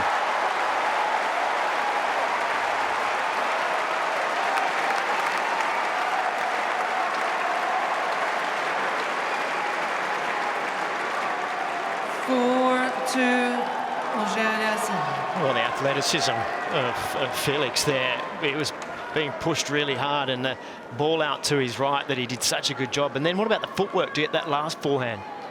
Yeah, that's right. He's so athletic for a tall man. Backhand was holding up under pressure. The forehand being the weapon.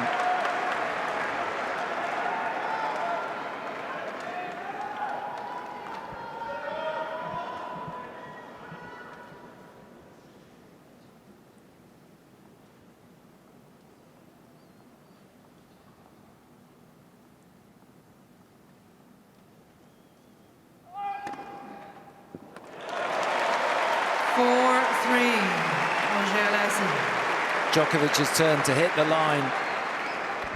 Perfect serve out wide, keeps him in touch.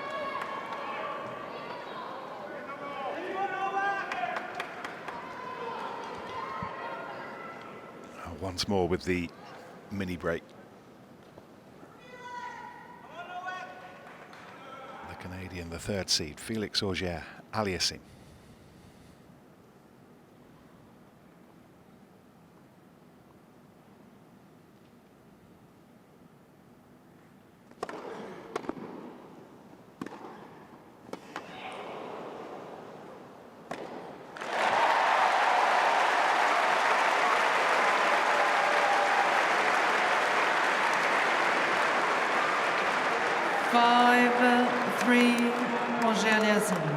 Ladies and gentlemen, please be quiet during the rally.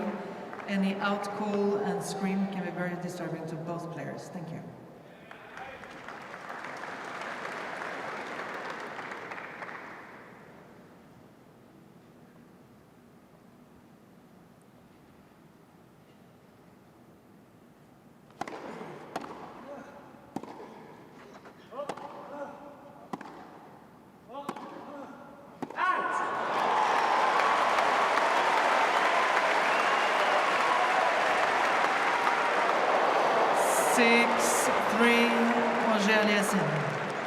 Out by a centimetre.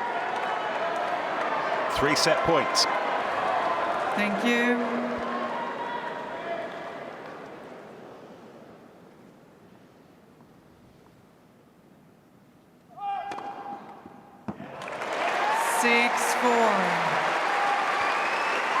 Not hanging around Djokovic. Straight up to the line.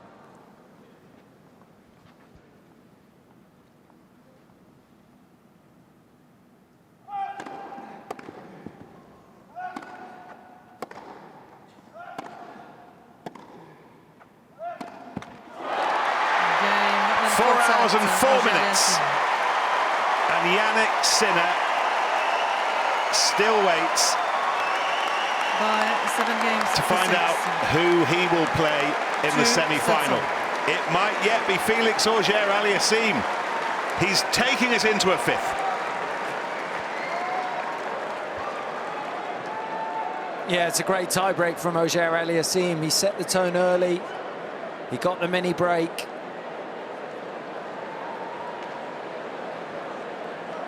Got the forehand into play. We take a look at the set summary. Take him what you like, but what really stood out to me was that Felix Auger-Aliassime was out of the match early in this fourth set.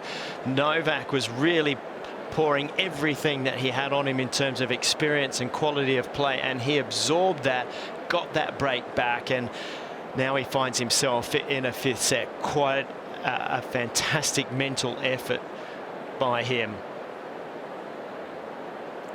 He has stayed so emotionally even and steady. Just had one period in this 4 hours where his level dropped for about 10 minutes.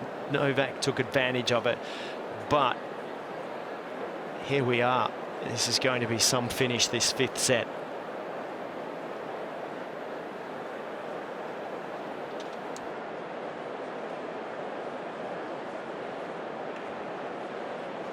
Time.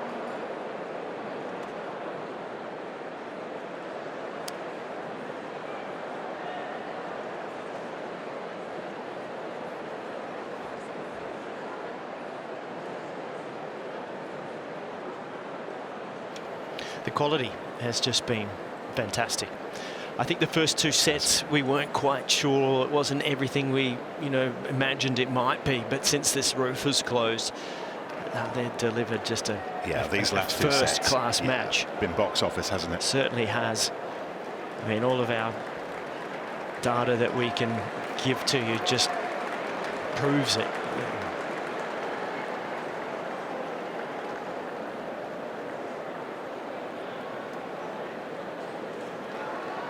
How much does Novak have physically in the tank after not really having the match play this year to be able to draw upon Final set. in terms of match fitness? Djokovic to serve.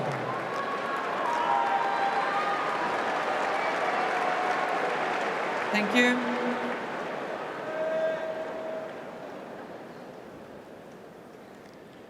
Felix and Novak on the late shift.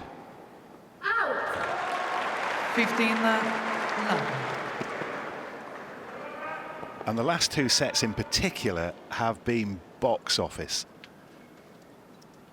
First Djokovic and then Auger-Aliassime biting back. You think of the margins in that 13, last set there where Felix was peppering the lines and finding them all, and a let cord that helped him get in there. And then Novak misses by 1 centimetre of a backhand at a crucial point, Please. and that cost him the set near the end there. That's how fine it is.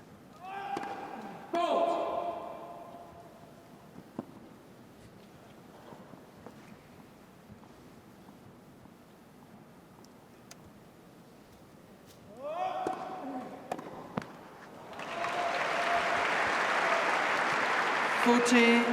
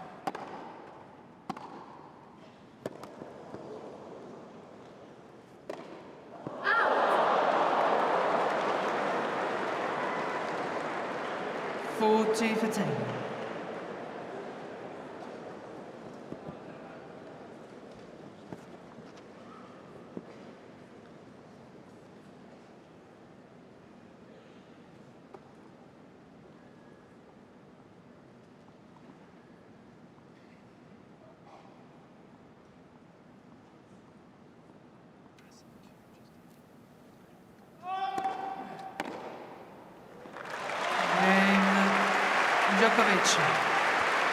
New balls, please. First game, final set. Well, the frustration as he gets rid of the old racket and employs a new one. Well, he's got plenty of good memories to draw upon as he goes into this 5th set. When you look at numbers and matches played over 4 hours between the two of them, Felix wins 50% of the time. He's won 5 out of 10 that have gone over the 4-hour mark. Novak, this is quite extraordinary. He's 76%. He's won 22 of 29 matches that have gone this length. And just because we should never stop marvelling at what Novak Djokovic is trying to do at the age of 39, a reminder that if he does make the men's semi-finals here, he'll become the oldest for over 50 years at Wimbledon. And with new balls. This is the 25-year-old Felix Auger-Aliassime.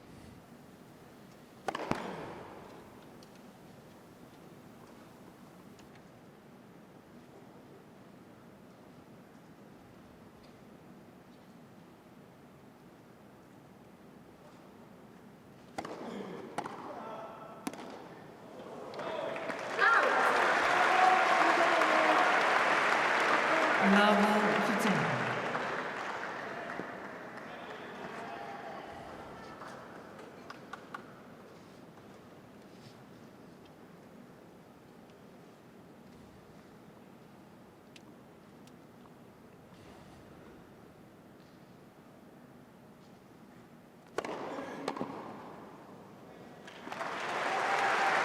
15 all.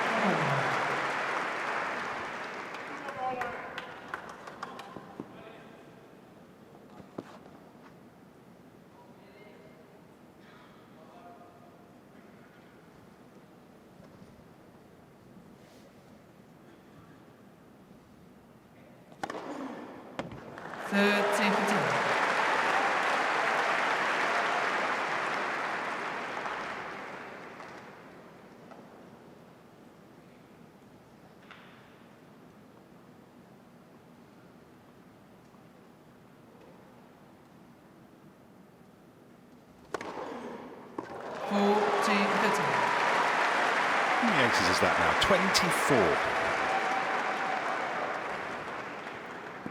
And quick.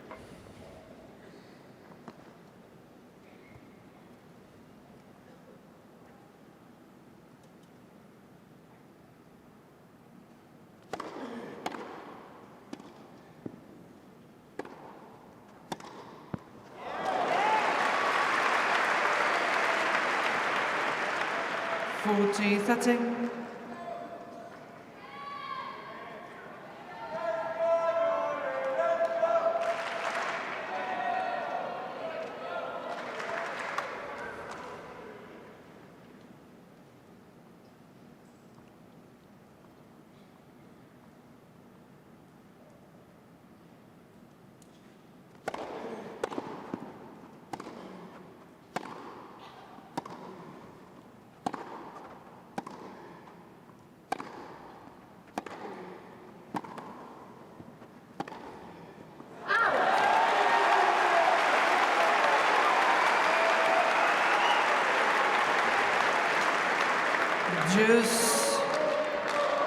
It's easy to take it for granted, but the ability to control a serve travelling at that speed, which Djokovic did just then, to get himself into the rally so quickly.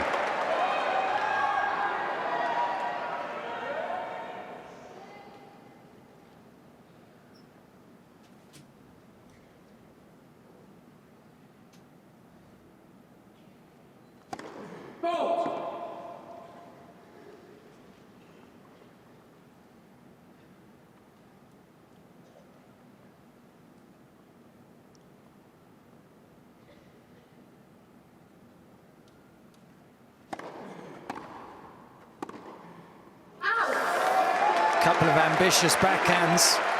Advantage. Djokovic. But it was a good return position from Novak. He was right up on the baseline, got it into the backhand quickly. Yeah, he did, and I'm not sure why Auger-Aliassime was trying to go back down the line. It's a much bigger gap and a safer shot cross court. Novak just giving him a few different looks where he's returning from.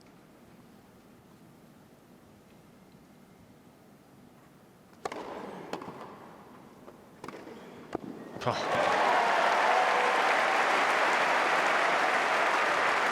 Well, that was almost a replica of the point that cost him the first set tiebreak, and this time he fully commits to this drive volley. You watch him here, his footwork keeps coming forward. And also where he's directed that, he hasn't gone for the line. It was a good 4 or 5 feet inside the sideline and the baseline.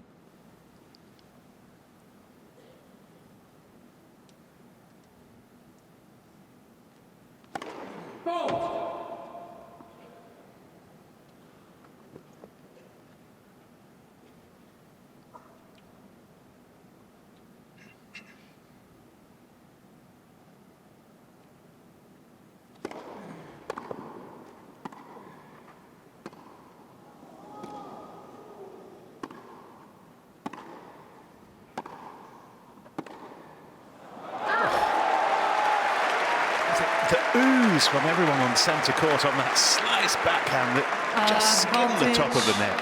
Djokovic. There were a couple of great backhands from both men, but you just know if that exchange continues, Djokovic is going to come out on top the vast majority of times.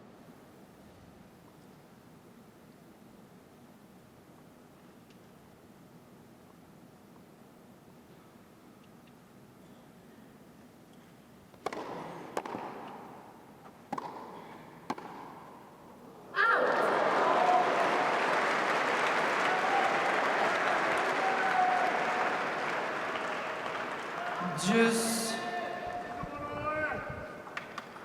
Auger-Aliassime having the courage to hit that backhand and move forward. Djokovic would have liked to have made him play a volley.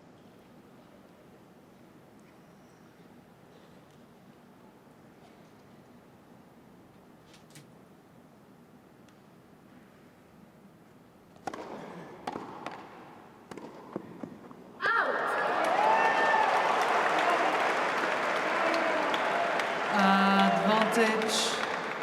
And really for the Djokovic. first time in this match, we're just starting to see Felix show a little bit of emotion and frustration from these missed backhands. Talking up to his player's box, he's been so clean with his emotion. He's been almost flawless, but maybe it's starting to get to him.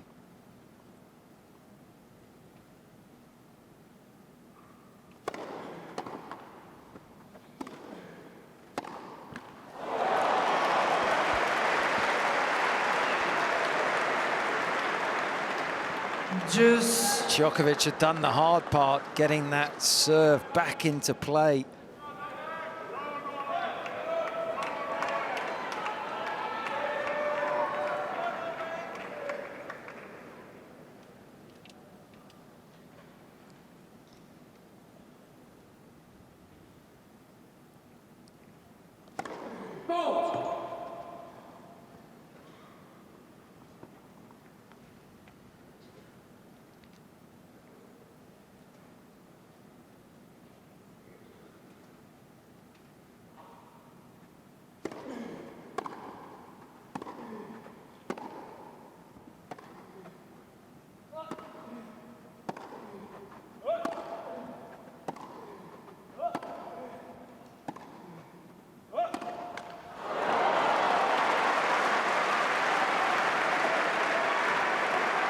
Both men starting to get Advantage. emotional. Auger-Aliassime. It's one word you could use.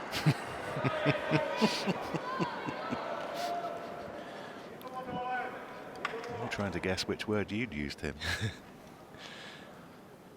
Frustrated.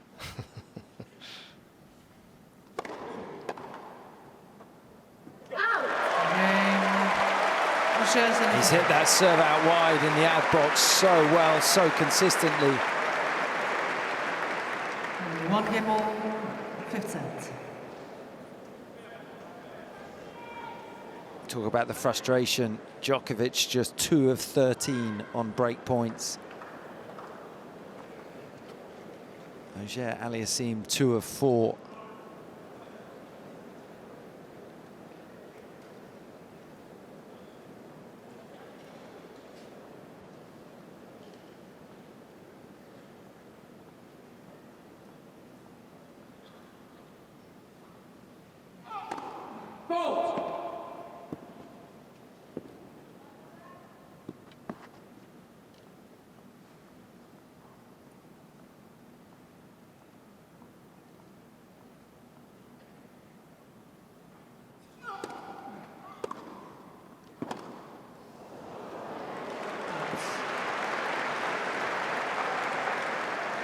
Love 15.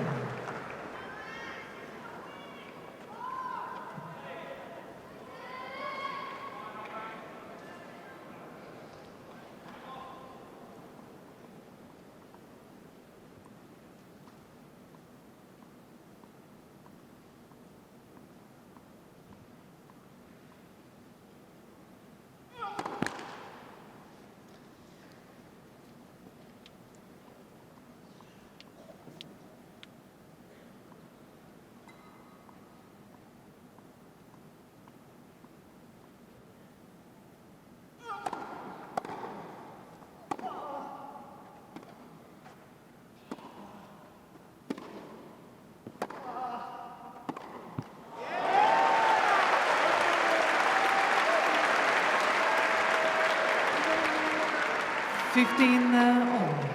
Such good depth from the Djokovic backhand. Auger-Aliassime was probing with that forehand.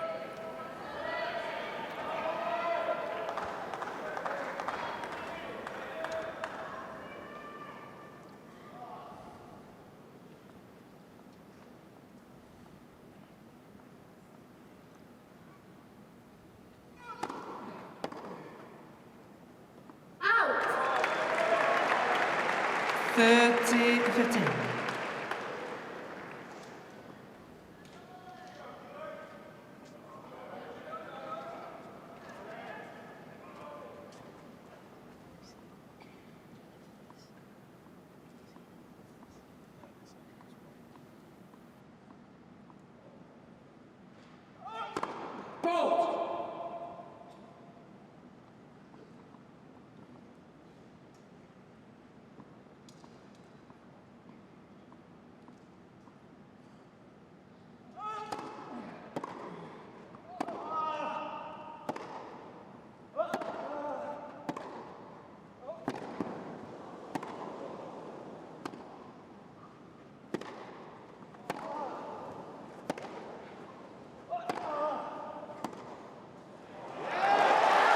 There were shots in that rally that were scarcely believable.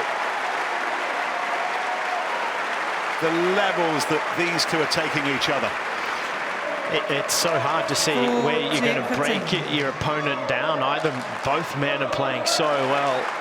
I mean, we're 4 hours 22 in. They're moving incredibly well. They don't look like they're tiring. They're hitting the ball so strong. Thank you. But again, Felix just starting to get a little more rattled by losing points.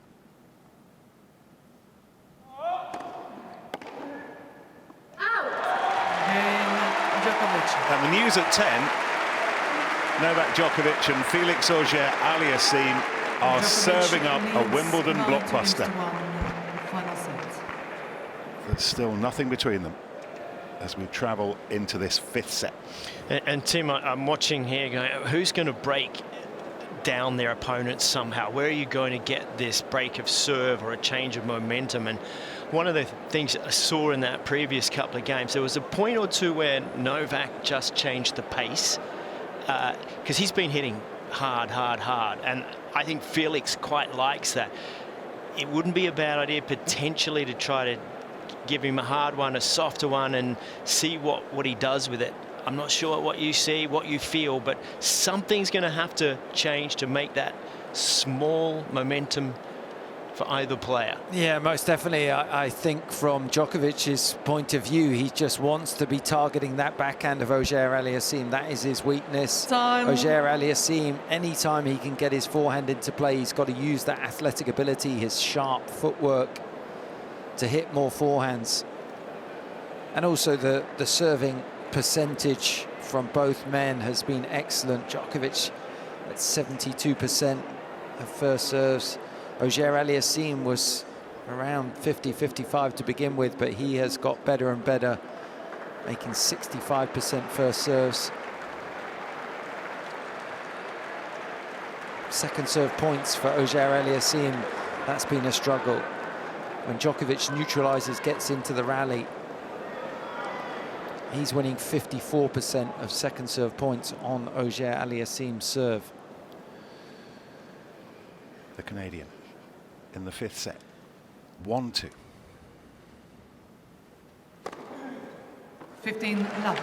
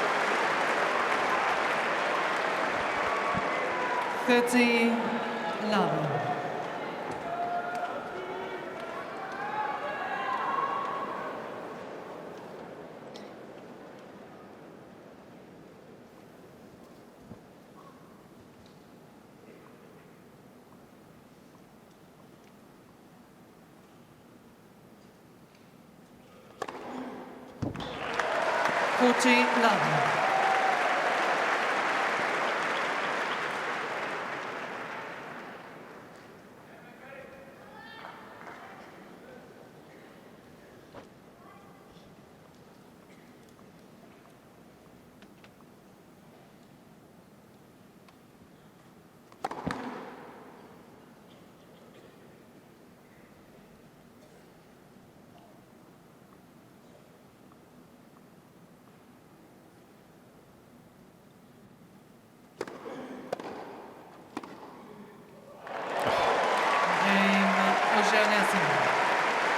into it, punched it away. 2 games all, final set. What you've got to love about watching a match like this is when you talk about quality, like barely an unforced error. They have just kind of lit it up in this magnificent centre court, as that man did back in the day. I don't think it was him. I know. Need to have Well, another look. that wasn't Bjorn. It was a Bjorn wannabe, I think.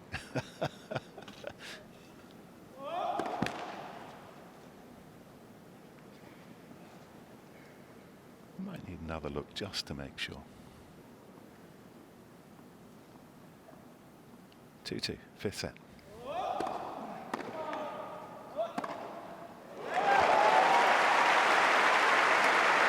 And one of the features of this fabulous contest is that 15-11. they've got better and better and better and better as it's gone on.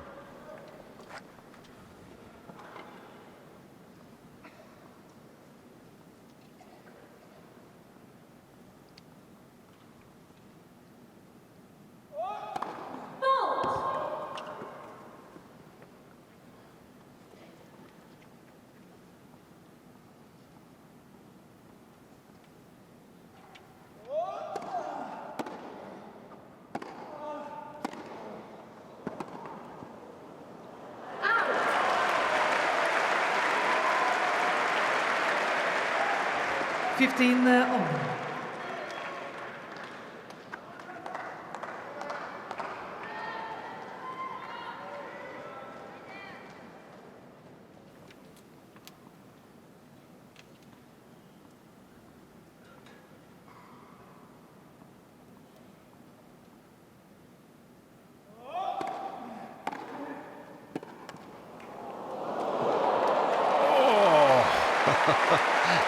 We're just... Well, he dug it out with the worms, didn't Well, he? we're giving them praise and have a look at the quality of that. The serve, the return, the lunge to get this back. It's within... Look, he's given it the curler down the line to find the line. To find the outside edge of the line. Look at this. Oh. Wow, that was deep. 4-15. Well, Djokovic is rubber, because that's what he's made of, clearly. Might be a little older than it was when we first started to enjoy all of this kind of stuff, but it's still flexible enough.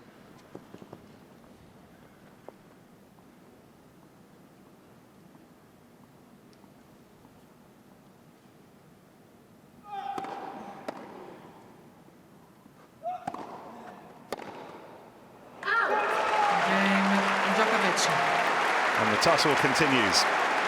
We remain on serve in this deciding set. 3-2 to their man. 3 games to 2, final set.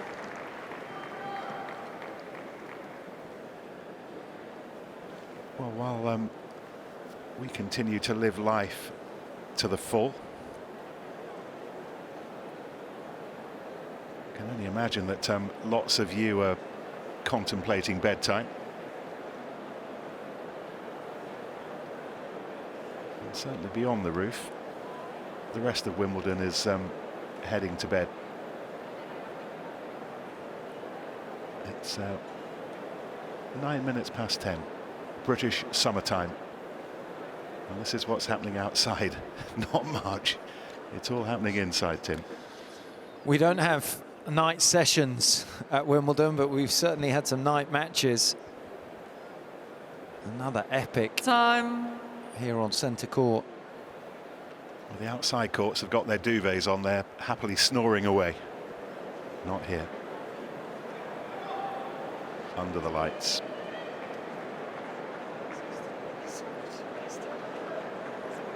As we share the lives of Felix Auger-Aliassime, a 25-year-old Canadian, looking to make his first ever Wimbledon semi-final. And look who's still here. He's not going to miss this for all the tea in China. And he's sitting up there in the members. He's been sitting by himself for about 3.5 hours.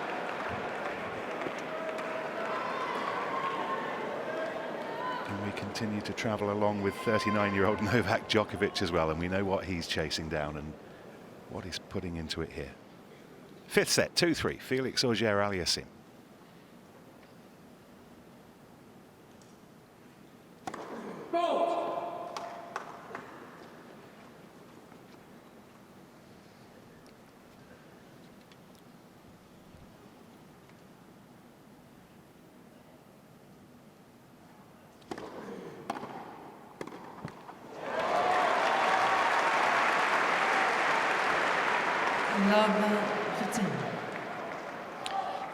Well, Novak doing a really good job now, taking advantage of any second serve that he's being given the benefit of.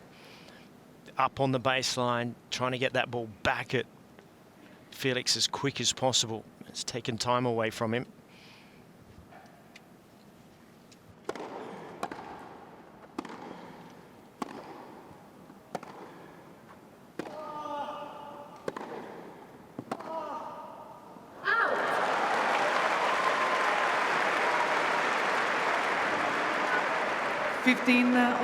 Second serve point, one stat is at 46%. That's dropping for the Canadian as we head this vital stage of this fifth.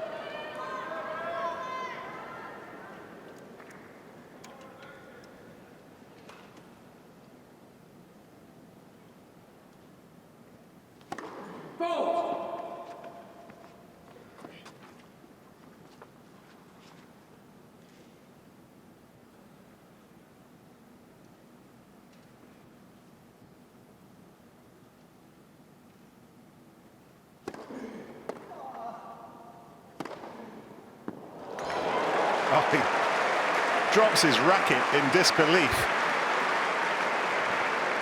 Another line seasoned. Well, he was a bit lucky here himself because this was a miss-hit return, catches it on the frame, and it actually is very awkward, but that's a miss-hit too.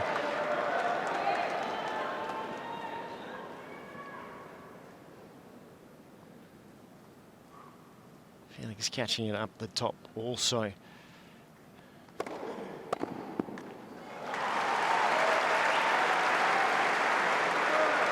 14-15.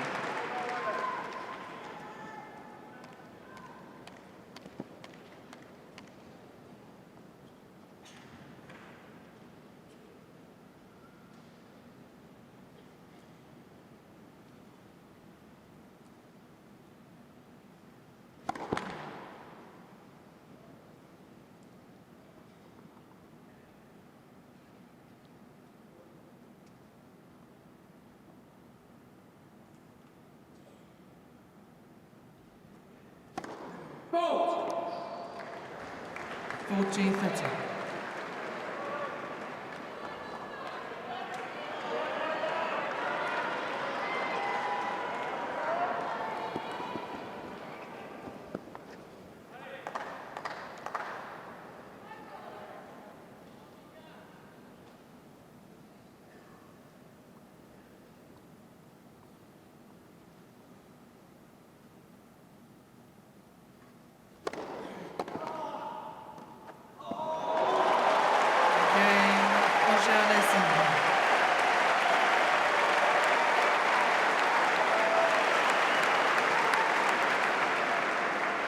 Three games all, final set.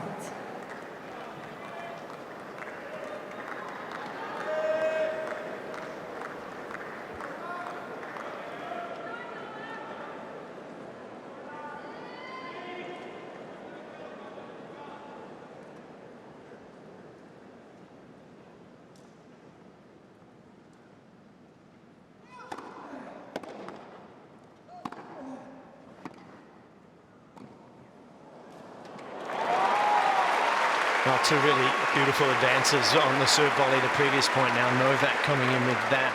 You just wonder if the back half of this fifth set now has to do with who's prepared to come forward and potentially finish at net, take those chances.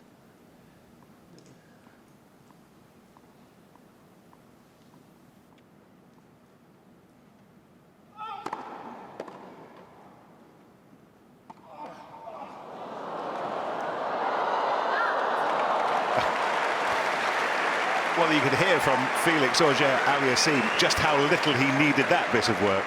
30-9. Sounded like me getting out of bed in the morning.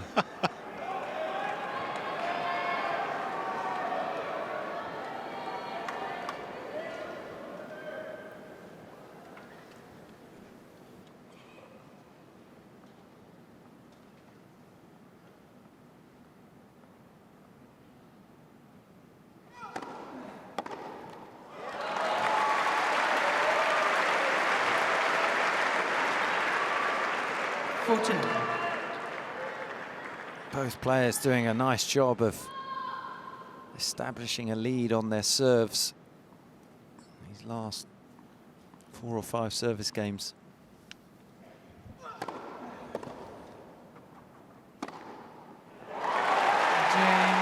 Djokovic gets the job done. He's 2 games away now from the semi-finals. Djokovic 4-3, fifth set. leads by 4 games to 3, final set.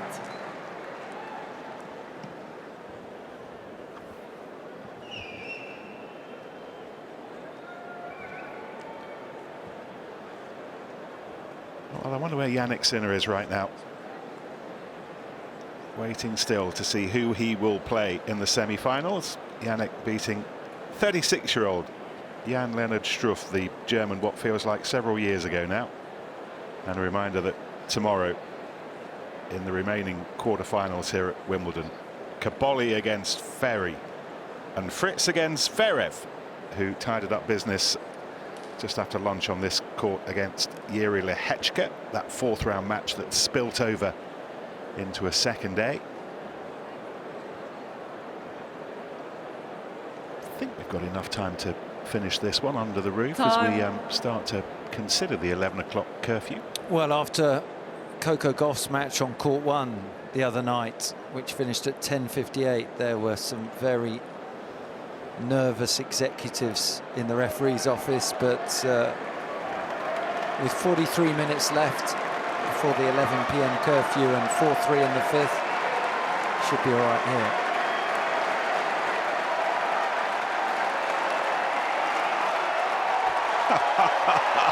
This is why he does it. And he's getting a standing ovation from folk around the court. Spontaneous reaction to both players, and what we're reveling in here. Thank you very much. Felix Auger-Aliassime, 5th set, 3-4.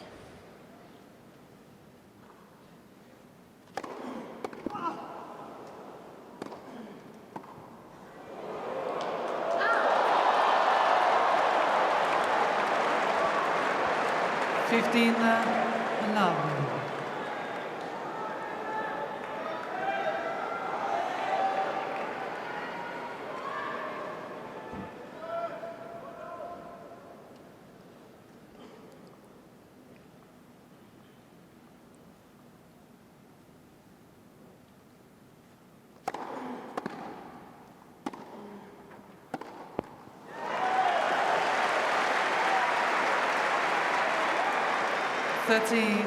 Love.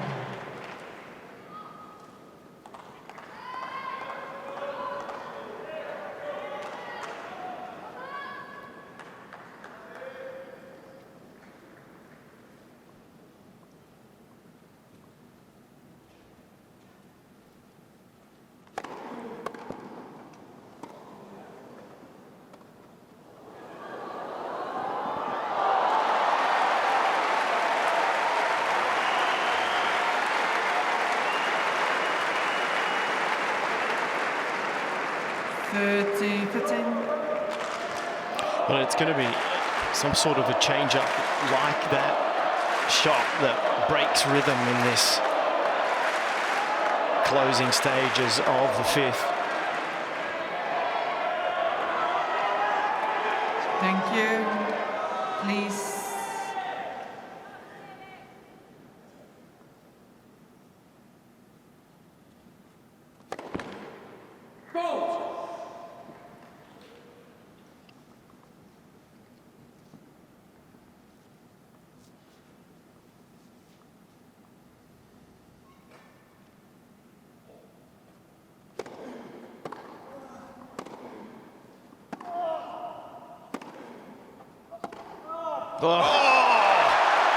Or maybe it's going to be some sort of bullet backhand like that from Djokovic that gets it done. Well, that's a shot that's built an empire. We will never, ever tire of seeing Novak Djokovic do that. Full commitment, full power. Perfectly executed. 3-4, 30 all, fifth set.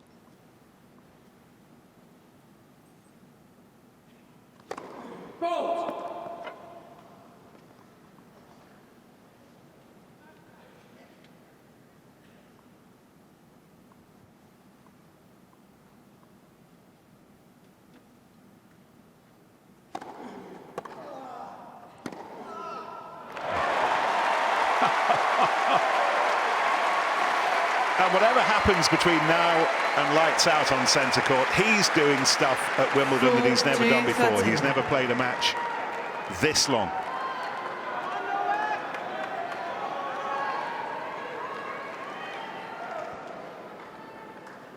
Happily into overtime.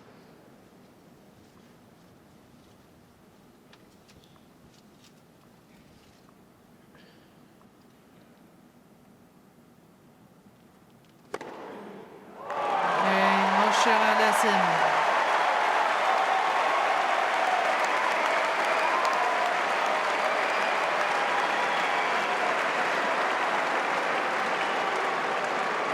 For games all final set.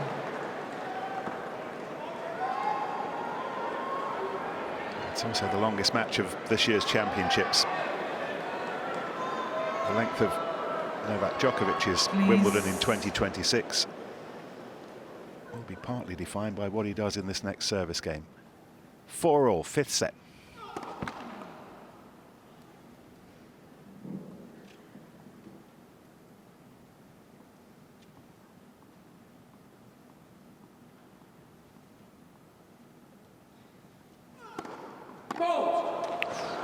Okay, a first crack in an armour from either player.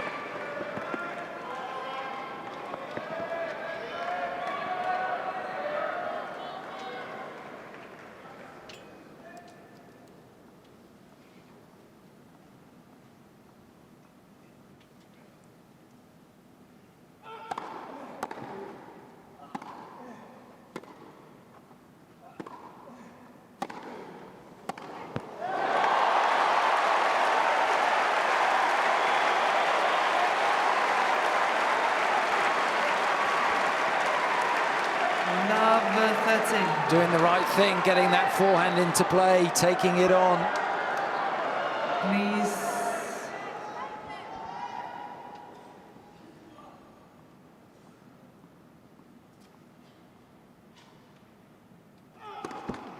Let's first.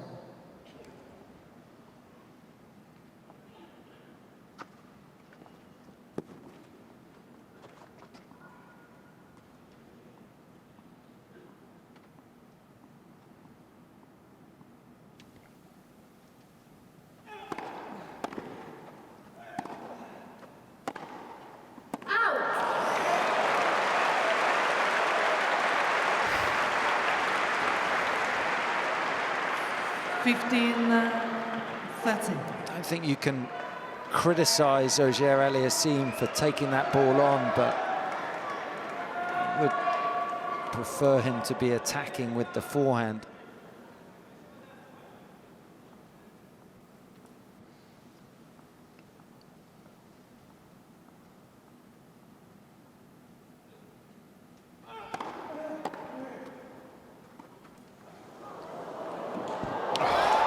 Careful and evasive action, impressive hurdling. Oh, you said that 400-metre hurdle, it was in training here. This was a brilliant shot from Djokovic. Yeah. It's so brave, given the circumstances. Not easy playing these touch shots in the tightest moments, and he's executed that beautifully.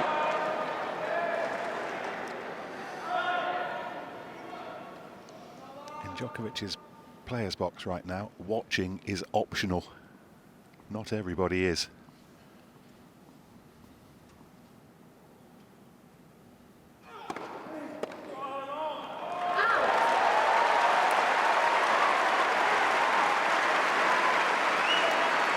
finding the first serve when he needed it most, Djokovic.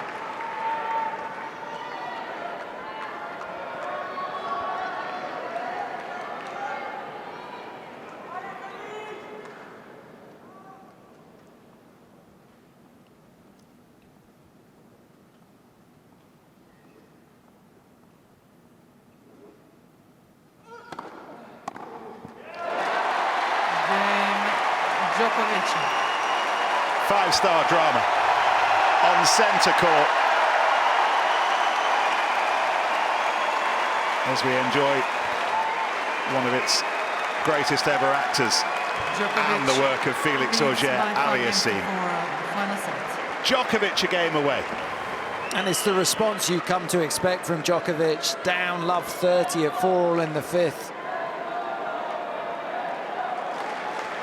4 first serves, some big ground strokes, and he's got the lead of 5-4.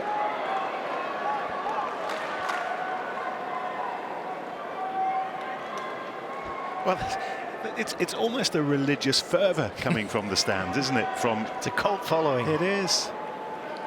He's been worth following over this last 20 years.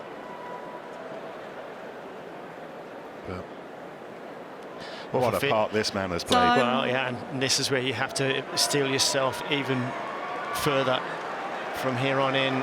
You're serving to survive. Let's listen to this.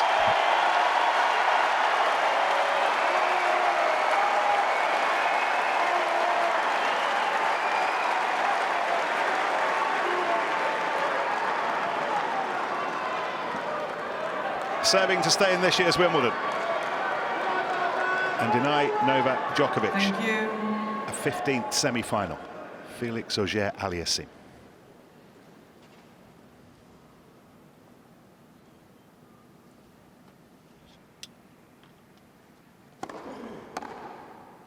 Out.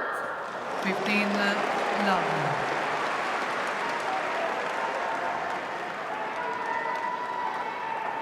Djokovic anticipating that serve wide to the forehand, got such a good hit on it.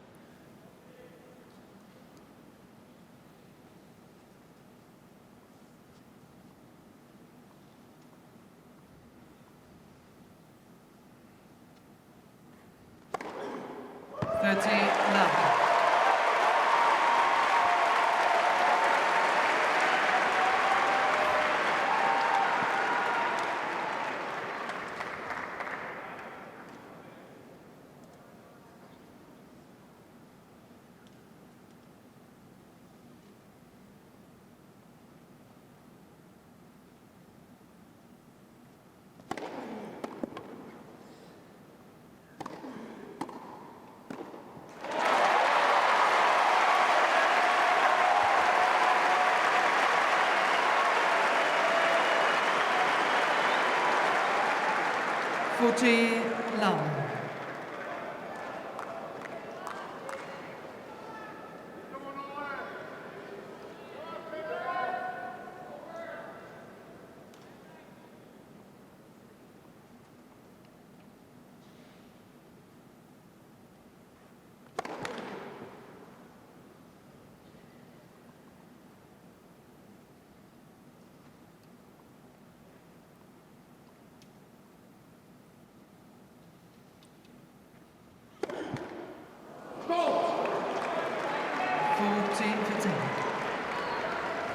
I was all prepared to say a flawless service game, but not yet. His wife Nina just sits back a little, takes it all in, hopes.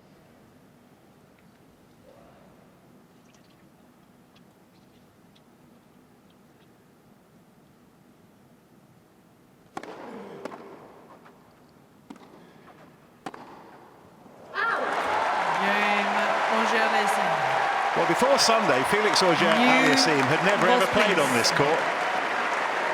He feels very much at home on it right now. 5 games all, final set. Who's going to break first? Who'll blink first?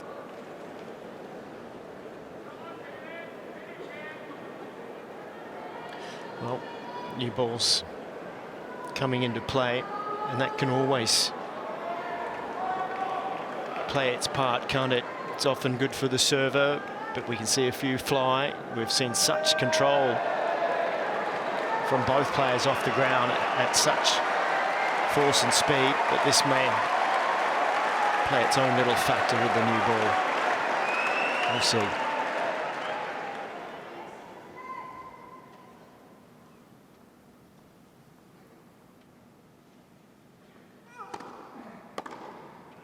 There's the one that flies.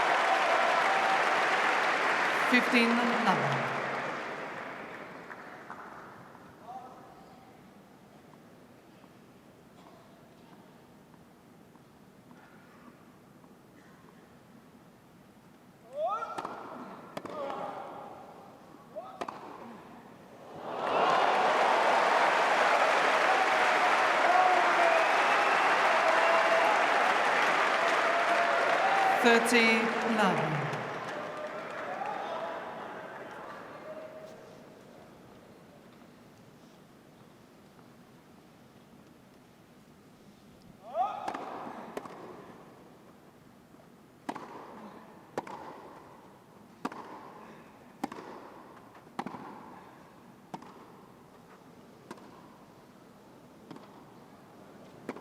Oh. Well, we've seen a mixed bag of slice backhands, but Tim, you would have been proud of that one. 30-15. This was quality. You really want to get the penetration through the court when you hit a slice, and that's exactly what Auger-Aliassime got.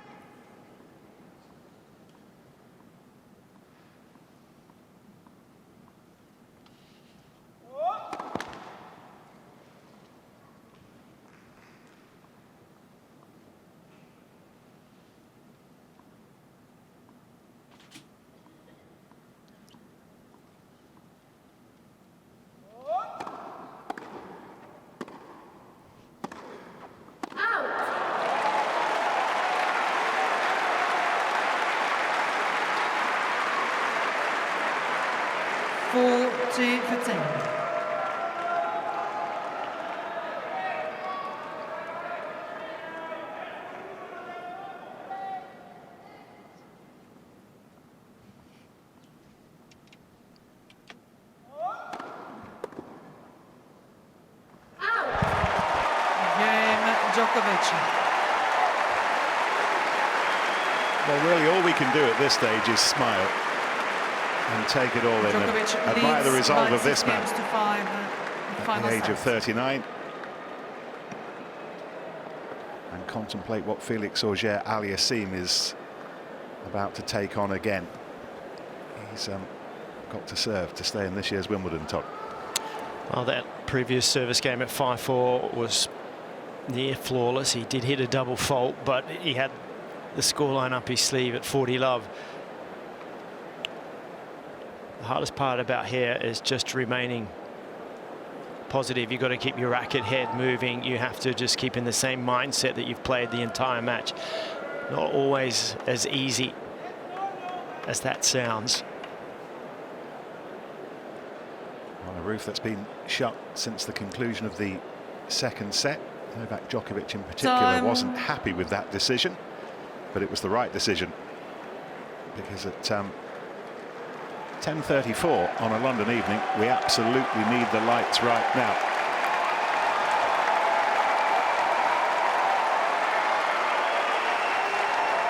What else does this match have left to give us? Once again, all eyes on Felix Auger-Aliassime. Thank you.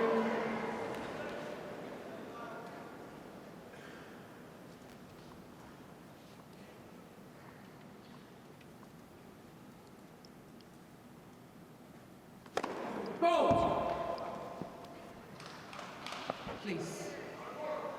Please.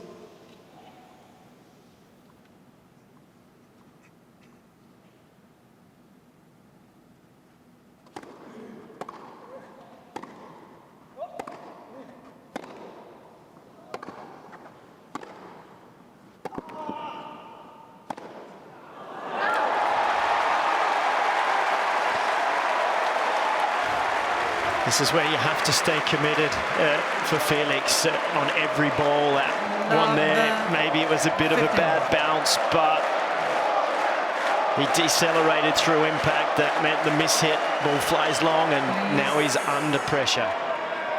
Thank you. Please.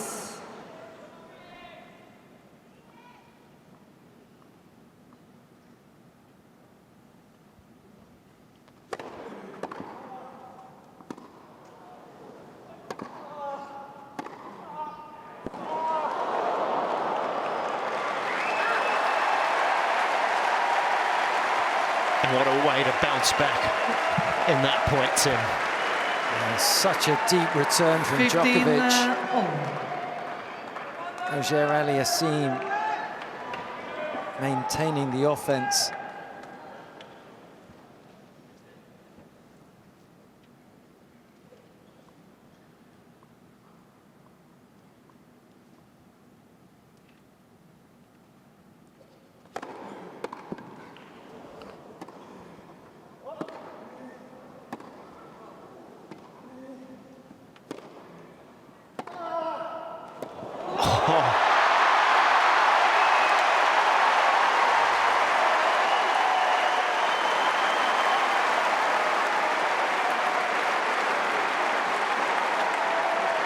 What on earth?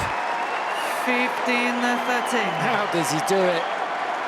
His return of serve to get the ball back in play and then driving that Thank forehand. you.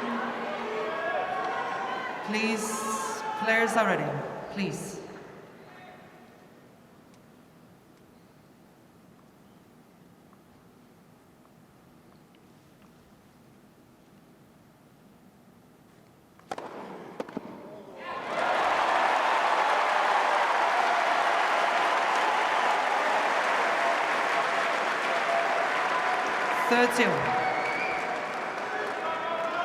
Gesturing that that ball kept a little low off the serve.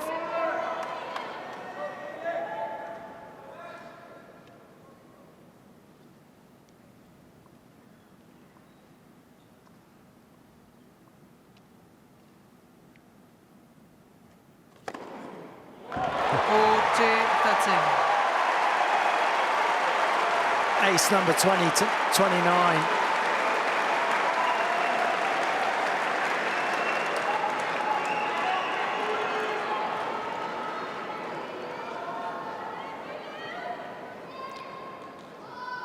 Five sets, 5 hours, 5-star.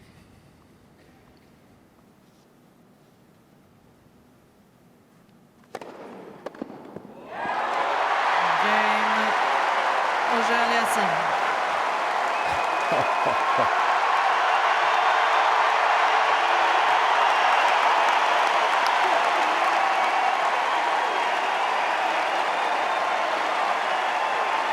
Six games, so final set tiebreak. Just imagine Felix's dad, Sam, in the middle of all this as well.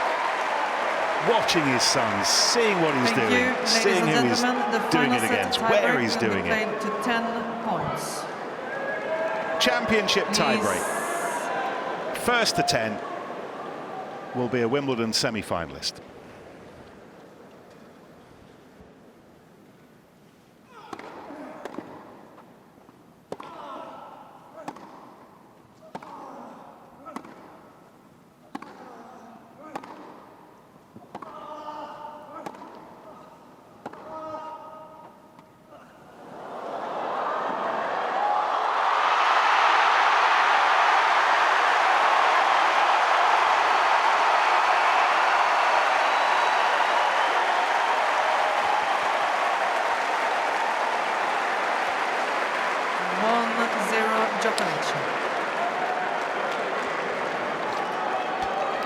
Just a little bit too much air on that drop shot from Auger-Aliassime. Djokovic giving Auger-Aliassime a taste of his own medicine, asking Thank you. for that bit more from the crowd.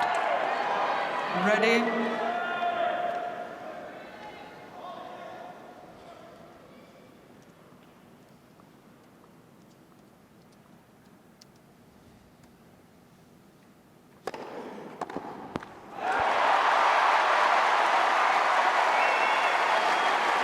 keeps responding. Auger-Aliassime. 1-0.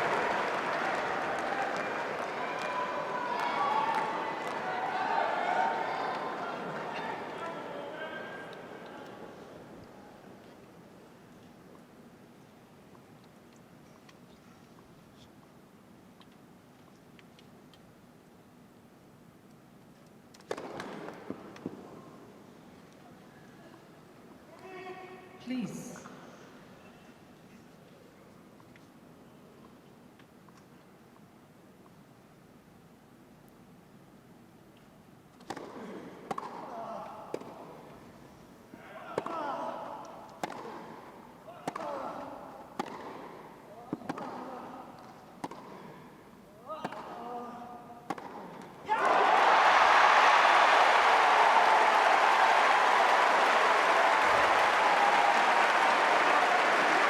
And Novak forcing 2-1. the backhand toe-to-toe rally, and on the 2 Please, points so and far, gentlemen, Felix has respect had both enough of it, gone players for the and be drop quiet shot, between the first and the low second set. percentage up the Thank you. line, and cost him both times.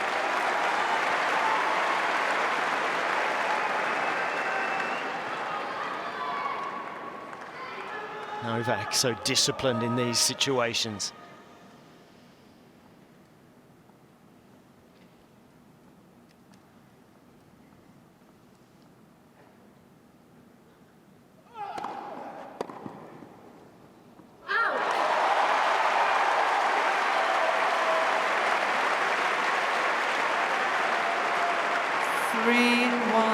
Djokovic.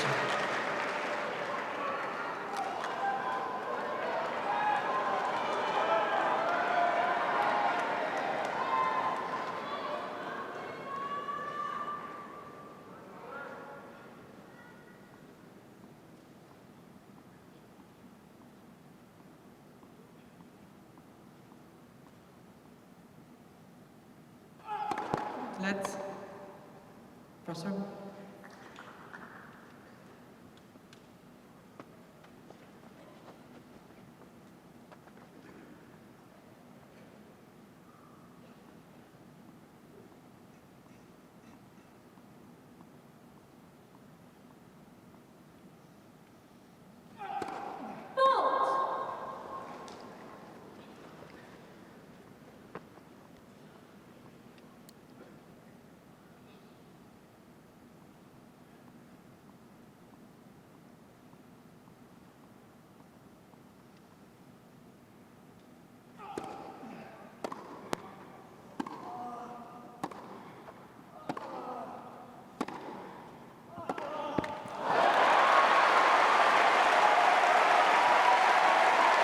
Back on serve.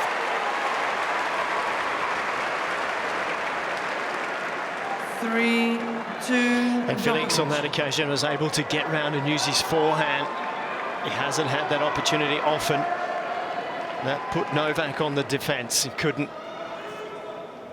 find that backhand to get back in court.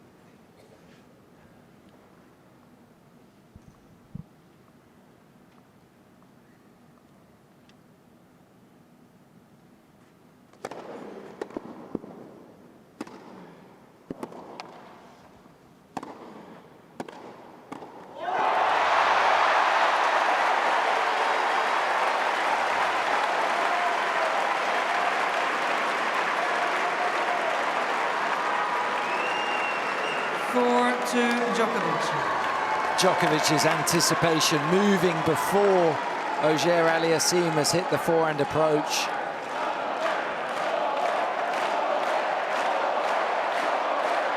Making Auger-Aliassime play the volley, couldn't handle it.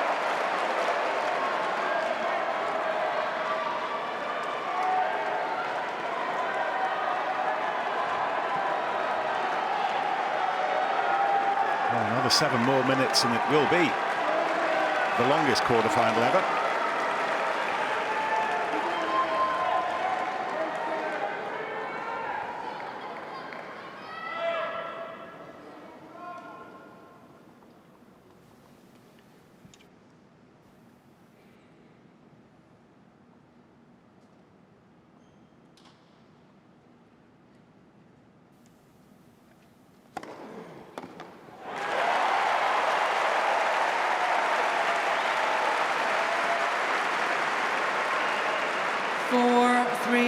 Djokovic.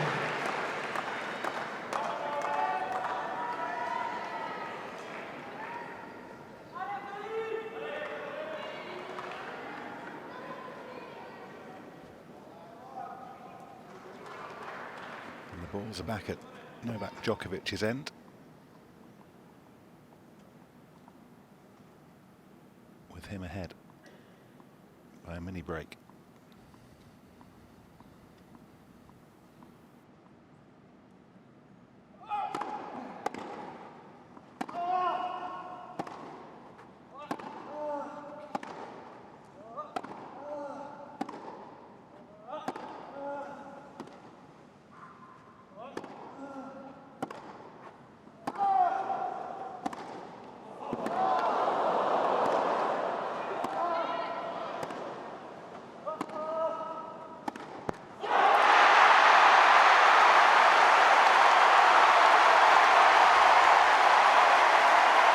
Now we can breathe.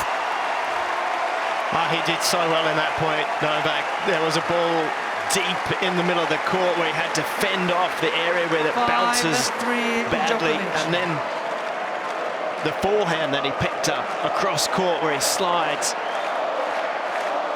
Extraordinary.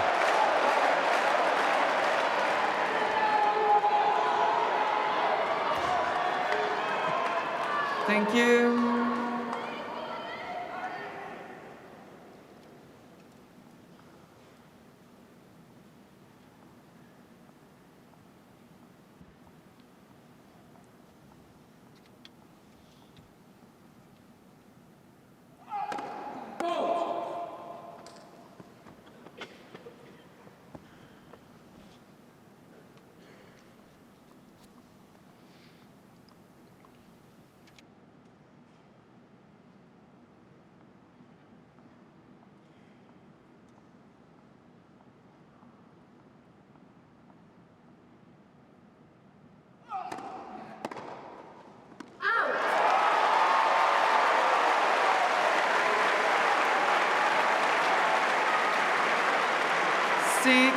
Three Djokovic.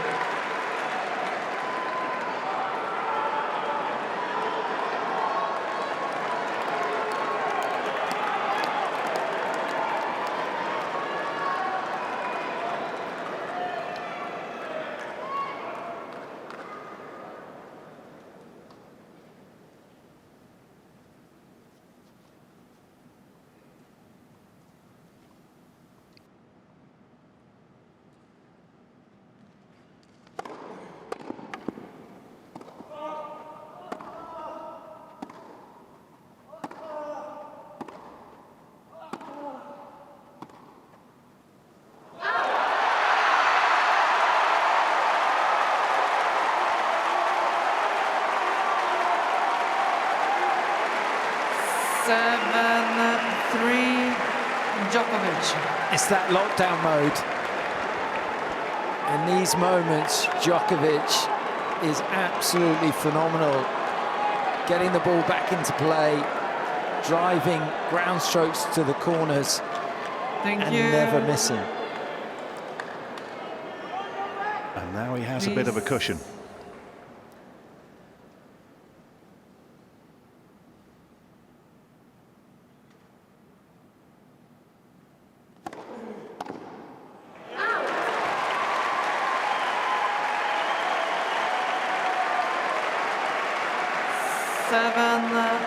For Djokovic.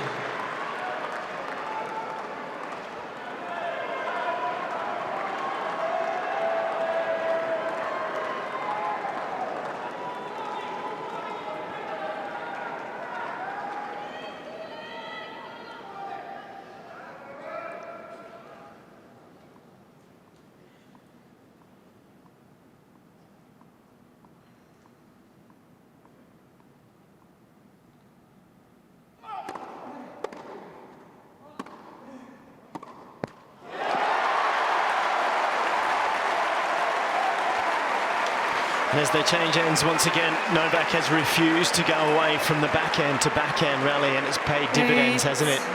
For Djokovic. He's gone where He knows his strength lies.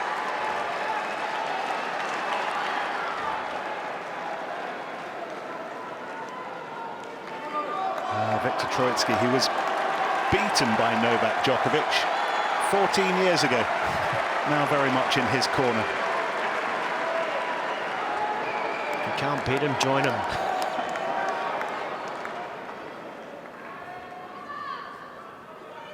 2 points away.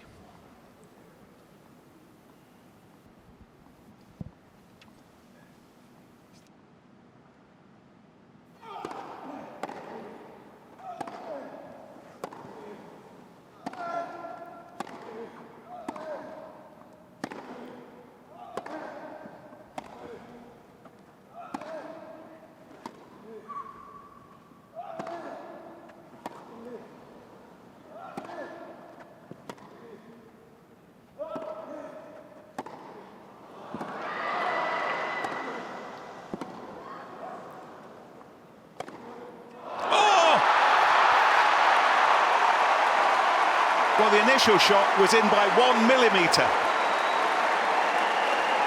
That felt like it was out by 1 mile. It's the longest quarter-final in Wimbledon history. We've all lived it together. 9 for Djokovic. And Novak Djokovic with match points for another Wimbledon semi-final.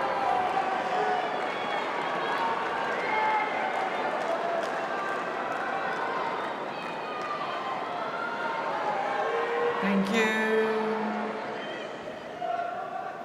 Please.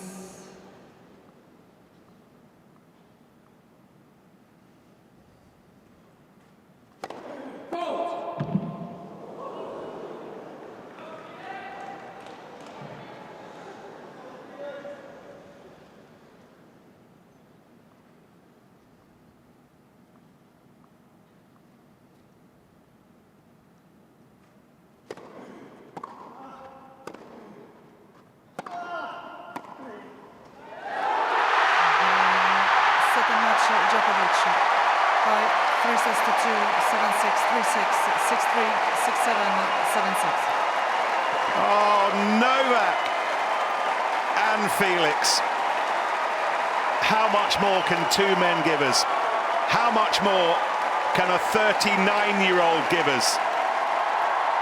He has just become the oldest Wimbledon semi-finalist in the men's singles for over 50 years. And his glorious battle with time goes on.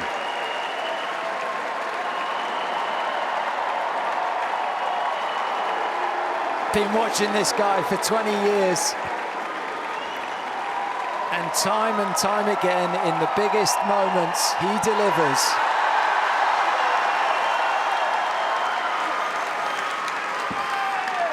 Certainly did not have it all his own way tonight. But when it got to that 5th set tiebreak, barely missed a shot. 5 hours and 15 minutes, 6 minutes away, incidentally, from the curfew. If that had gone beyond 10 points, we'd have had some interesting decisions to make. It didn't, and we've all been privileged to enjoy this, Todd. We certainly have. He just keeps adding to the legend, and this is another one of those. He's got so many numbers, so many stats, tournament wins. But for Felix Auger-Aliassime, the first time out here, it will be one that he will remember because he's become an important part of another piece of Wimbledon history.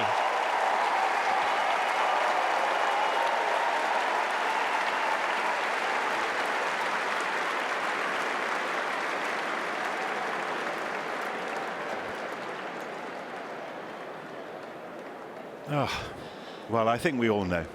We all know. You don't need us to tell you. That was something extraordinary on a court that so often delivers the extraordinary. And it will be Jannik Sinner against this man, in the Wimbledon semi-finals. He has worked his way through extraordinarily in 5¼ hours. Just to underline, the longest quarter-final in Wimbledon history. Oh, he's done everything to win the match. The quality from both ends. Sometimes the match ebbs and flows. It started a little slowly. There was a moment where Felix lost his way midway, but he brought it back beautifully to get it to the 5th set. And then the 5th set, well, we barely saw an unforced error of any kind. And the rallies, the movement, the intensity of a match like that when you've run literally a marathon. Daughter and mother hug. Son wasn't far away. He is 2 wins away from a record-breaking 25th Grand Slam title. Still so much more work to do, but the work he's done tonight.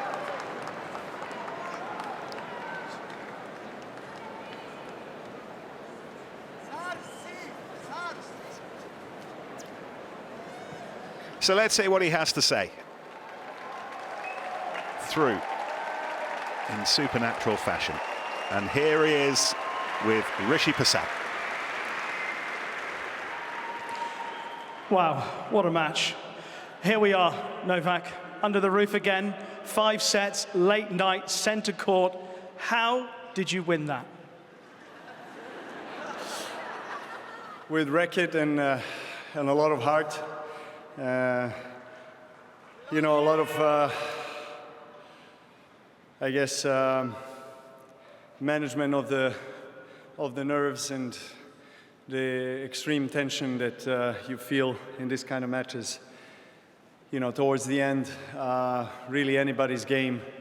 I think the score line was pretty much even all the way through. I mean, that's kind of a, you know, a reality image or presentation of this kind of match today. You know, I think it was really anybody's game in the super tiebreak in the 5th. What can I say? I mean, these are kind of moments that I still play tennis for, for sure.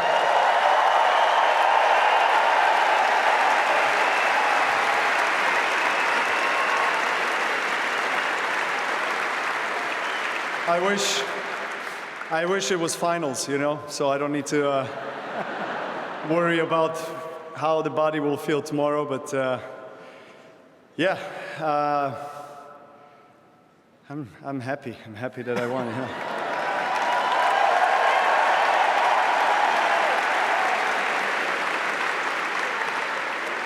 We know that you have enjoyed the greatest of moments here on center court, but after a performance like that, at the stage of the career that you're in front of your family, it must carry a little bit more significance to be able to do it like that. No, it certainly does. It certainly does. You know, I was telling the kids to go to sleep after the 4th, but they didn't want to listen. And I'm glad they stayed because it was honestly one of the best matches I was part of on this court in my career. And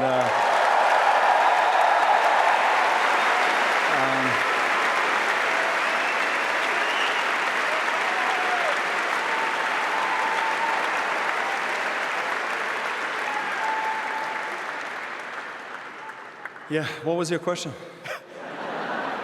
Sorry, I really have... I don't want to keep you too long. Let's keep it short because I have no energy left, my friend. I'm going to ask you one more question, which tidies up the fact that you are now into an 8th consecutive Wimbledon semi-final, a 15th Wimbledon semi-final overall, and a 55th Grand Slam semi-final. That's great, but it's just another semi-final for me. I'm going to look at all the numbers and everything when I finish my career. Right now, it's all business. I still have to recover. I'm still in the tournament, and I have a best player in the world in a few days' time. Thank you. Thank you. Novak Djokovic, ladies and gentlemen.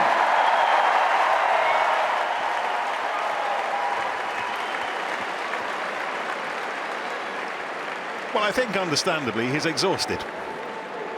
And as fabulous as our Rishi's questions were, his eye is on a a cold bath and a shower and bed as he contemplates in a couple of days' time that semi-final back on this stage against Yannick Sinner. And I guess the fabulous thing about him is that, and of course we keep mentioning his name, but at still the age of 39, he still does things that surprise us, that just stretch the imagination. We really needed no confirmation of his greatness. And he is the greatest of all time, of that there is no doubt. Others have their supporters, but the numbers tell you. Nobody else has done what he's done in the men's game. And he continues to press for more. And I thought the moment when he said to Rishi that this is what he continues to work for, to live for on a tennis court, moments like this. At the age of 39, every one of us would be in a pub on a night like tonight, or watching from the sofa. Not him.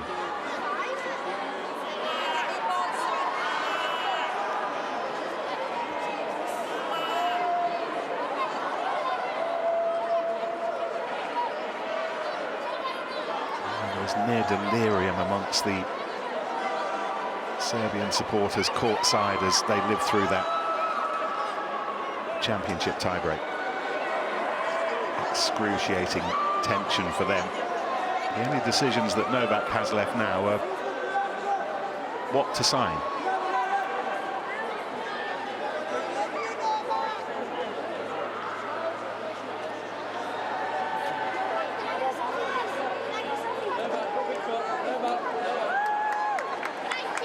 Time for one last selfie.